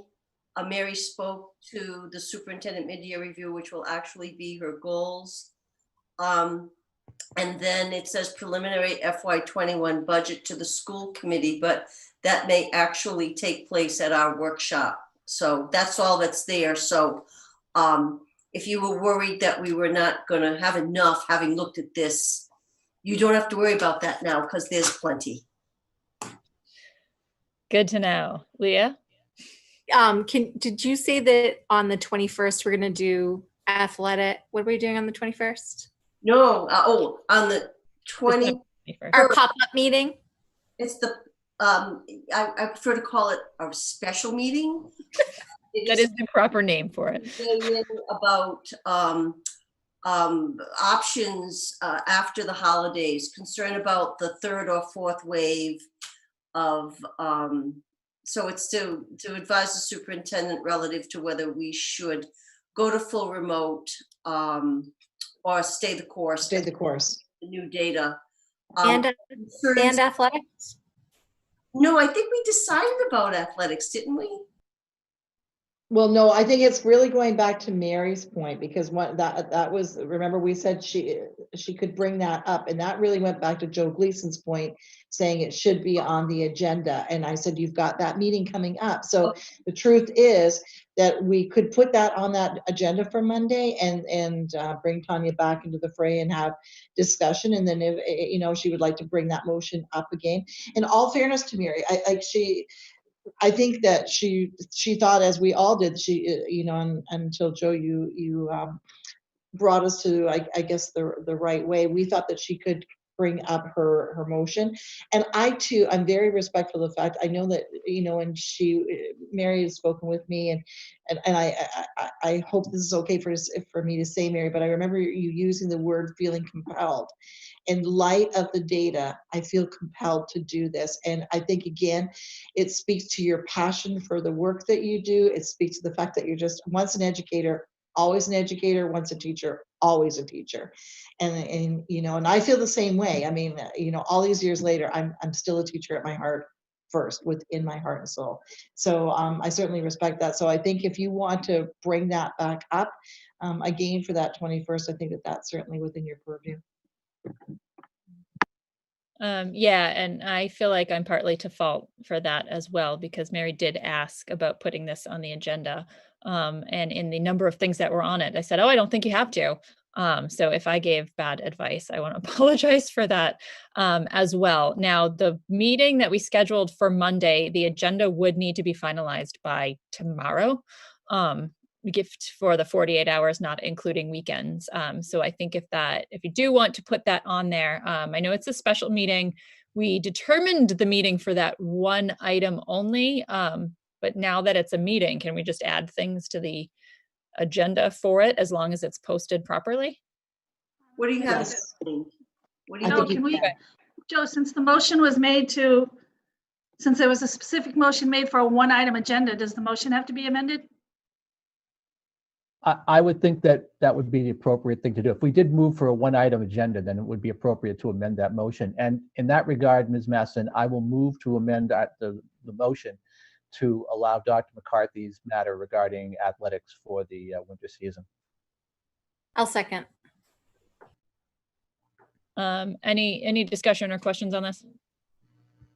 Let's vote. Yep, I will call the roll. I start with myself. Ms. Sanfilippo, yes. Ms. Viverito, Yes. Ms. Codianne, Yes. Ms. Cohen, Yes. Mr. Collins, Yes. Mr. Eckel, Yes. Attorney Gleason. Yes. Mr. Horsch, Yes. Dr. McCarthy, Yes. Ms. Pock, Yes. and Mr. Rubenstein. Yes. All right, now we have a 2-item agenda for Monday. So anything else for the good of the order? I want to acknowledge that this is our last, it's not our last meeting of the year. I was going to say good riddance to 2020. I want to acknowledge that we are still in the middle of Hanukkah, and so happy Hanukkah. And I was going to wish everyone a happy holidays and cheers to 2021. And you know what? I'm still going to do that. Okay. Because I feel like the year we are so close to this year being over, and I think a lot of people would like to see 2020 just go in the rear view mirror. So, but I guess I will see you all on Monday, and we can all wish each other a happy New Year then. Did anybody move to adjourn? Not yet. Can I? Sure. I move to adjourn. Second. Beat you. Was Rich? Sure. All right. Ms. Viverito, Yes. Ms. Codianne, Yes. Ms. Cohen, Yes. Mr. Collins, Yes. Mr. Eckel, Yes. When is Anthony bringing me my food, Leah? Attorney Gleason. There's no time for that, Rich. Yes. Mr. Horsch, Yes. Dr. McCarthy, Yes. Ms. Pock, Yes. Mr. Rubenstein, Yes. and Ms. Sanfilippo. Yes. Good night, everyone. Nurse.